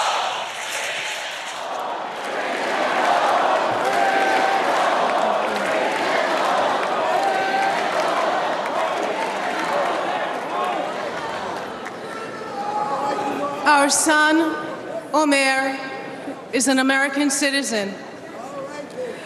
For 285 long days and nights, Hamas terrorists have been holding Omer imprisoned in tunnels underneath Gaza. Omer, which is a biblical name and means in Hebrew the first crop, is our firstborn. He was born in New York City 1 month after 9/11. 8 months pregnant, I walked across the Queensboro Bridge towards home that day. And here we are, 23 years later, and he's the victim of another vile terrorist attack. Let me tell you a little bit about my son. He's a connector. He's an extremely social person. He loves sports. In high school, he was captain of the soccer ball, volleyball, and basketball teams. He's a natural leader.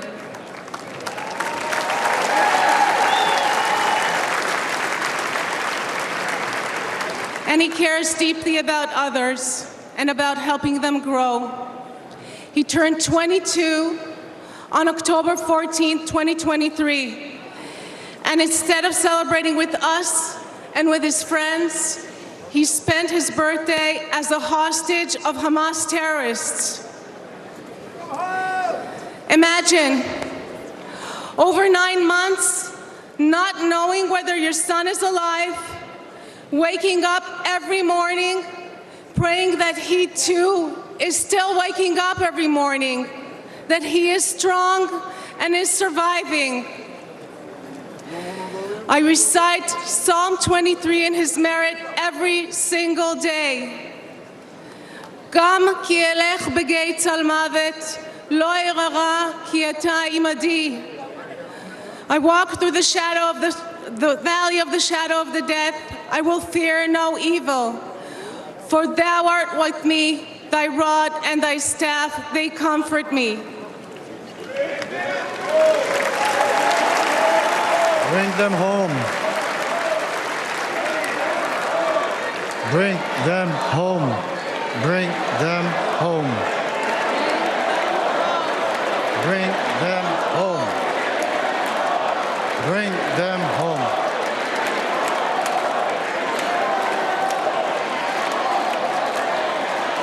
During the brutal October 7 attack on Israel, over 1,200 people were slaughtered.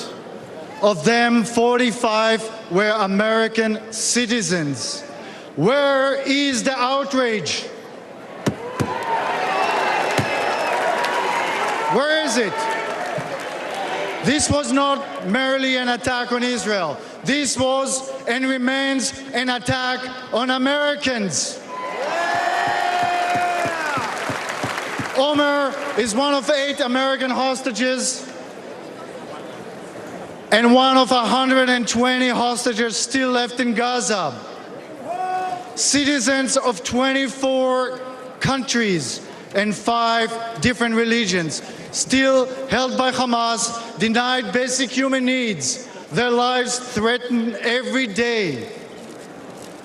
President Trump called us personally right after the attack when Omer was taken captive. We know he stands with the American hostages. We need our beautiful son back. And we need your support. We need your support to end this crisis and bring all the hostages back home.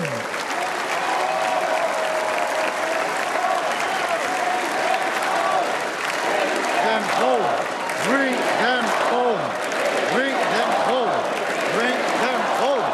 Bring them home. Omer, we love you. We won't stop fighting for you. Say it with us. Bring them home. Bring them home. Bring them home. Thank you, everybody. God bless Israel and God bless America.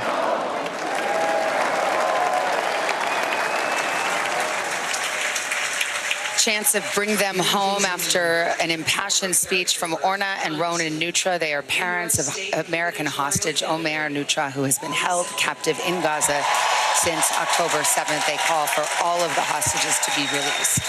We're going to take a break right here. Still ahead tonight, a closer look at where the presidential race stands with Steve Kornacki standing by at the big board to break it down after this.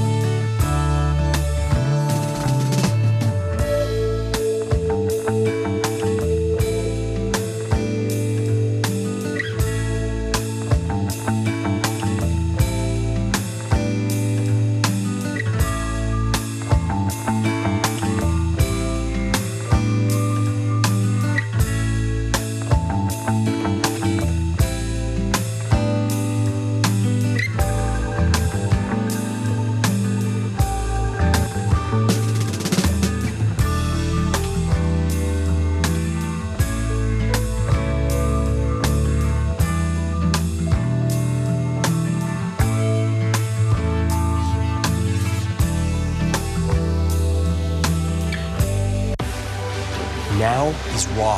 How hard is it to see it like this? Our house is no longer here, but we are here. Now is real. Let's break down what we know and then the big questions still outstanding. News for the generation of now is NBC News Now. The paper towel will absorb the acid. That's crazy. Green tea to calm acne. This is my favorite tip of the day. Brilliant, brilliant, brilliant. Oh, that's genius. You just saved me $40.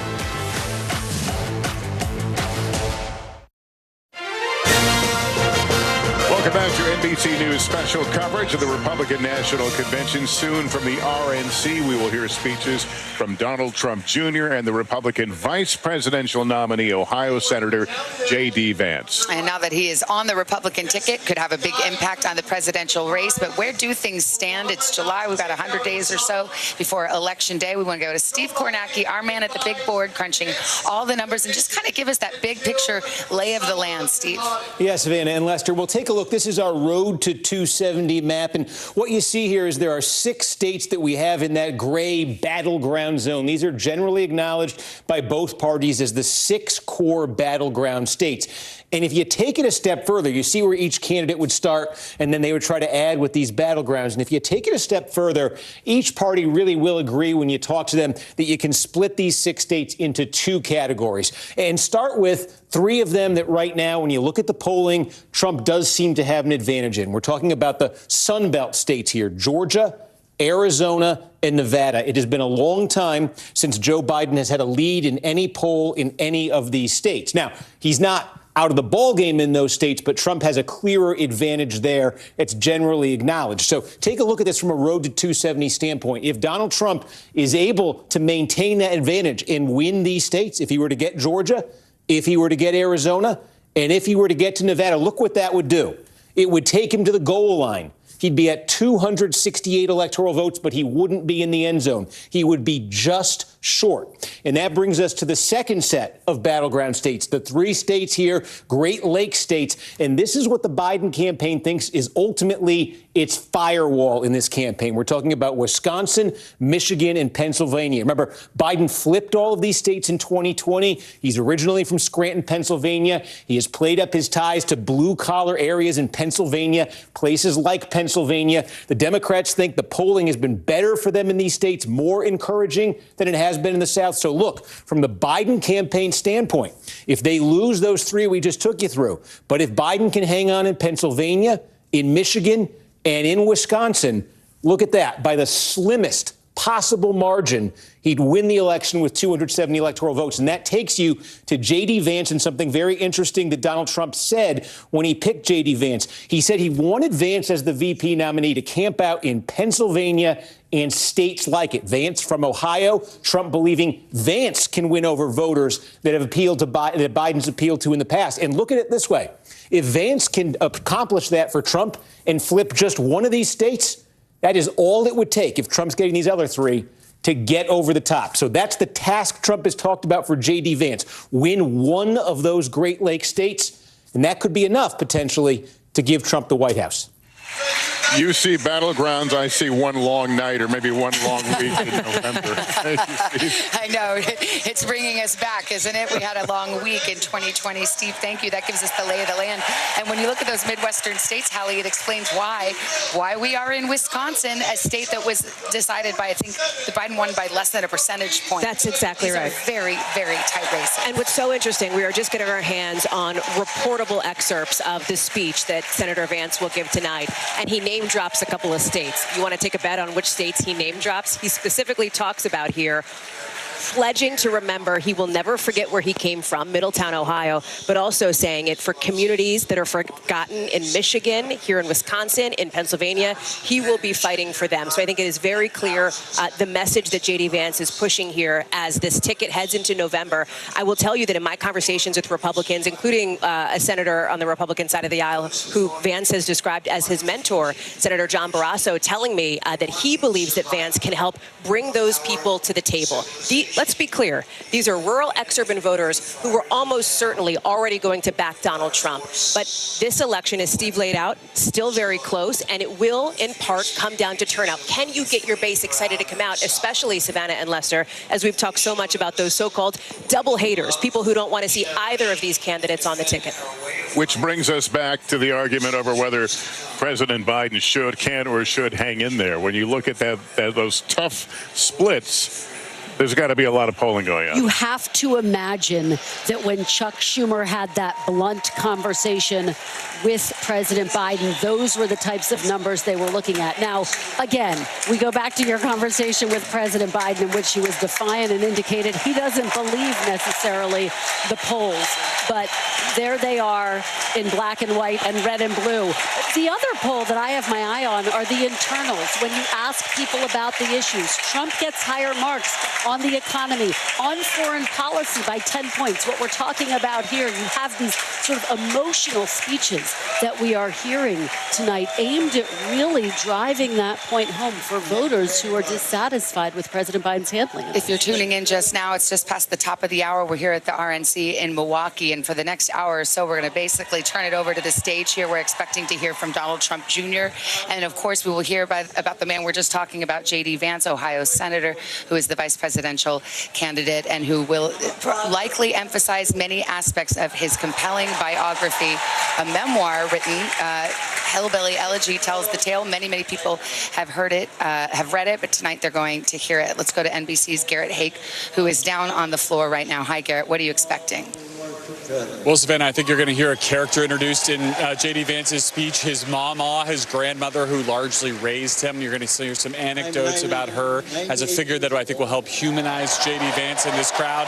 And also, you're going to hear him talk about sort of obliquely the age difference between he and Joe Biden, making that age contrast explicit. Talking about the idea that he, J.D. Vance, a 39-year-old senator, was in 4th grade when Joe Biden supported NAFTA. He will link that to the economic decline in the Midwest. He'll talk about being in high school when he will say that Joe Biden supported the Iraq War. It's a subtle reminder of the difference, of the kind of that focus on Joe Biden that has pervaded this whole convention, and the question of not whether he would be the opponent that Donald Trump will ultimately face or whether it will be someone else. J.D. Vance at just 39 can make that contrast certainly much more clearly than Donald Trump at 78. But we'll hear those elements of J.D. Vance's biography, and I think we're also going to see him really go on the attack, especially in the second half of this speech, about what he will describe as the economic decline of the parts of the country where he grew up, in Middletown, Ohio, and in those Rust Belt states that, as Steve just laid out, could be all that this campaign ultimately ends up being about in October and November. The Nazis were defeated. And Kristen, you would have to think that the Biden folks couldn't get a debate between these two vice presidential candidates soon enough. I think you're absolutely right about that. I mean, they are pushing for this. They are trying to cast Senator J.D. Vance as being extreme on the issue of abortion, on foreign policy. Remember, he's someone who is opposed to more funding to Ukraine. That's one of the many reasons that makes this pick incredibly fascinating, because he does highlight that divide within the Republican Party that the Democrats are going to exploit. The fact that, to some extent, he's a departure from the typical Reagan conservative. He is more isolation. He doesn't see the Russian threat in the way the Biden administration. He doesn't. He says we've got to focus on our own border before we focus on helping Ukraine. Now, former President Donald Trump has taken a slightly different tack. He said, I'm going to end the war in 24 hours if I get into office. When you press him on that argument, as I did in my interview with him last September, he doesn't give you details. But this is something that's going to be in focus, for example, if there is a debate. It's something that the Biden folks are going to aim to highlight. And I want to bring Hallie into this as well, because Hallie, one thing to remember as we watch J.D. Vance, there's been a total transformation. Yeah. He's a senator only for the last 18 months, but in 2016, he was a never-Trumper. He, in fact, compared Trump, he called him America's Hitler, and has had a complete transformation, which he says, look, I gave him a chance. I saw how he acted as president, and I changed my mind. It's this idea of a Parisian structure, Savannah, that we have talked about over the course of this week here. You've seen it from some of the speakers here, and you're seeing it from J.D. Vance now. He is on camera saying that he is a never-Trumper, criticizing former President Trump again and again in 2016 and before. Now he says, I've evolved. He won me over with his presidency. I watched what he did in the White House, and now I'm fully on his side. Allies of the former president, people around the campaign, think that could be a really powerful message to some of those skeptical voters. We've talked a lot about boosting the base. There's also that slice of independent voters, about 30% of whom have not made up their minds just yet, who are out there for the getting if you will. And so there is a sense that J.D. Vance can speak to them by saying, hey, I wasn't a Trump guy initially either, but 8 years later, here I am on the ticket. I think you reported this morning that a senior advisor said the only thing Trump likes more than a loyal supporter is a converted loyal supporter, and he has that in J.D. Vance. Let's go to Tom Yamas. He's down on the floor as chants of USA have broken out as this World War II veteran is on the podium. Hey, Savannah, how are you? It's pretty loud here. As you were saying, they're chanting USA. I'm going to take a walk with our cameraman Ringo here for a little bit. We're going to come down the aisle as this great American war veteran is taking the stage here at the Republican National Convention. I want to bring you down here because there's an interesting delegate, and I want to talk to him. He's wearing a Lincoln hat. If we can come over here, Ringo. Excuse me, sir. Can I talk to you real quick? Yeah, so you have a Lincoln hat on. I know that former President Trump thought that Senator J.D. Vance looked like Lincoln. Is that why you're wearing it? No, I wore this. I wore this all the way back to 2004 in Madison Square Garden. The first one that I attended was at Madison Square. This is my third. How's it going so far? Looking good. Donald Trump gonna win. Yeah. What do you hope Senator J.D. Vance says? I hope he says that get the gas back on, drill, baby, drill. Because I get irritated every time I have to go buy gas. $3 and something a gas. I'm in South Carolina, so it's $3.30-something. So I'd be glad when they start drilling, then clothes, food. You want the prices to come down? Right. Sorry to catch you. What's your name? Here you go. Okay, Alvin Porgy, I appreciate it. Thank you for talking to us. Savannah and Lester, people here on their feet right now, again, listening to this American veteran. A lot of people excited. Anticipation is growing for Senator J.D. Vance.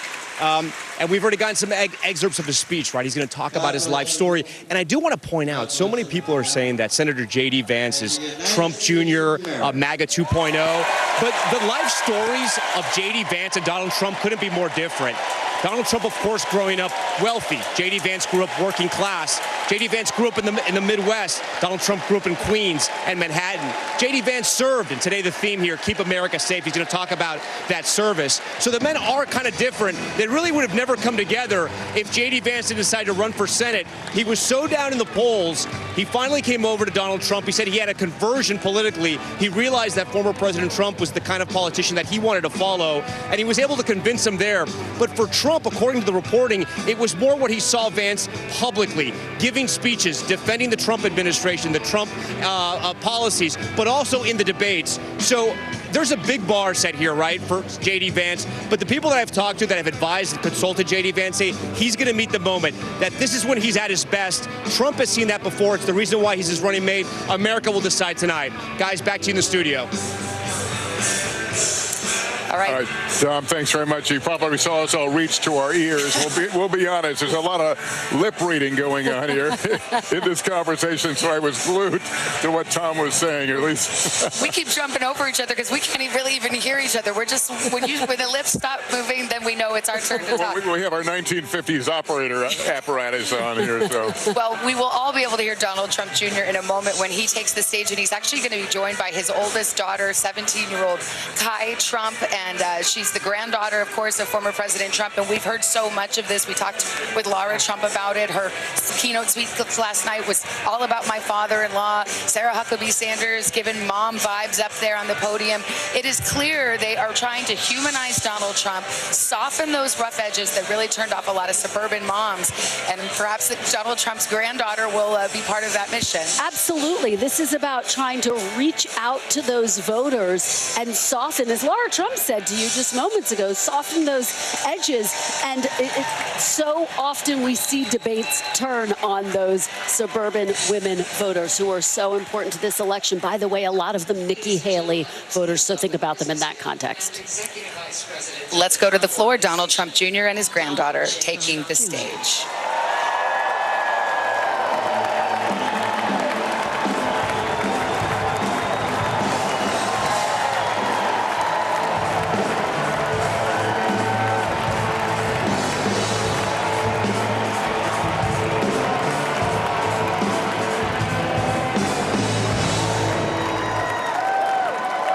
Good evening, America. Before I begin my remarks, I'm going to do something a little uncharacteristic. a Trump is going to give up the microphone. Doesn't happen often. You may never see it again. But I got a call on Monday morning from a young lady who said, "Dad, I want to speak at the RNC."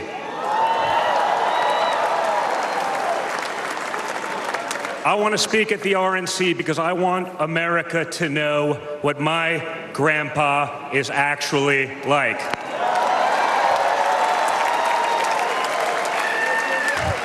So for the first time ever on a stage, first time ever giving a speech, I want to bring out my eldest daughter and the eldest granddaughter of the President of the United States, your favorite president, Kai Madison Trump.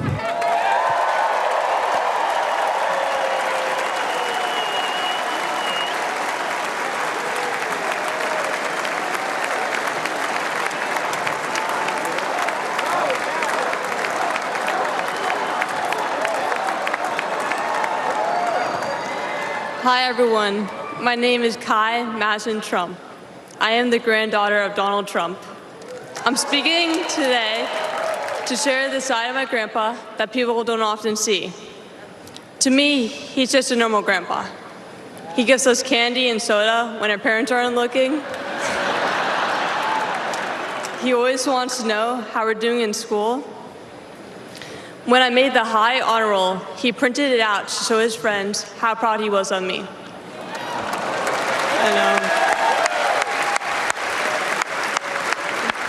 He calls me during the middle of the school day to ask how my golf game is going and tells me all about his. But then I have to remind him that I'm in school and I'll have to call him back later. When we play golf together, if I'm not on his team, he'll try to get inside of my head. I know. And he's always surprised that I don't let him get to me. But I have to remind him, I'm a Trump too.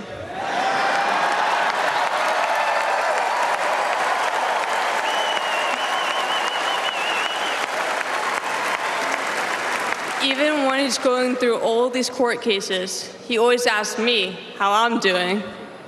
He always encourages me to push myself to be the most successful person I can be. Obviously, he sets the bar pretty high, but who knows, maybe one day I'll catch him. On Saturday, I was shocked when I heard that he has been shot, and I just wanted to know if he was okay. It was heartbreaking that someone would do that to another person. A lot of people have put my grandpa through hell, and he's still standing.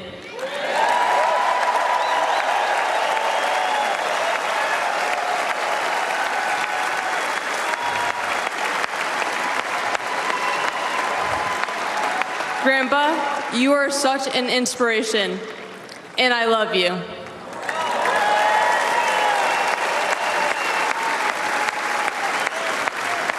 The media makes my grandpa seem like a different person, but I know him for who he is. He's very caring and loving. He truly wants the best for this country, and he will fight every single day to make America great again. Thank you very much.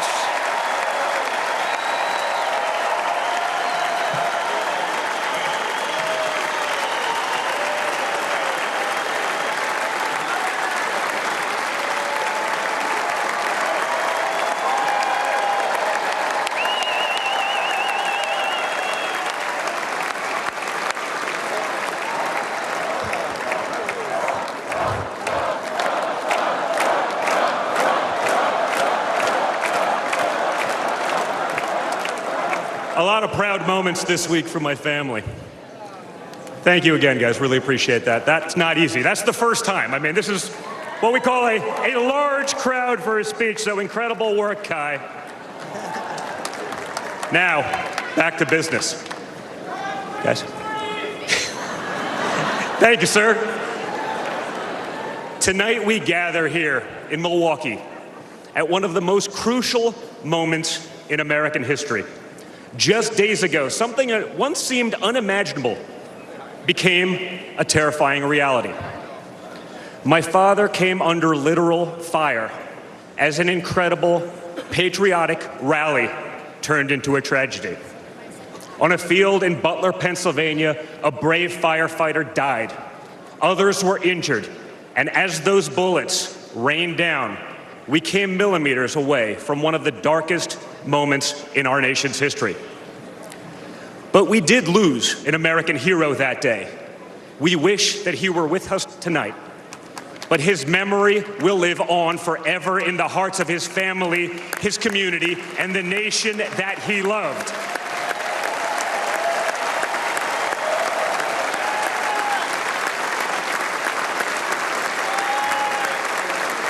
So I would like to take just a moment tonight to express our gratitude for the life and service of American hero Corey Comparator.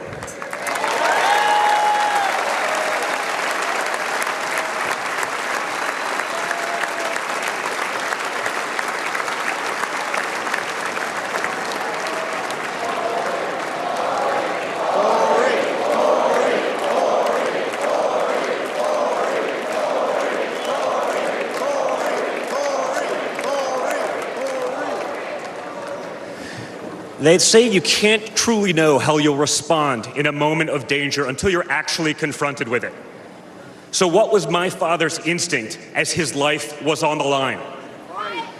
Not to cower, not to surrender, but to show for all the world to see that the next American president has the heart of a lion.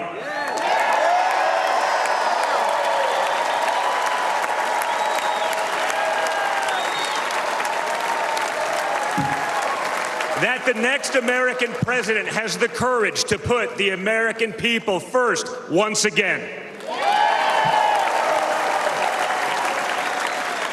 And in that moment, my father didn't just show his character, he showed America's character.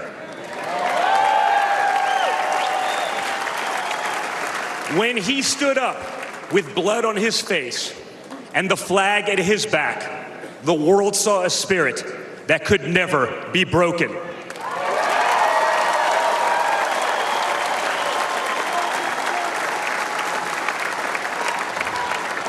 And that is the true spirit of America. America knows what it's like to be down. We know what it's like to be confused and to be afraid. Long before the attempt on my father's life, every American I met was filled with fear and anxiety. They were afraid our country was being torn apart. They were anxious about the massive and chaotic invasion of illegal aliens across our border. They were deeply concerned about partisan lawfare, education indoctrination, and attacks on freedom of speech. Most terrifying of all, they saw that our leaders didn't care, or worse, that they joyfully aided and abetted the erosion of our rights. And the lies. Oh yeah, the lies. We won't ever forget the lies. From left-wing politicians, from their allies in the media, when you hear them in a row, you fully understand the extent they have gone to divide this great nation. They lied about Russia collusion. They lied about Hunter's laptop. They lied about Joe Biden's fitness for office. They lied about the border being secure. They lied about inflation being transitory. They lied about how they would safely withdraw from Afghanistan. They lied about Biden being a, quote, moderate. And they told one nonstop lie after another about my father. But they could only run away from reality for so long. All hell has broken loose in America, and it's impossible to hide anymore.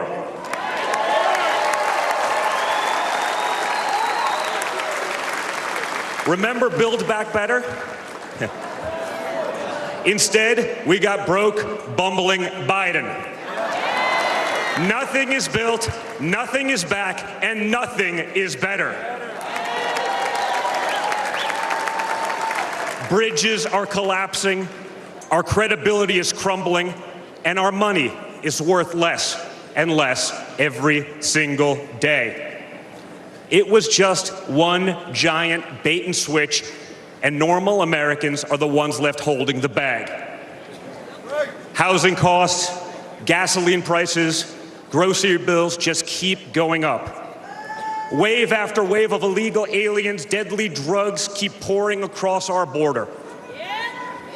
Meanwhile, pro-crime district attorneys have turned our cities into giant crime zones. They've turned criminals into victims, prosecutors into criminal defense attorneys, and police into public enemies. Left-wing activists are pretending to be educators, teaching our kids that there are 57 genders, but they can't even define what a woman is.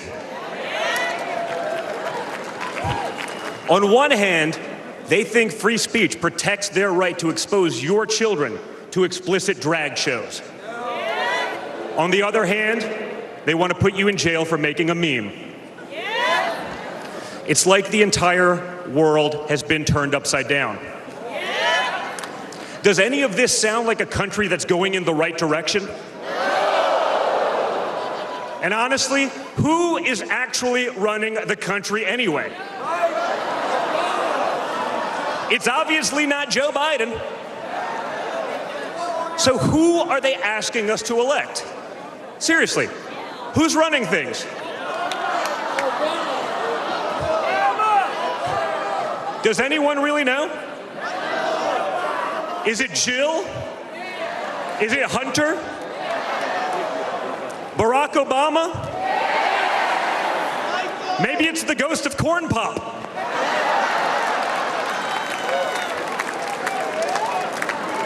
Whoever is running the show, the only thing they are effective at is persecuting my father. They twisted, contorted, and corrupted the criminal code to turn bookkeeping errors into felonies. They concocted new legal theories out of thin air. They imposed gag orders on my father because the last thing a defendant should be able to do is defend himself, right? They punished him for merely speaking the truth. They say they hate Vladimir Putin, but it sure seems like they've spent a lot of time copying his playbook.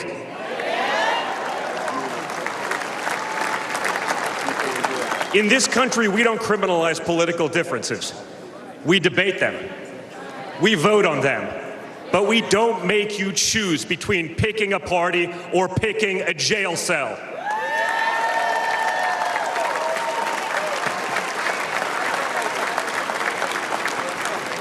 There was a time when the Democrats really wanted what was best for America, even if they had a different way of getting there.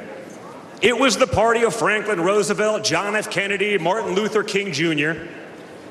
You may have disagreed with that party, but at least you could respect it.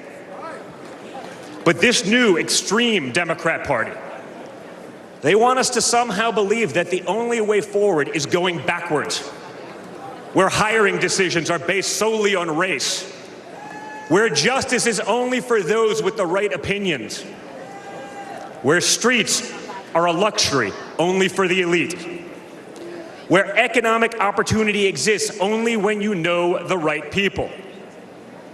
Right now, the America we all grew up with, the America that we love, feels like an old photograph where you sit down with your children and tell them what life used to be like. You look back at that America and remember a country that was confident and proud, an America that knew who it was and what it stood for. And it could all feel like a distant memory. Somewhere along the way we stumbled. Somewhere along the way we lost ourselves. But we can't live on nostalgia. Yes, America was great, but our greatest days are yet to come.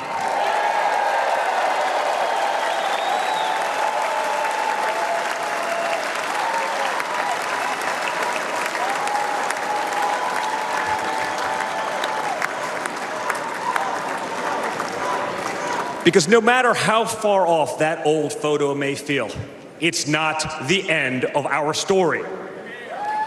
We're like that man who stood on that platform and felt the bullet pierce his flesh just days ago in Pennsylvania. He may have moved to the ground, but he stood back up.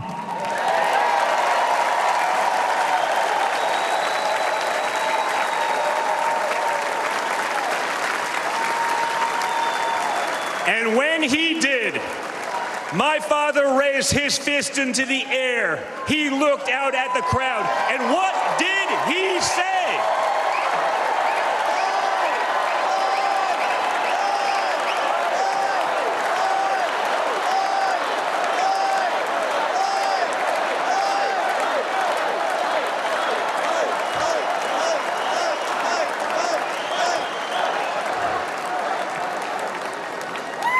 And we will fight. We will fight. We will fight with our voices. We will fight with our ideas.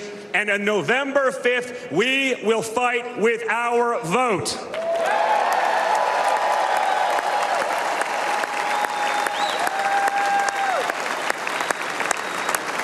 I've always been proud of him, but I've never been prouder of my father than I was in that moment.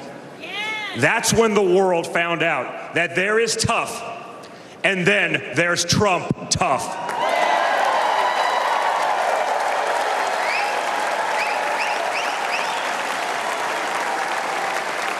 And the good news is, America is Trump tough.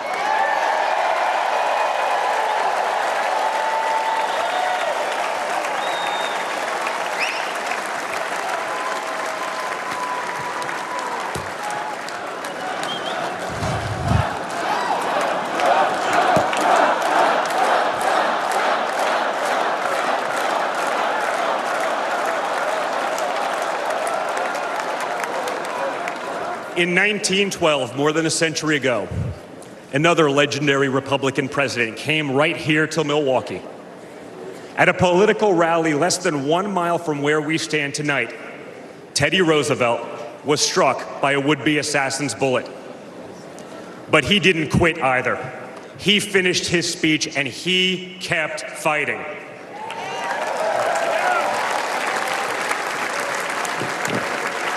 My friends, I don't believe in coincidences, but I do believe in God's plan.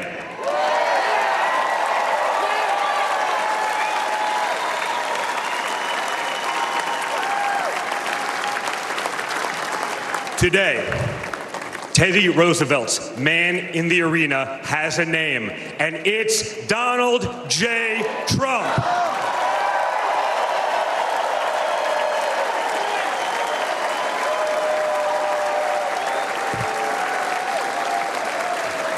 Remember, my father didn't have to run for re-election this year. He doesn't need the money, the fame, the power. Frankly, he doesn't need the witch hunts, the phony investigations, or the political prosecutions either. But he knew he had to run if there was any chance at saving America.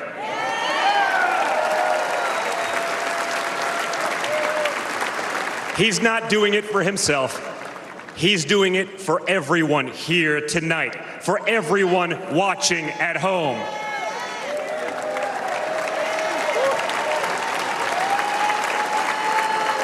No matter who you are, you can be a part of this movement to make America great again.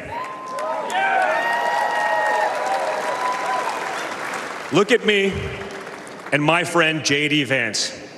A kid from Appalachia and a kid from Trump Tower in Manhattan.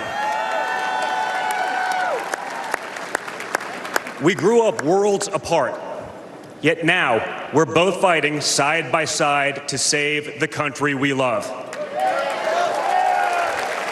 And by the way, J.D. Vance is going to make one hell of a vice president.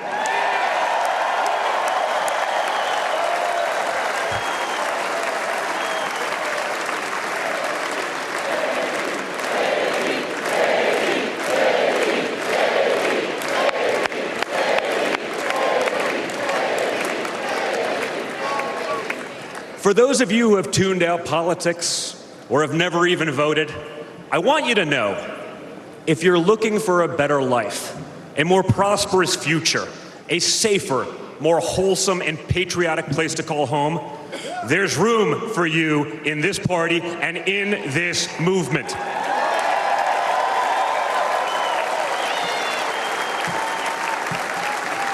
In fact, you're the ones who matter most of all. My father has always said that the people he gets along with best are the people who really work for a living.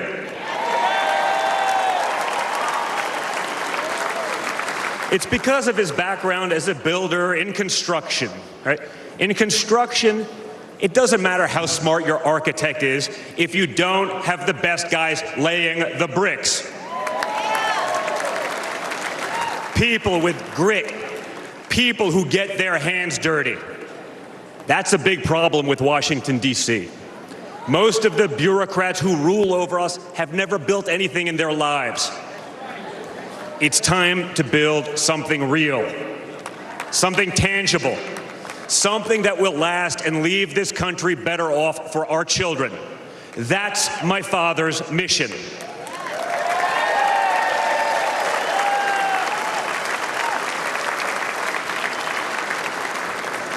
This November, we have a choice. It's a choice between one team that wants to build this country up and another that wants to tear this country down. It's a choice between people who are proud of America and people who are ashamed of America. And ultimately, it's a choice between America last and America first.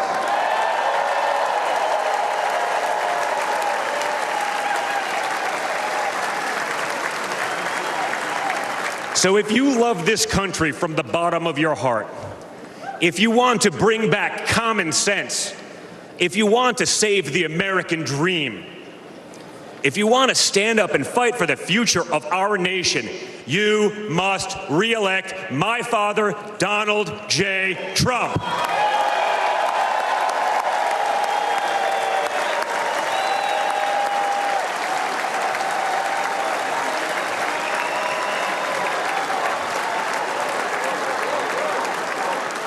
Together, we will make America great once again. Thank you. Thank you, Wisconsin. If you were craving a late evening snack of red meat, you just got it from Donald Trump Jr., who has kind of lifted the cap off some of the issues, some of the grievances that we're used to hearing from the Trump campaign.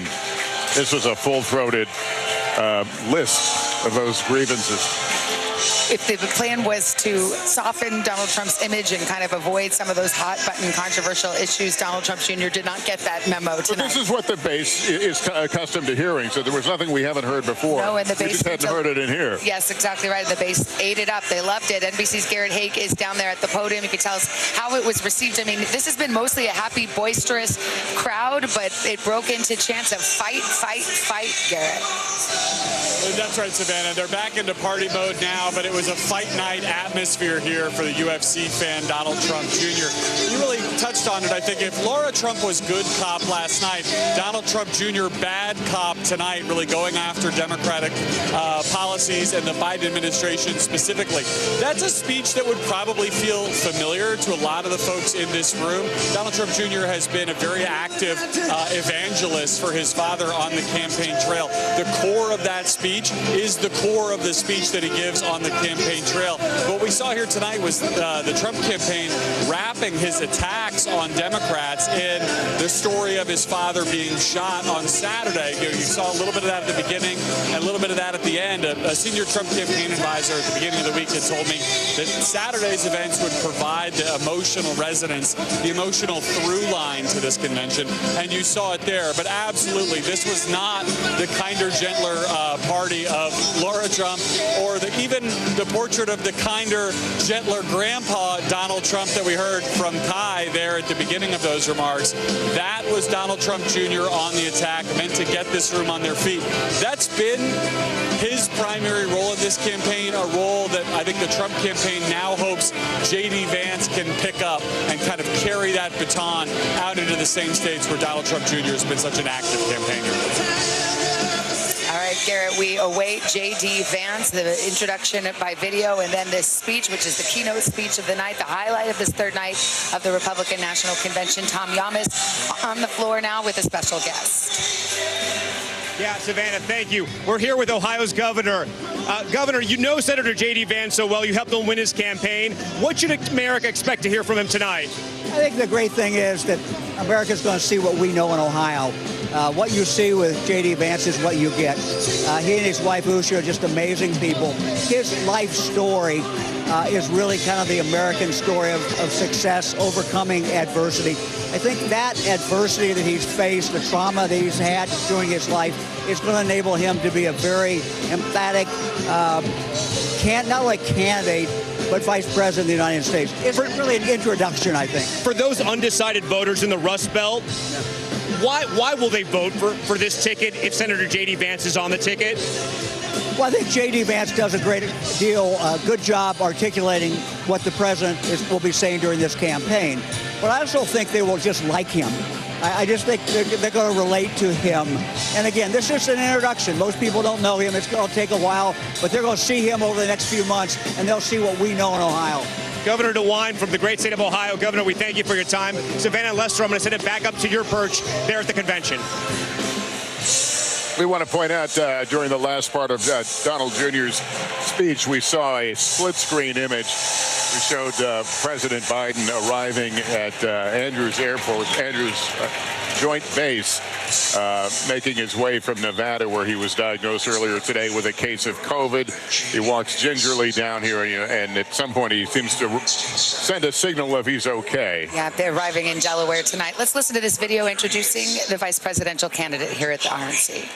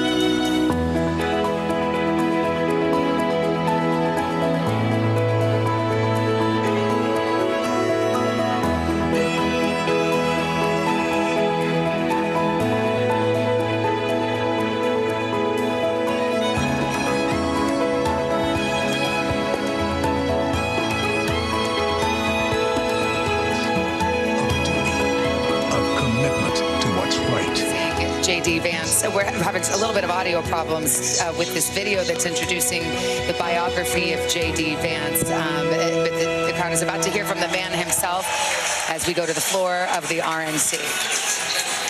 Welcome, Usha Vance.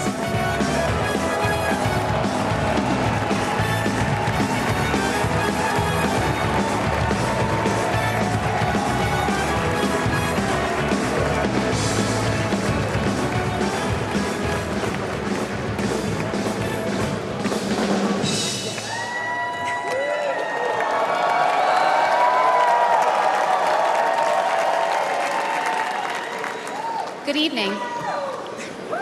Good evening. When I was asked to introduce my husband, J.D. Vance, to all of you, I was at a loss. What could I say that hasn't already been said before? After all, the man was already the subject of a Ron Howard movie. J.D. has shared much of his life through his own eloquent words.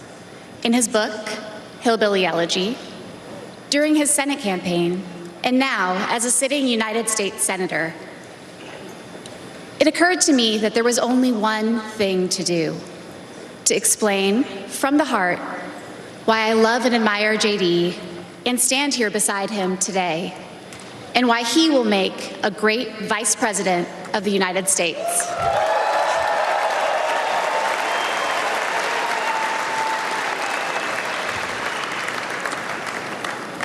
I met JD in law school when he was fresh out of Ohio State, which he attended with the support of the GI Bill.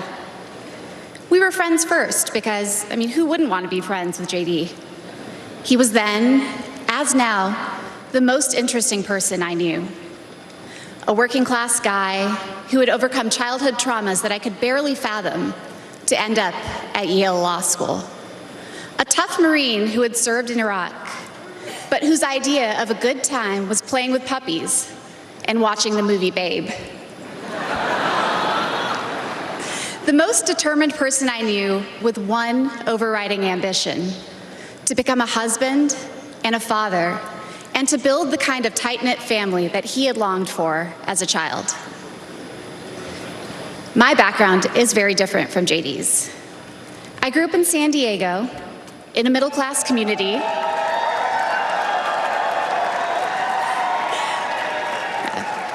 with two loving parents, both immigrants from India, and a wonderful sister. That JD and I could meet at all, let alone fall in love and marry, is a testament to this great country.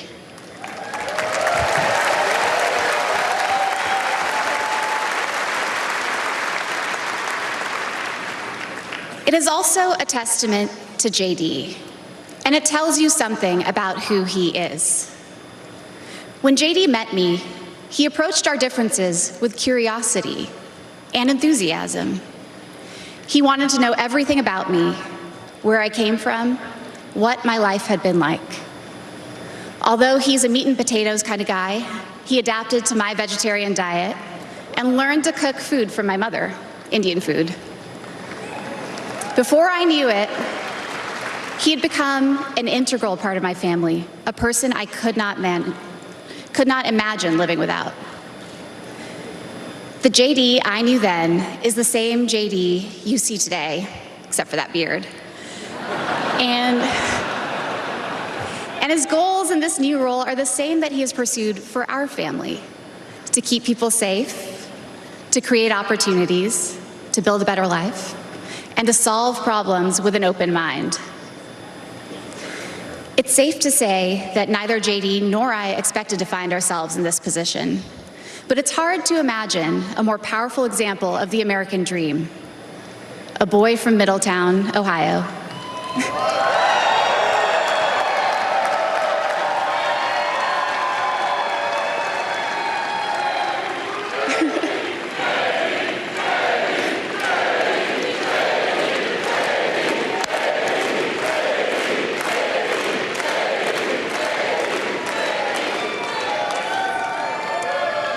Raised by his grandmother through tough times, chosen to help lead our country through some of its greatest challenges.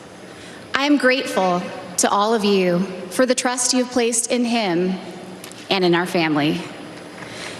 And with that, it is my great privilege to introduce my husband and the next Vice President of the United States, JD Vance.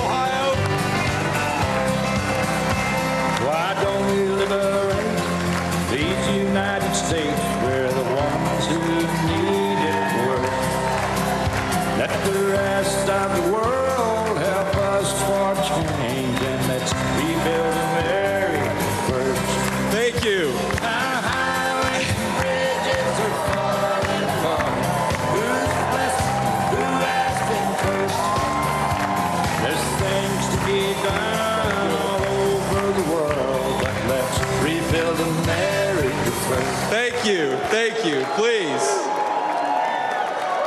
Wow. Wow.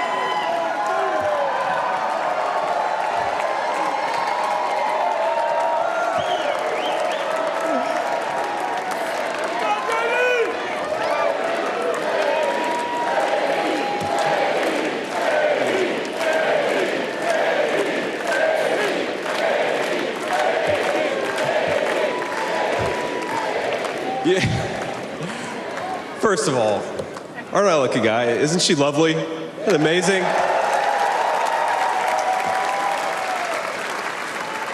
Greetings, Milwaukee, my fellow Americans and my fellow Republicans. My name is J.D. Vance from the great state of Ohio.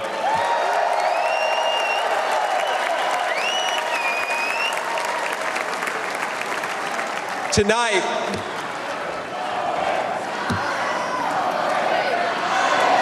O-H-I-O, O-H-I-O. You guys, we're gonna chill with the Ohio love. We gotta win Michigan too here, so.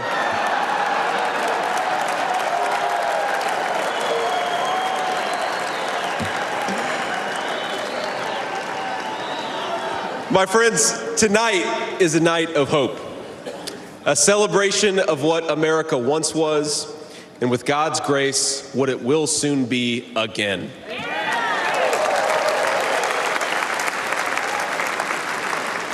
And it is a reminder of the sacred duty we have to preserve the American experiment, to choose a new path for our children and grandchildren.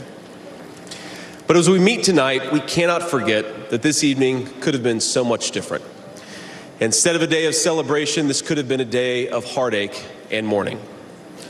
For the last 8 years, President Trump has given everything he has to fight for the people of our country.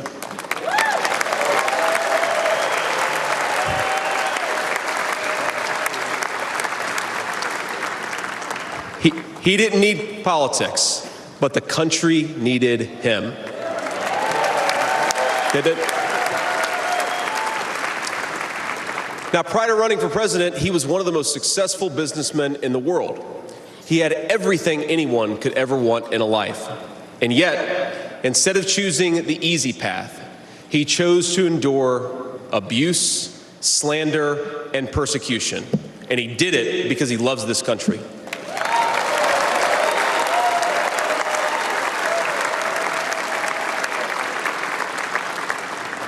I want all Americans to go and watch the video of a would-be assassin coming a quarter of an inch from taking his life. Consider the lies they told you about Donald Trump, and then look at that photo of him, defiant, fist in the air, when Donald Trump rose to his feet in that Pennsylvania field. All of America stood with him.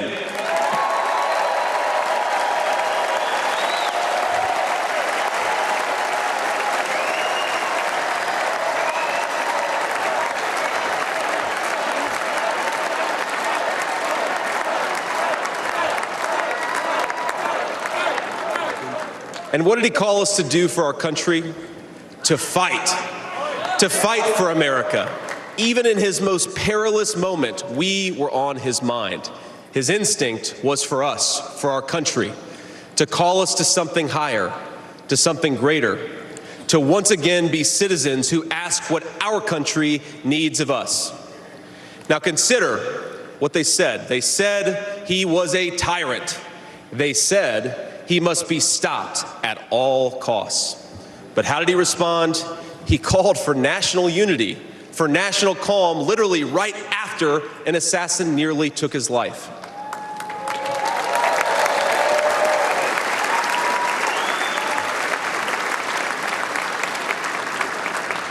He remembered the victims of the terrible attack, especially the brave Corey Compertori, who gave his life to protect his family. God bless him. And then President Trump flew to Milwaukee and got back to work.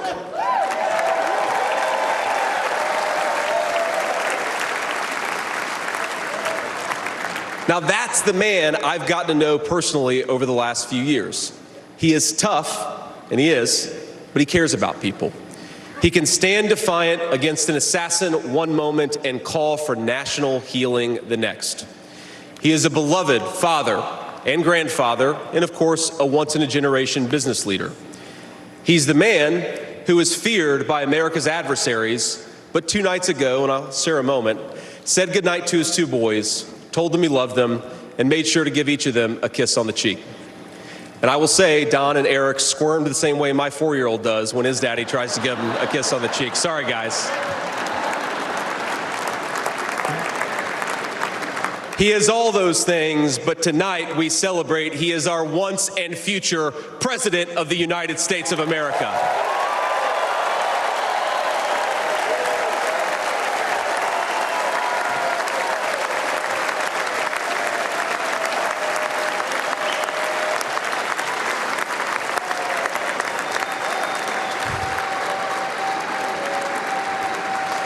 Now,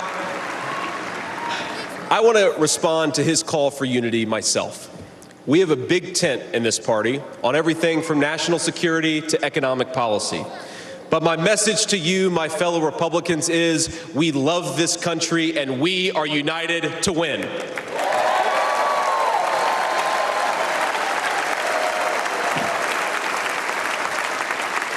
Right.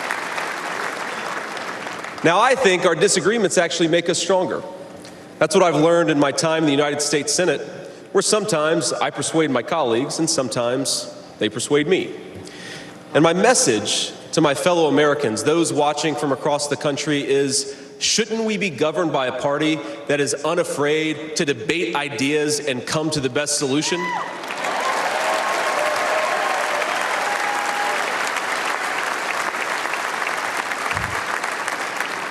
That's the Republican Party of the next 4 years, united in our love for this country and committed to free speech and the open exchange of ideas.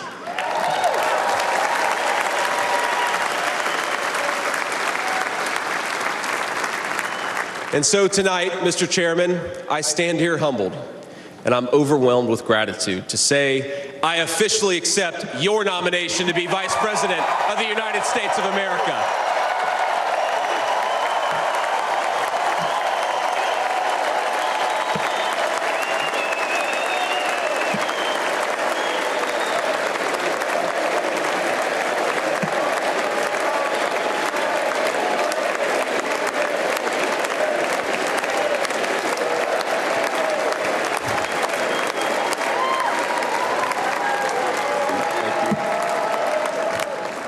Now, never in my wildest imagination could I have believed that I'd be standing here tonight.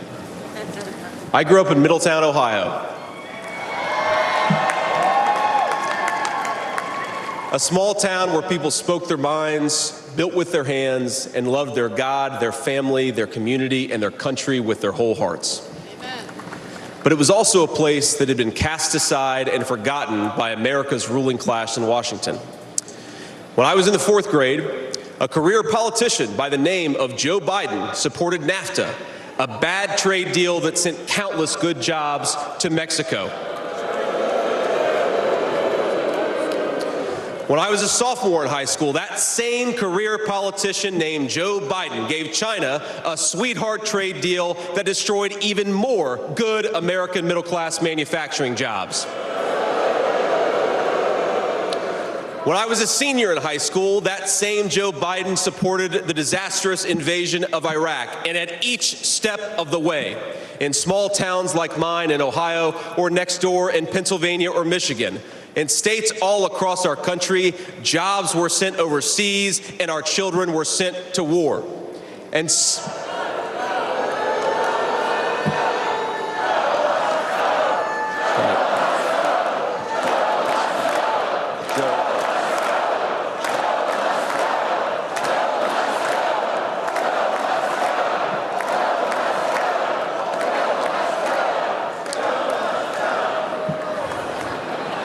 I agree. And somehow, a real estate developer from New York City by the name of Donald J. Trump was right on all of these issues while Biden was wrong.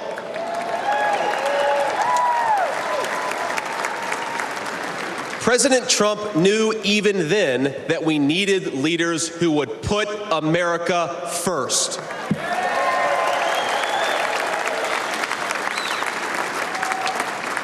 Now, thanks to these policies that Biden and other out-of-touch politicians in Washington gave us, our country was flooded with cheap Chinese goods, with cheap foreign labor, and in the decades to come, deadly Chinese fentanyl. Joe Biden screwed up, and my community paid the price. Now, I was lucky. Despite the closing factories and the growing addiction in towns like mine, in my life, I had a guardian angel by my side. She was an old woman who could barely walk, but she was tough as nails. I called her Mamaw, the name we hillbillies gave to our grandmothers.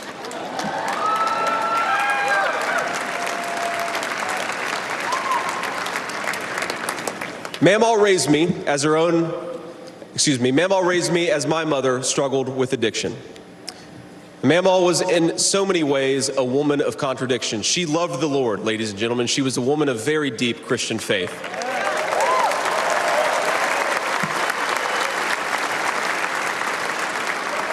But she also loved the F word. I'm not kidding. She could make a sailor blush. Now, she once told me, when she found out that I was spending too much time with a local kid who was known for dealing drugs, that if I ever hung out with that kid again, she would run him over with her car.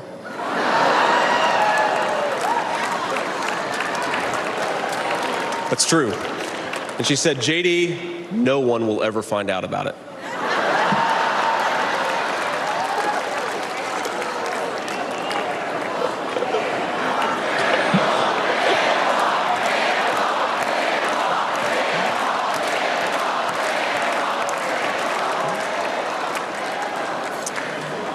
Now, thanks to that Mamaw, things worked out for me. After 9/11, I did what thousands of other young men my age did in that time of soaring patriotism and love of country. I enlisted in the United States Marines.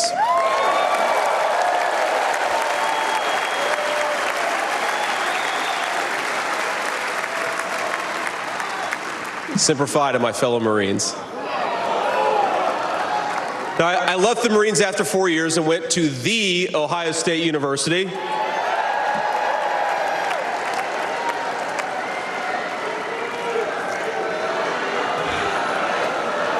I'm sorry, Michigan. I had to get that in there.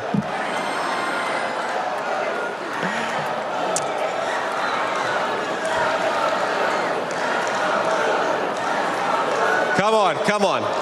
We've had enough political violence. Now, after Ohio State, I went to Yale Law School, where I met my beautiful wife. And then I started businesses to create jobs in the kind of places that I grew up in. Now, my work taught me that there is still so much talent and grit in the American heartland. There really is. But for these places to thrive, my friends, we need a leader who fights for the people who built this country.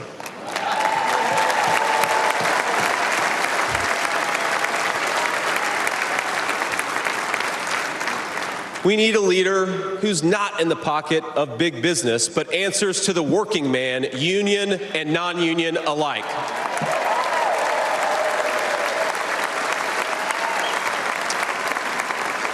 A leader who won't sell out to multinational corporations, but will stand up for American companies and American industry.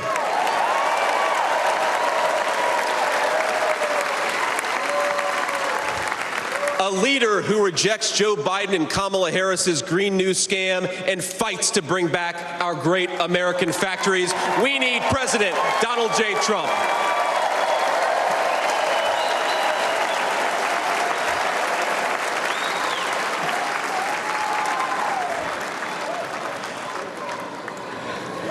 Some people tell me I've lived the American dream, and of course they're right, and I'm so grateful for it.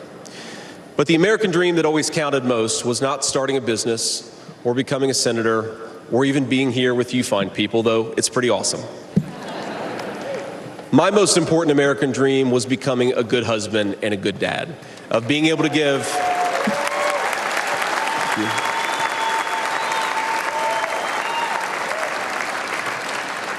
I wanted to give my kids the things that I didn't have when I was growing up. And that's the accomplishment that I'm proudest of. That tonight, I'm joined by my beautiful wife, Usha, an incredible lawyer and a better mom, and our 3 beautiful kids, Ewan, who's 7, Vivek, who's 4, and Mirabelle, who's 2. Now, they're back at the hotel, and kids, if you're watching, Daddy loves you very much, but get your butts in bed. It's 10 o'clock. But my friends, things did not work out well for a lot of kids I grew up with. Every now and then, I will get a call from a relative back home who asks, "Did you know so-and-so?" And I'll remember a face from years ago, and then I'll hear they died of an overdose. As always, America's ruling class wrote the checks. Communities like mine paid the price. For decades, that divide between the few with their power and comfort in Washington and the rest of us only widened. From Iraq to Afghanistan, from the financial crisis to the Great Recession, from open borders to stagnating wages, the people who govern this country have failed and failed again.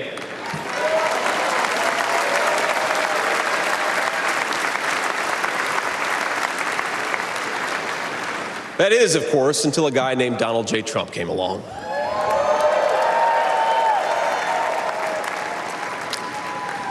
President Trump represents America's last best hope to restore what, if lost, may never be found again. A country where a working-class boy born far from the halls of power can stand on this stage as the next Vice President of the United States of America.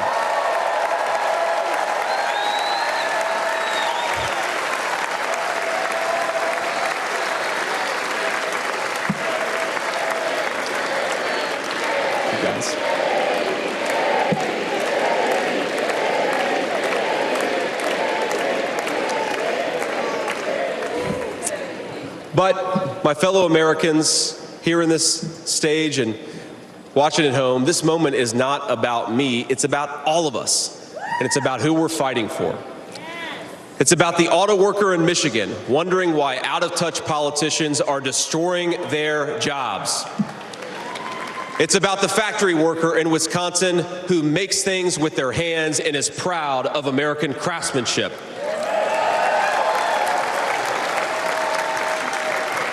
It's about the energy worker in Pennsylvania and Ohio who doesn't understand why Joe Biden is willing to buy energy from tin-pot dictators across the world when he could buy it from his own citizens right here in our own country.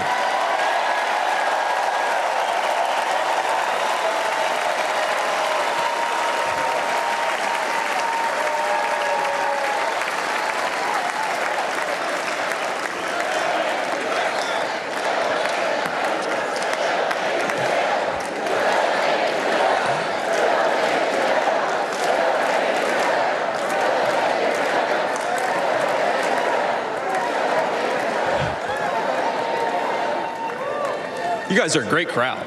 Wow. And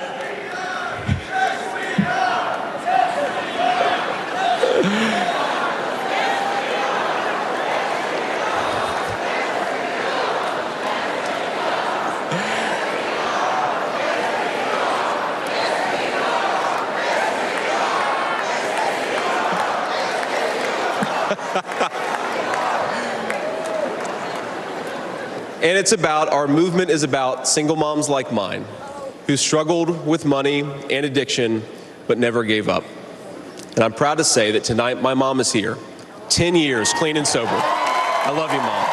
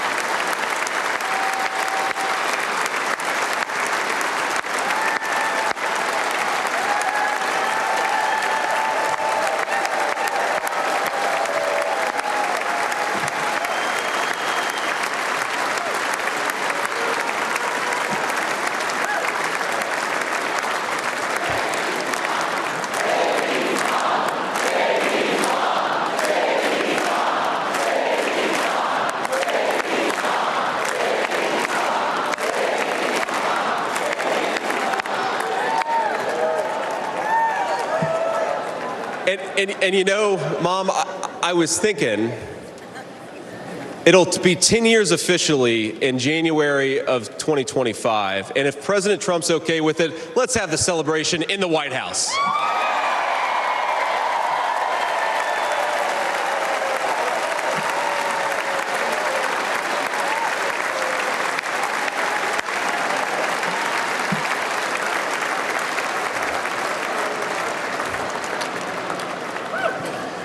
And our movement, ladies and gentlemen, it's about grandparents all across this country who are living on Social Security and raising grandchildren they didn't expect to raise.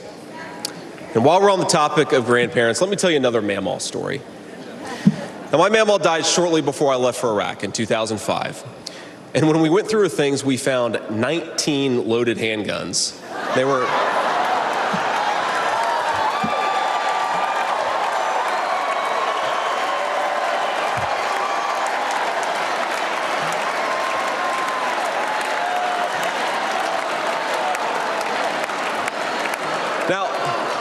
The thing is, they were stashed all over her house, under her bed, in her closet, in the silverware drawer. And we wondered what was going on, and it occurred to us that towards the end of her life, Mamaw couldn't get around so well. And so this frail old woman made sure that no matter where she was within arm's length of whatever she needed to protect her family. That's who we fight for. That's American spirit.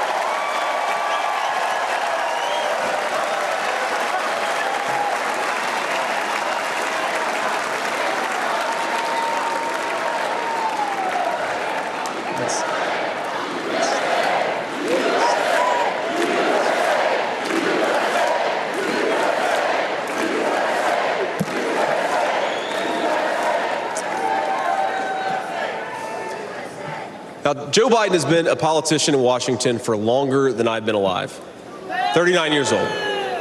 Kamala Harris is not much further behind. For half a century, he's been the champion of every major policy initiative to make America weaker and poorer. And in 4 short years, Donald Trump reversed decades of betrayals inflicted by Joe Biden and the rest of the corrupt Washington insiders.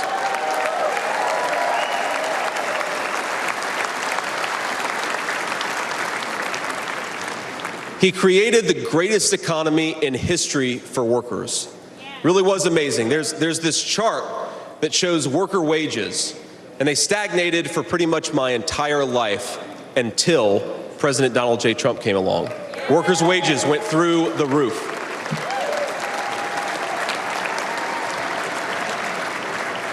And just imagine what he's going to do when we give him 4 more years.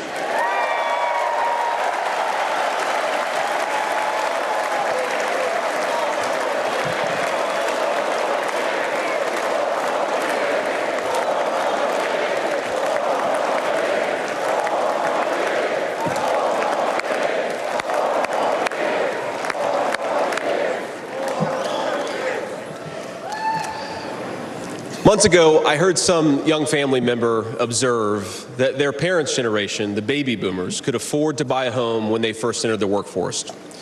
But I don't know, this person observed, if I'll ever be able to afford a home. The absurd cost of housing is the result of so many failures, and it reveals so much about what's broken in Washington. I can tell you exactly how it happened. Wall Street barons crashed the economy and American builders went out of business. As tradesmen scrambled for jobs, houses stopped being built. The lack of good jobs, of course, led to stagnant wages. And then the Democrats flooded this country with millions of illegal aliens. So citizens had to compete with people who shouldn't even be here for precious housing. Joe Biden's inflation crisis, my friends, is really an affordability crisis. And many of the people that I grew up with can't afford to pay more for groceries, more for gas, more for rent, and that's exactly what Joe Biden's economy has given them.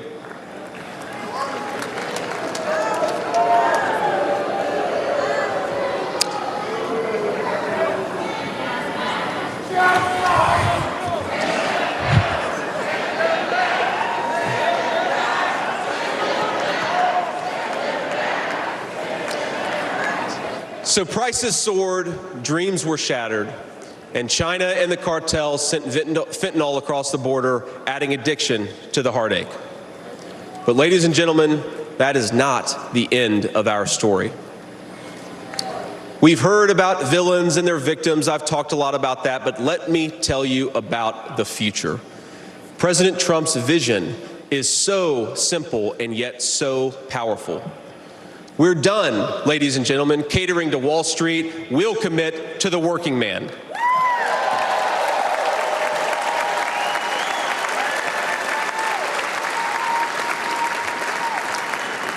We're done importing foreign labor. We're going to fight for American citizens and their good jobs and their good wages.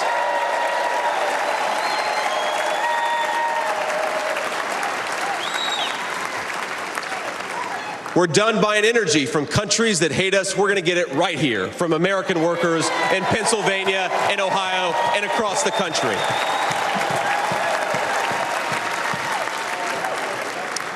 We're done sacrificing supply chains to unlimited global trade, and we're going to stamp more and more products with that beautiful label, Made in the USA.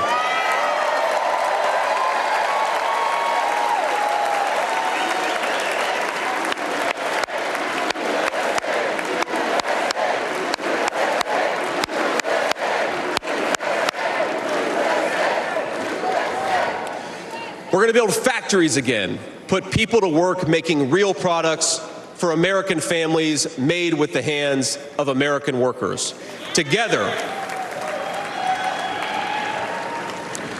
we will protect the wages of American workers and stop the Chinese Communist Party from building their middle class on the backs of American citizens.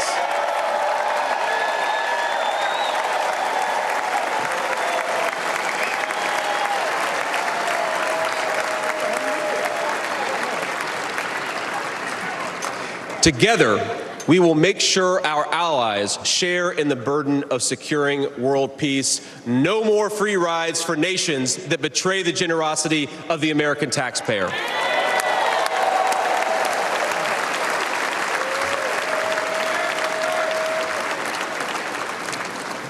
Together, we will send our kids to war only when we must. But as President Trump showed with the elimination of ISIS and so much more, when we punch, we're going to punch hard.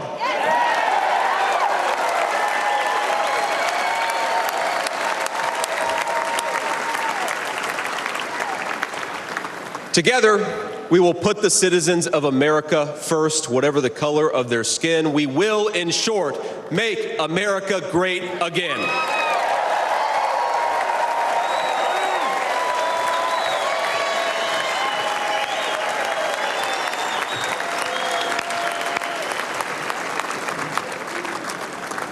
You know, one of the things that you hear people say sometimes is that America is an idea. And to be clear, America was indeed founded on brilliant ideas like the rule of law and religious liberty, things written into the fabric of our Constitution and our nation.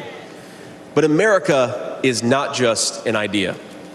It is a group of people with a shared history and a common future. It is, in short, a nation. Now, it is part of that tradition, of course, that we welcome newcomers. But when we allow newcomers into our American family, we allow them on our terms.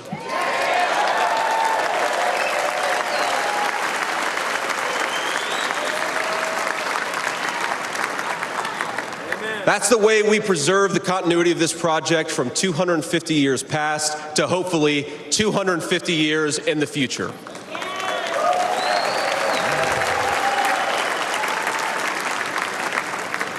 And let me illustrate this with a story, if I may. I'm, of course, married to the daughter of South Asian immigrants to this country. Incredible people. People who genuinely have enriched this country in so many ways. And, of course, I'm biased because I love my wife and her family, but it's true. Now, when I proposed to my wife, we were in law school, and I said, honey, I come with $120,000 worth of law school debt and a cemetery plot on a mountainside in eastern Kentucky.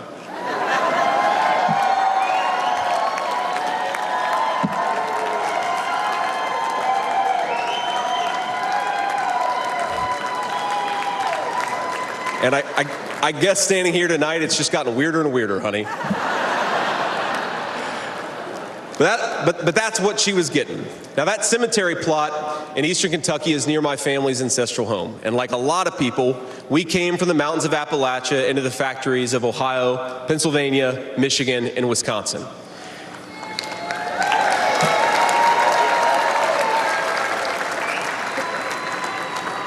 Now, that's Kentucky coal country, one of the 10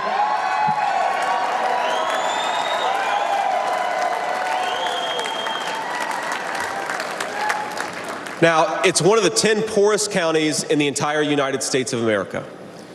They are very hardworking people, and they're very good people. They're the kind of people who would give you the shirt off their back even if they can't afford enough to eat. And our media calls them privileged and looks down on them. But they love this country, not only because it's a good idea, but because in their bones they know that this is their home. And it will be their children's home, and they would die fighting to protect it.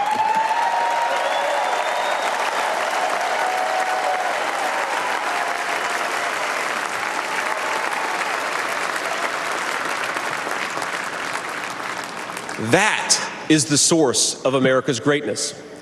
As a United States Senator, I get to represent millions of people in the great state of Ohio with similar stories, and it is the great honor of my life. Now, in that cemetery, there are people who were born around the time of the Civil War. And if, as I hope, my wife and I are eventually laid to rest there, and our kids follow us, there will be 7 generations just in that small mountain cemetery plot in eastern Kentucky. 7 generations of people who have fought for this country, who have built this country, who have made things in this country, and who would fight and die to protect this country if they were asked to.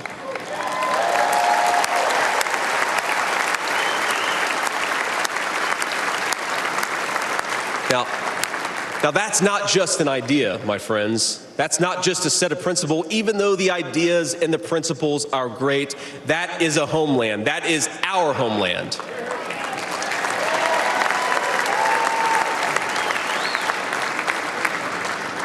People will not fight for abstractions, but they will fight for their home. And if this movement of ours is going to succeed, and if this country is going to thrive, our leaders have to remember that America is a nation and its citizens deserve leaders who put its interests first.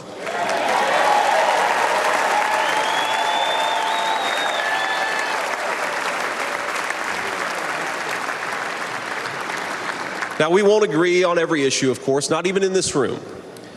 We may disagree from time to time about how best to reinvigorate American industry and renew American family. That's fine. In fact, it's more than fine. It's good.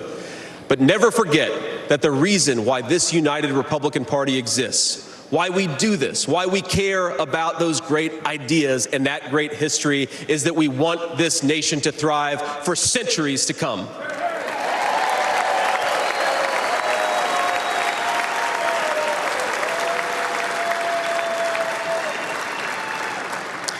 Now, eventually in that mountain cemetery, my children will lay me to rest. And when they do, I would like them to know that thanks to the work of this Republican Party, the United States of America is as strong and as proud and as great as ever.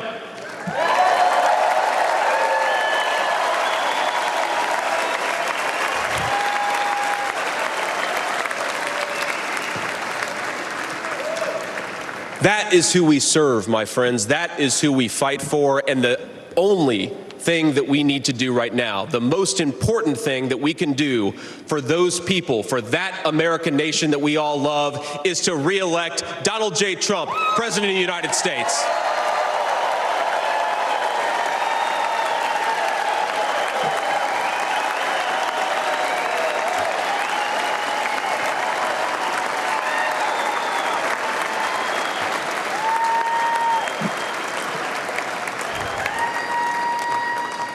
Mr. President, I will never take for granted the trust you have put in me. And what an honor it is to help achieve the extraordinary vision that you have for this country. Now, I pledge to every American, no matter your party, I will give you everything I have to serve you and to make this country a place where every dream you have for yourself, your family, and your country will be possible once again.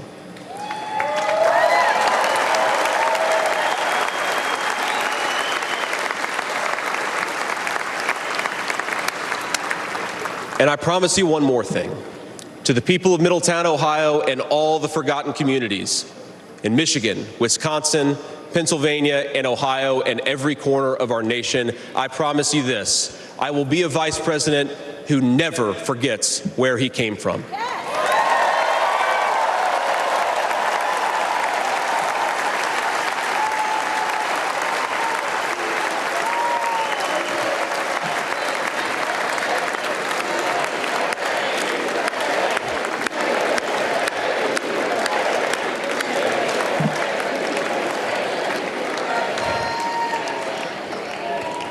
And every single day for the next 4 years, when I walk into that White House to help President Trump, I will be doing it for you, for your family, for your future, and for this great country. Thank you. God bless all of you, and God bless our great country.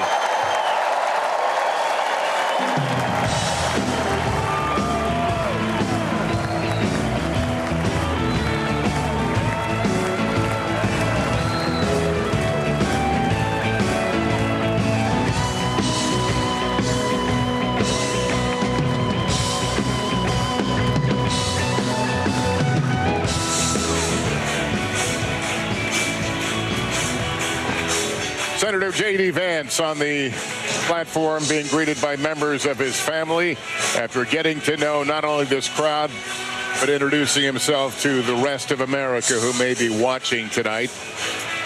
Talking a lot about his personal roots, his personal story.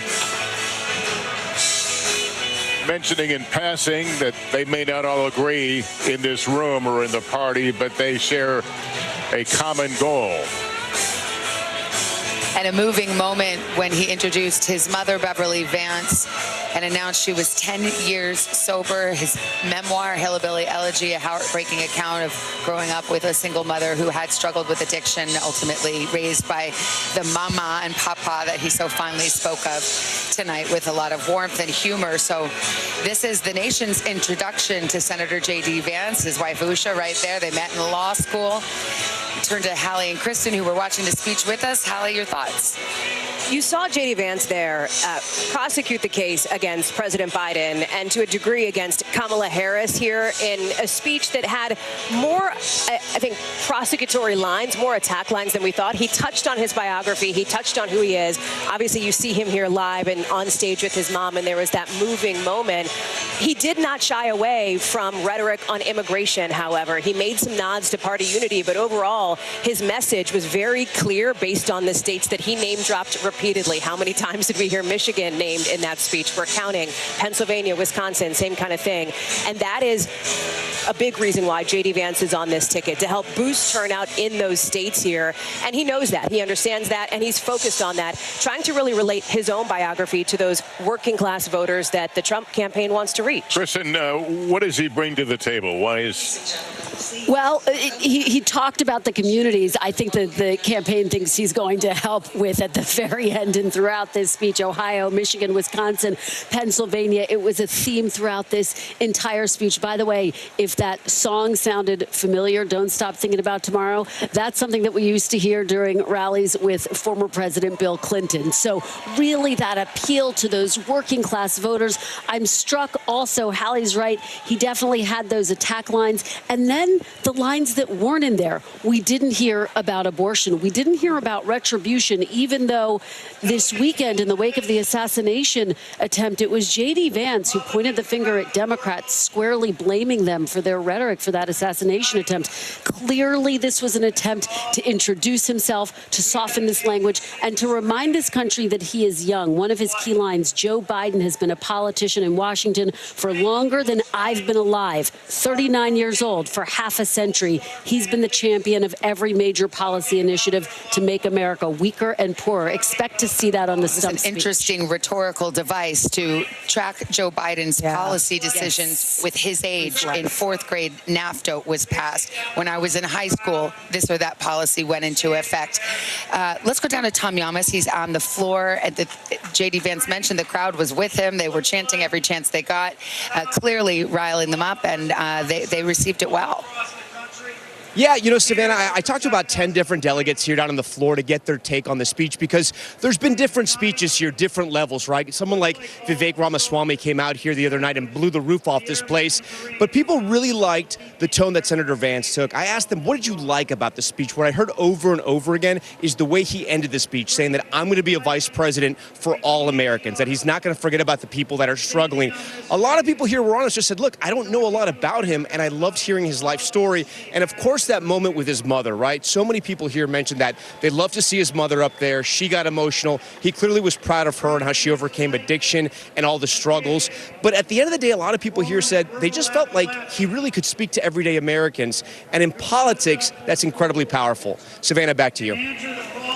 All right, Tom, thank you. And it's a split screen image. In fact, it was literally a split screen as we saw President Biden arriving in Delaware, where he will now recover from COVID. That diagnosis announced today. And the political drama that is swirling around him right now, Adam Schiff, the influential congressman, calling for him to step aside, reporting from NBC News and others that Biden had met personally one-on-one with Senator Schumer, the Democratic leader, who had a blunt conversation with him. We're hearing rumblings from Speaker Pelosi. We're starting to see a groundswell among leaders of the Democratic Party, seems asking the president to step aside. That said, there's a real question of just how open he is to this argument here, especially with NBC News reporting in the last 24 hours that he's been exasperated, he and his team, with this continued push, these continued calls that we've seen trickle out and then, of course, flood out from Democrats who want him to step off the ticket here. And bringing it back to the RNC, you heard, and in your conversation with Laura Trump, Savannah and Lester, they understand that this is the dynamic playing out in the party. It is partly why there has been such an effort to cast the GOP as unified, in contrast to what's happening in the Democratic Party right now. It is very real. The anxiety is very high. And I think these signals coming out from top Democratic leaders, I mean, these are people who have known Joe Biden for decades. Having these conversations, incredibly difficult and also significant given this moment. And letting them become public, it's all very, very calculated, likely. So we'll see how it plays out. I mean, Lester, you were with him. You just interviewed President Biden 2 days after this conversation. And he has the same answer. You know, 14 million people voted for me, not taking into account that many of those 14 million may be of a different mind now, witnessing what they've witnessed. I kept thinking as I was watching this, for Democrats, this clock is ticking. We don't know what the actual number on the clock is, but to watch this, to rebut this, is going to be a challenge, if not knowing who the nominee is going to be. All of that said, the Biden campaign and sources that I talked to there continue to say, listen, we believe that the polls are still close. Donald Trump is not running away with this far and wide at this point. All right. Well, that concludes our coverage for our NBC local stations, but coverage of the Republican National Convention continues with Tom Yamas and Hallie Jackson on our streaming network, NBC News Now. We will see you back here tomorrow night, the final night of the Republican National Convention. Former President Trump will speak. We'll be here 9 o'clock Eastern Time right here on NBC, and see it bright and early on Today.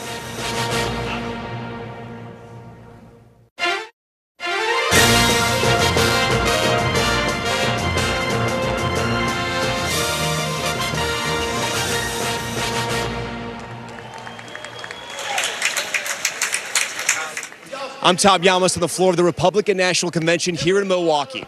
We are grateful for your mercy and your protection here tonight. Father, we give you glory. All right, we're just wrapping up our coverage on the network. We're here on Vice NBC presidential News Republican Now. nominee J.D. Vance here.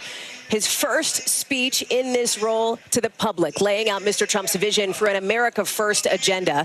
He touched on his personal story, but did not back away from that rhetoric, including on issues like immigration. I want to go to Tom back down on the floor. This is the wrap-up point now, Tom. This time tomorrow night, we will have heard from former President Trump. The balloons will be falling, but for now, all eyes are on J.D. Vance.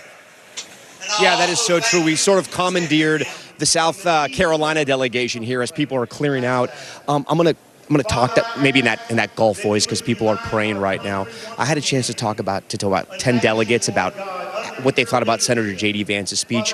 What I heard was kind of the same theme, right? A lot of people admitted they didn't really know him that well, and so it was good to hear his life story. They also liked how he promised to talk to everyday Americans and never to forget those people, especially in those sort of blue wall states, the Midwest states that are so important to this election, but also in every corner of America. And also that moment with his mother. A lot of people talked about how they loved that he brought her up there. The cameras were on her. She was so emotional. Standing ovation for her that she was able to overcome addictions, raise a son who could serve our country, go to Yale Law School, and eventually become a senator and now the running mate on the Republican ticket. So people definitely felt that Vance connected with him, at least down here, and people were happy. I will say, I mean, there have been other speakers that have come in here and have blown the roof off the place. People like Vivek Ramaswamy, people like Peter Navarro, who came here, just threw a lot of red meat.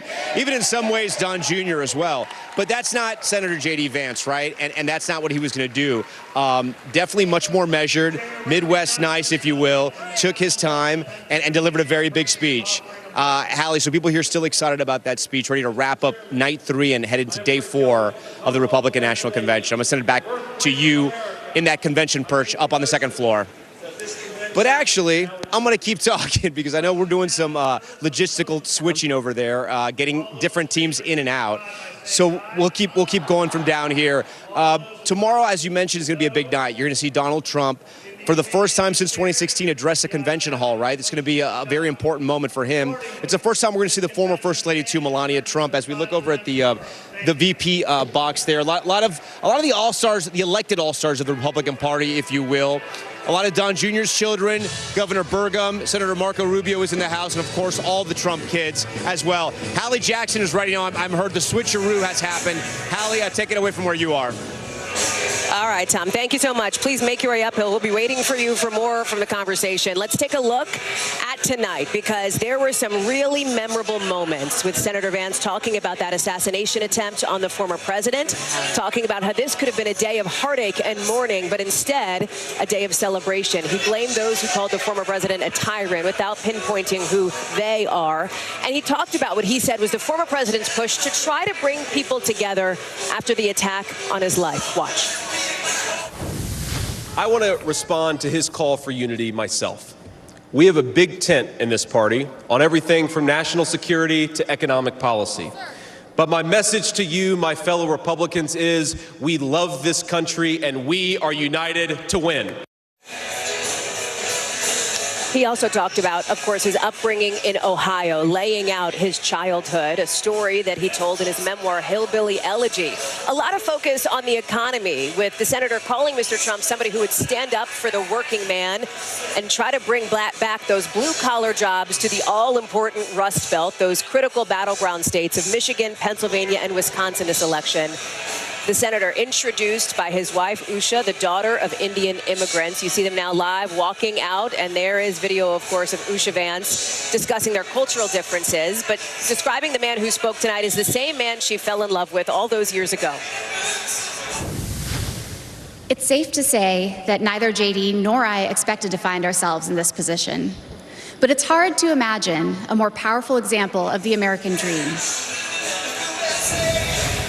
Senator Vance, introduced by somebody who knows former President Trump well, and by one of his friends, Donald Trump Jr., somebody who's been a fierce private advocate for J.D. Vance, according to our reporting, and somebody who has publicly stood up for him as well. With NBC News reporting, he played a key role in getting his dad to pick the senator as his running mate. Don Jr. giving what you could describe as that classic Trump speech, filled with fiery rhetoric, throwing red meat to the conservative base, a speech that is likely to be different from his father's tomorrow night if, in fact, these calls for unity, as described by those around former President Trump in his remarks tomorrow, do end up hold. He accused Democrats of lying about President Biden's mental fitness and of criticizing the legal trouble his father has faced. Watch. In this country, we don't criminalize political differences. We debate them. We vote on them. But we don't make you choose between picking a party or picking a jail cell. Might have also been the first witch hunt reference we've heard this convention, a very common phrase at Donald Trump rallies over the course of the last 6-7 years. I want to bring in now the moderator of Meet the Press, Kristen Welker, as well as our NBC News senior political analyst, Chuck Todd. It's good to have both of you here with us tonight.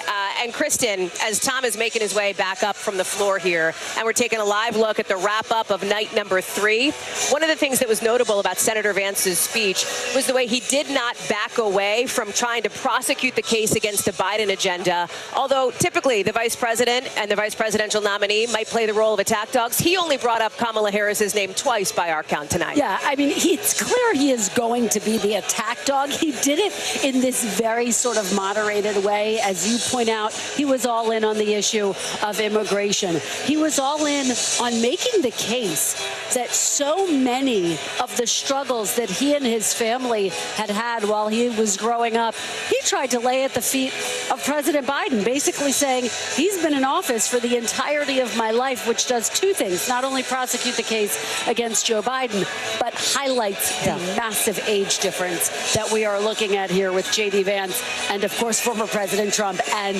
President Biden. So I thought that was notable. But this wasn't a grievance-filled speech. It wasn't what we heard from Don Jr. That's right. The tone was very different, and I think that's significant. Now, will that shift once he's out on the campaign trail? Possibly.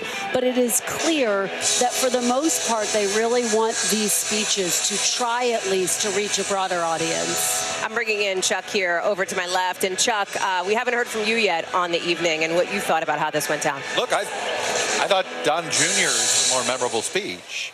I thought he gave in. It's been interesting, you know, we don't know what his political ambition is. There's been some thoughts that he might be interested in running for office. We can certainly someday. read the tea leaves and the signals. And it's been interesting to me that he was such an advocate for Vance, because I keep thinking about 2028, and I think Jr. is semi-interested, and Vance will think he's that. And, you know, look, I think Vance tonight showed that he hadn't done this before.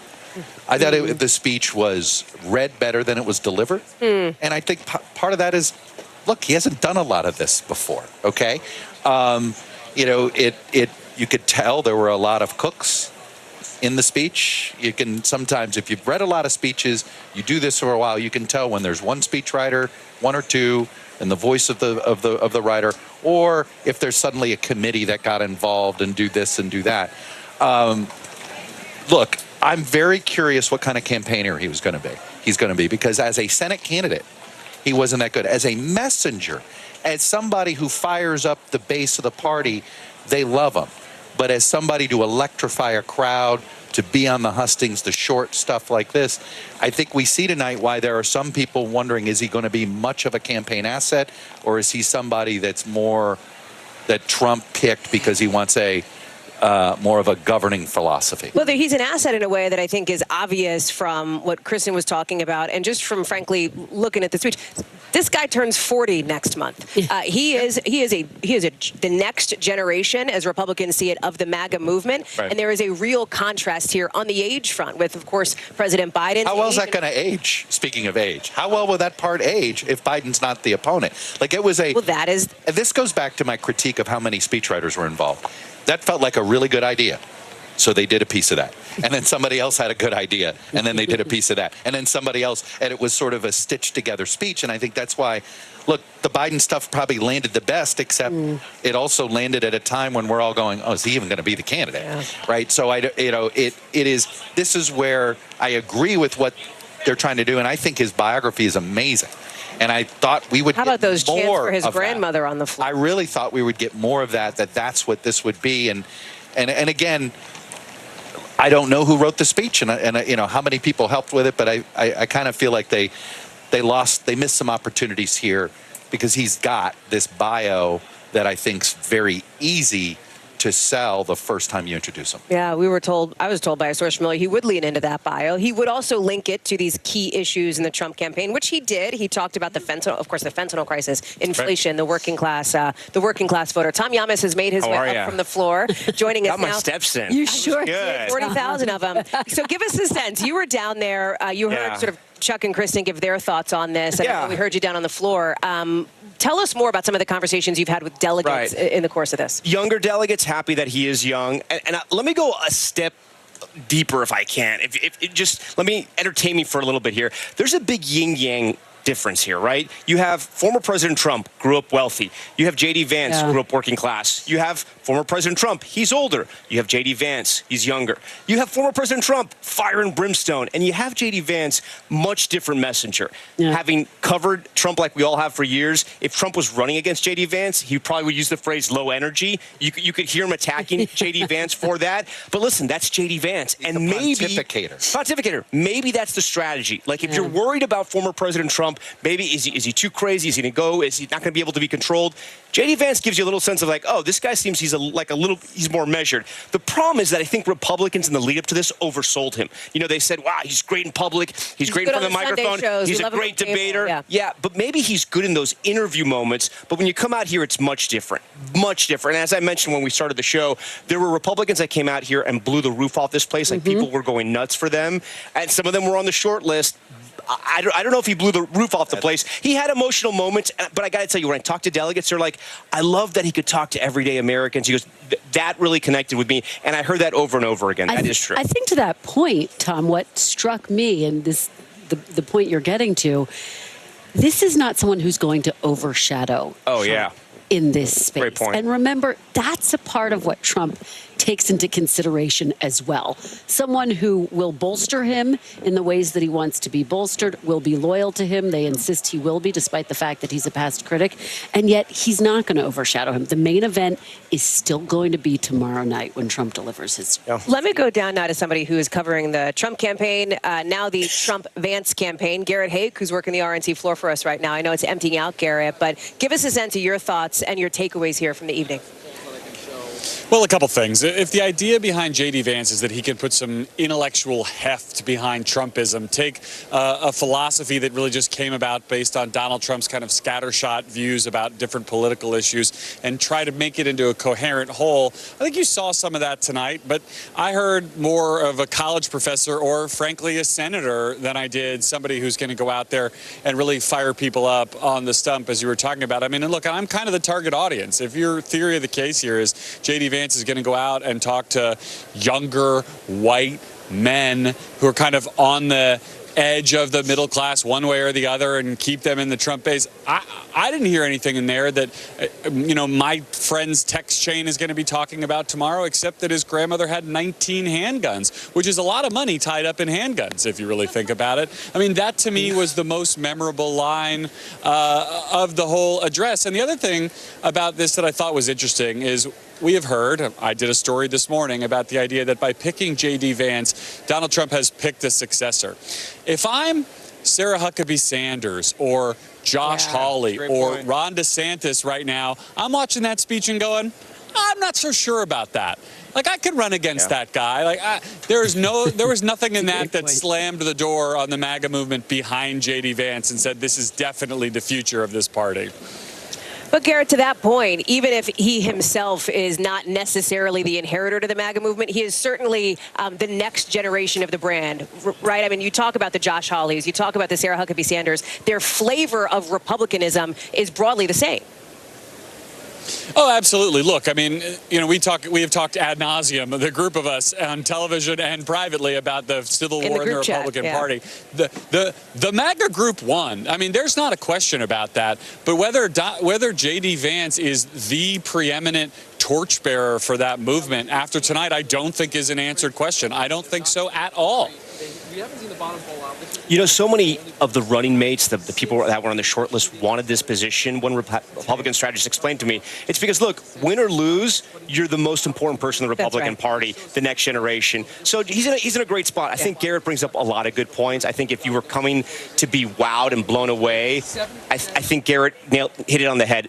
There's going to be other people in line who can say, I maybe have a shot at this down the road. Garrett left out a guy. Yeah, who's that? Junior. That's and maybe that's why Junior liked him. I was just, that's the other part of this. Could that be what Junior saw in Vance? Listen, you saw some of the speakers here. You talk about Donald Trump Jr. You talk about Peter Navarro, who spoke here today on the floor. Tough rhetoric, harsh rhetoric, in some instances inflammatory. And you saw a lot of attacks on President Biden with a lot of his policies, of course, coming under fire from some of these folks. Listen. Joe Biden cannot lead America. He cannot even lead himself off a stage. All hell has broken loose in America, and it's impossible to hide anymore. Remember Build Back Better? Instead, we got broke, bumbling Biden. Nothing is built, nothing is back, and nothing is better. Joe Biden has been a politician in Washington for longer than I've been alive. 39 years old. Kamala Harris is not much further behind. For half a century, he's been the champion of every major policy initiative to make America weaker and poorer.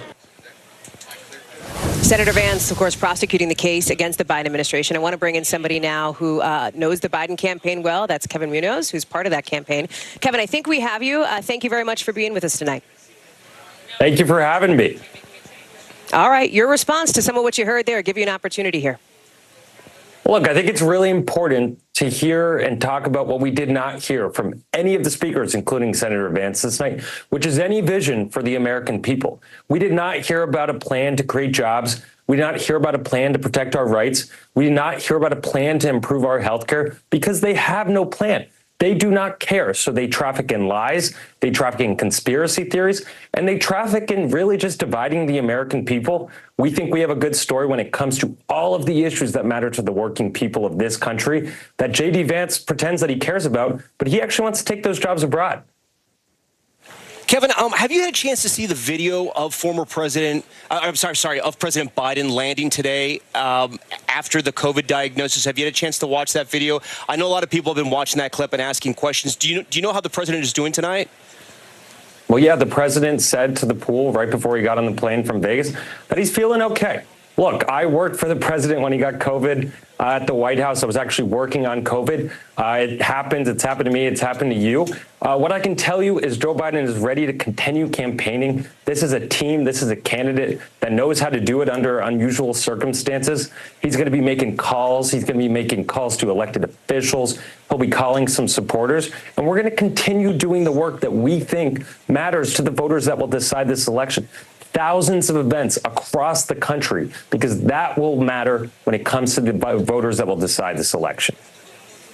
Kevin, we're covering the Republican National Convention, obviously, but the Democrats are so much a part of the story, as we showed literally in that split screen as President Biden was landing back in Delaware. So let me ask you this. There's some reporting tonight suggesting the former House Speaker Nancy Pelosi was direct with the president about where he stands in polling, suggesting that perhaps this was not his race to win. Is that true? Did the two have a conversation about that? How did the president respond?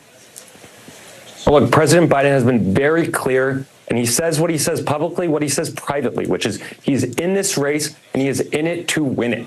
Look, there are going to be hard times in campaigns. There's going to be easier times in campaigns. Joe Biden's been knocked down before, and he's going to get back up. He is the candidate that has beat Donald Trump. He will beat him again. And we're going to do that united as Democrats. But every single day that we do not talk about the things that we saw on that convention stage tonight, we had the architect of family separation proudly on primetime television tonight because Donald Trump enabled him to. We have to focus as Democrats on the task at hand, which is beating Donald Trump and J.D. Vance. So just to refocus on that question, Kevin, did the president push back on Nancy Pelosi's assessment that he can't win come November? Well, Hallie, I think you've heard what the president believes as his mission in this race, which is to beat Donald Trump. He is all in. Kevin, final question. If you don't have the former Speaker Nancy Pelosi, you don't have Adam Schiff, you may not have Chuck Schumer anymore, who do you have? Look, I don't know about you, Tom, but I just saw Joe Biden campaigning with the Congressional Black Caucus, the Congressional Hispanic Caucus. He was in Michigan last week campaigning with the backbone of this coalition that wins elections. This is going to be a long, hard, and close election, and it's going to require that this campaign and Joe Biden continue to focus on what's going to happen not next week, but what's going to happen in November. We will have bumps, but what matters most is what we are doing every single day to communicate to these voters, not just through the president, but through all of us that are working on this campaign to make sure we break through and highlight the very huge stakes for the American people this election that we saw tonight. Kevin, just real quick before I let you go, how long do you expect President Biden to be down while he's dealing with this COVID diagnosis, meaning off the campaign trail? Well, I'm not his doctor, but I think the minute that he tests negative and is able to get back on the campaign trail, you're going to see him out there. He is very excited, and we have some exciting stuff coming. Kevin Munoz, thank you very much. Appreciate you being with us. Let's get to Jacob Soboroff, who's down on the RNC floor for us tonight. Jacob, you've been talking to delegates there. I saw you as I was running back up. What did you hear from delegates about Senator Vance's speech? I think, for Tom, it's a life story, and it's a life story that's very compelling to a lot of people. And I think many people in this room, many people that are watching us tonight, myself personally as a journalist, and I'm sure you guys too, know people who have been affected in the way by the opioid crisis, the greatest drug crisis in American history, just as J.D. Vance has. It's a relatable story, and it's one that I think a lot of people, whether it's friends, family, or even people directly in their orbit any given day, sort of share in common with J.D. Vance. There may be things that they don't share in common with J.D. Vance, but one thing that I will tell you guys tonight is, there's been a lot of talk about unity and a lot of talk about sort of the tempering of the message, and certainly J.D. Vance's speech felt like there was a sort of a tempering of the aggressive MAGA message that we've heard in the past from former President Trump, and certainly in the wake of the assassination attempt. But one thing I did think was interesting is, and I just picked these up off the ground, the signs sort of tell the story of sort of the evolution, in my opinion, as a journalist, of the convention over the course of the last few days. So, like, if we just ran through some of these, here's one: Make America Strong Again. One of these that we saw early on during the convention. Here's one: Make America Safe Again. We saw this over the course of the last couple of days. Here's a policy-related one: Trump will end the Ukraine war. But then when it comes to unity and policy issues, this one was surprising to me: mass deportations now. And so we're starting to get, I think, and if the messaging is any indication, back to sort of the core MAGA messaging that we're familiar with when we're hearing from former President Trump. We may not have heard it in that type of language from J.D. Vance at the end of the night, but from people like Tom Homan, the former acting ICE director, who was a featured speaker. I just heard Kevin Munoz mention him as one of the architects of the family separation policy. It was a mix of tempering of the sort of the tone and the tenor of that message, and sort of an elevation of some of the policies that are central to sort of that campaign platform here at the Republican National Convention, and the President Trump that we knew from the last administration. It's been interesting to watch. It's certainly been a tightrope and a balancing act, and J.D. Vance came out and gave maybe a new tone, a new face to it, but some of the policies are still the same. All right, Jacob Soboroff, always appreciate your reporting. Let's bring in Mark Lauder. He was the director of strategic communications for Trump's 2020 re-election campaign, and NBC News contributor and editor Stephen Hayes. All right, Stephen, I'll start with you since you're next to me. What do you grade it? A, B, C, D? How do you do? I mean, a letter grade? Yeah. I thought it was a C. Sort of That's pretty rough. Middling. You're a tough teacher. Why? I mean, I don't believe in grade inflation. Yeah. Look, I thought it was sort of flat, plotting. It was hard to really pick up a theme. You have this guy with this unbelievable story. It's an incredible biography, literally a Hollywood movie made of it. And that was the best part of the speech, to be sure. But there was so much more, I think, to be done with this biography and connect it. There was an opportunity, I think, to be a little optimistic. And it wasn't optimistic. I agree with Jacob that it didn't have the sort of hard MAGA edge we might have expected. We didn't hear much at all about Ukraine. The immigration stuff was more code words than it was the kind of hard driving message. But it really lacked coherence in my mind. It was sort of, you kept thinking it was going to be over, and it didn't quite end. Right. Mark, your take. I thought he was at his best when he was definitely storytelling. You could see with people who were watching, they were kind of being drawn into his storytelling when it comes to kind of the red meat and potatoes of a campaign speech. I think that's going to come. That's going to be developed. But also, remember, even go back to 2016, Mike Pence wasn't the firebrand. He wasn't the flamethrower. You've got President Trump out there being your lead MAGA big gun. You have the other guy. You're going to deliver the solid speech. You're going to deliver the message. You're not going to be the distraction. So I think he fits that mold very well. You heard Garrett Haake talk about some of the other speakers here over the course of the convention week who have electrified the crowd, if you will. I've been picking up 2028 vibes all week long from some of these folks. How do you see that playing out here tonight, and how does Vance fit into that? Well, I think obviously if they're successful in November, he's going to be the heir apparent. And it's always more difficult to take on a sitting vice president seeking it. But being vice president is no guarantee to the nomination directly. So, I think, look, this is his first speech. He probably got it handed to him yesterday morning because the call came in Monday night. And so 48 hours later, you're giving it to a national audience in that arena. I don't know if that's I don't know if it's wrong, but I do know that some of the candidates that were on the short list were working on remarks and ideas going into this. People that thought they were on the short list for a while. Whether that changed and they said, read this speech, who knows? I do want to ask you, what kind of message do you think he was sending to Vance? He had Senator Marco Rubio on one side and Governor Doug Burgum on the other side, just watching. Yeah, I mean, I think, look, in a way, it was a tribute to Vance, right? I mean, these are the guys that they didn't pick, and they have to sit next to him in the box, and J.D. Vance gets to get up there and give a speech. I'm not sure there was a big message there. So let's set the table for tomorrow, the last night of the Republican National Convention, the big grand finale. And we know that the former president, he's been seen a lot, not heard a ton, although we did see him in a setting with some Republican, of course, loyalists, party delegates, et cetera. He has said he will strike this theme of unity. That's what he's been previewing. As there's been this sort of interesting thread, and Steve, I'll go to you on this, of almost divine intervention after the assassination attempt against him. You heard that from almost every speaker. You heard it from Donald Trump Jr. You heard it from J.D. Vance, that essentially the higher hand came in and saved Donald Trump. Talk us through your expectations for tomorrow night. I mean, to be we've seen that's been a message that this audience in particular has been very receptive to. And when you look at the circumstances, who can blame them for making that case, right? Sort of more broadly, it's hard to imagine Donald Trump coming and giving a long speech and really conveying a message of unity. It's just not what he does. It's not who he is.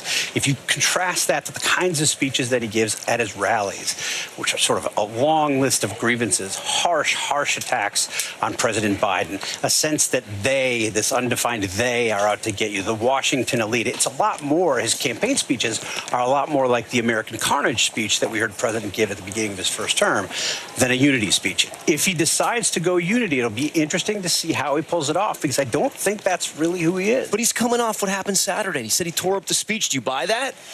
No, I don't buy that. I mean, I'm skeptical of it. Look, we'll see.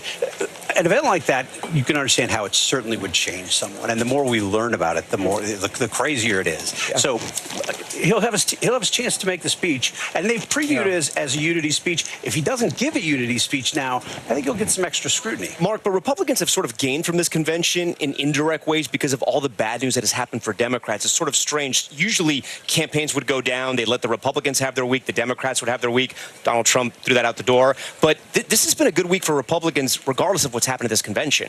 Yeah, well, I think the convention adds to it because, I mean, it's hard to not look at the first 3 nights of the convention and not see, a lot of diversity on the stage and a real effort to attract people who are from the Democratic base coalitions. You had labor, you had people of color, you had women, you had Hispanic and Latinos. I mean, pretty much every group, you could check the box. They were up there talking about why they support Donald Trump. You hit the issues, the economy, border, and then foreign policy. And if he brings it all together tomorrow night in that unity spirit with the Make America Great Again, tagline, it'll be a very successful convention. But I'll also note this is our first convention since 2004 where the party has been unified. And so I think they're going to be excited. The balloon drop's going to be great. They always are. If they drop, Hallie, we got a minute. What are you looking for tomorrow? Before we let you guys go, I guess the question would be the Biden-Trump factor here, because I've been struck, especially tonight, with that literal split screen of the Democrats dealing with what they are dealing with, the Republicans trying to present this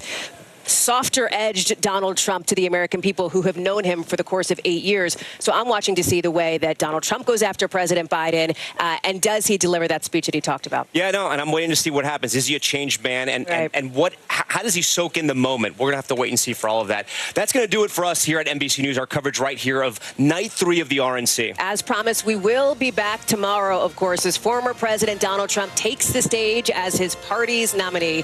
For all of us here at NBC News, thank you for watching our special coverage live from Milwaukee. The news continues right now.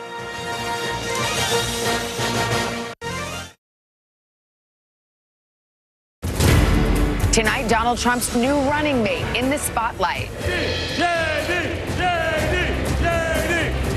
Ohio Ohio Senator J.D. Vance, taking the national stage for the first time, representing the future of the Republican Party. We're going to get out there and try to fire up the crowd tonight and make the case. Just 39 years old, he would be one of the youngest vice presidents in American history. Is he prepared for the moment? And can he make his party's case with his introduction to the country tonight? From NBC News, live from Milwaukee, the Republican National Convention. Here's Lester Holt and Savannah Guthrie. Hi, everybody. Good evening and welcome to our special coverage of the third night of the Republican National Convention. As we come on the air, former President Donald Trump has just arrived in the packed arena to cheers from his supporters just days after surviving an attempt on his life. Tonight's theme here, foreign policy. The RNC is calling the theme, Make America Strong Again, with speakers expected to criticize President Biden's response to the wars in Ukraine, Gaza, and the U.S. military's withdrawal from Afghanistan in 2021. In a little while, Lester, we're going to hear from two Gold Star families, as well as the family of an American hostage who has been held captive in Gaza since the October 7th attack on Israel. We're also planning to talk to RNC co-chair Lara Trump about what to expect tonight. And Donald Trump Jr. will have one of the prime speaking slots this evening, but tonight really belongs to VP nominee and Ohio Senator J.D. Vance, as he makes his introduction, if you will, to the country in his keynote address. NBC News has learned he is expected to lean heavily into his life story about growing up in poverty and emphasize his military background as well. Well, this comes as the Trump campaign says that Senator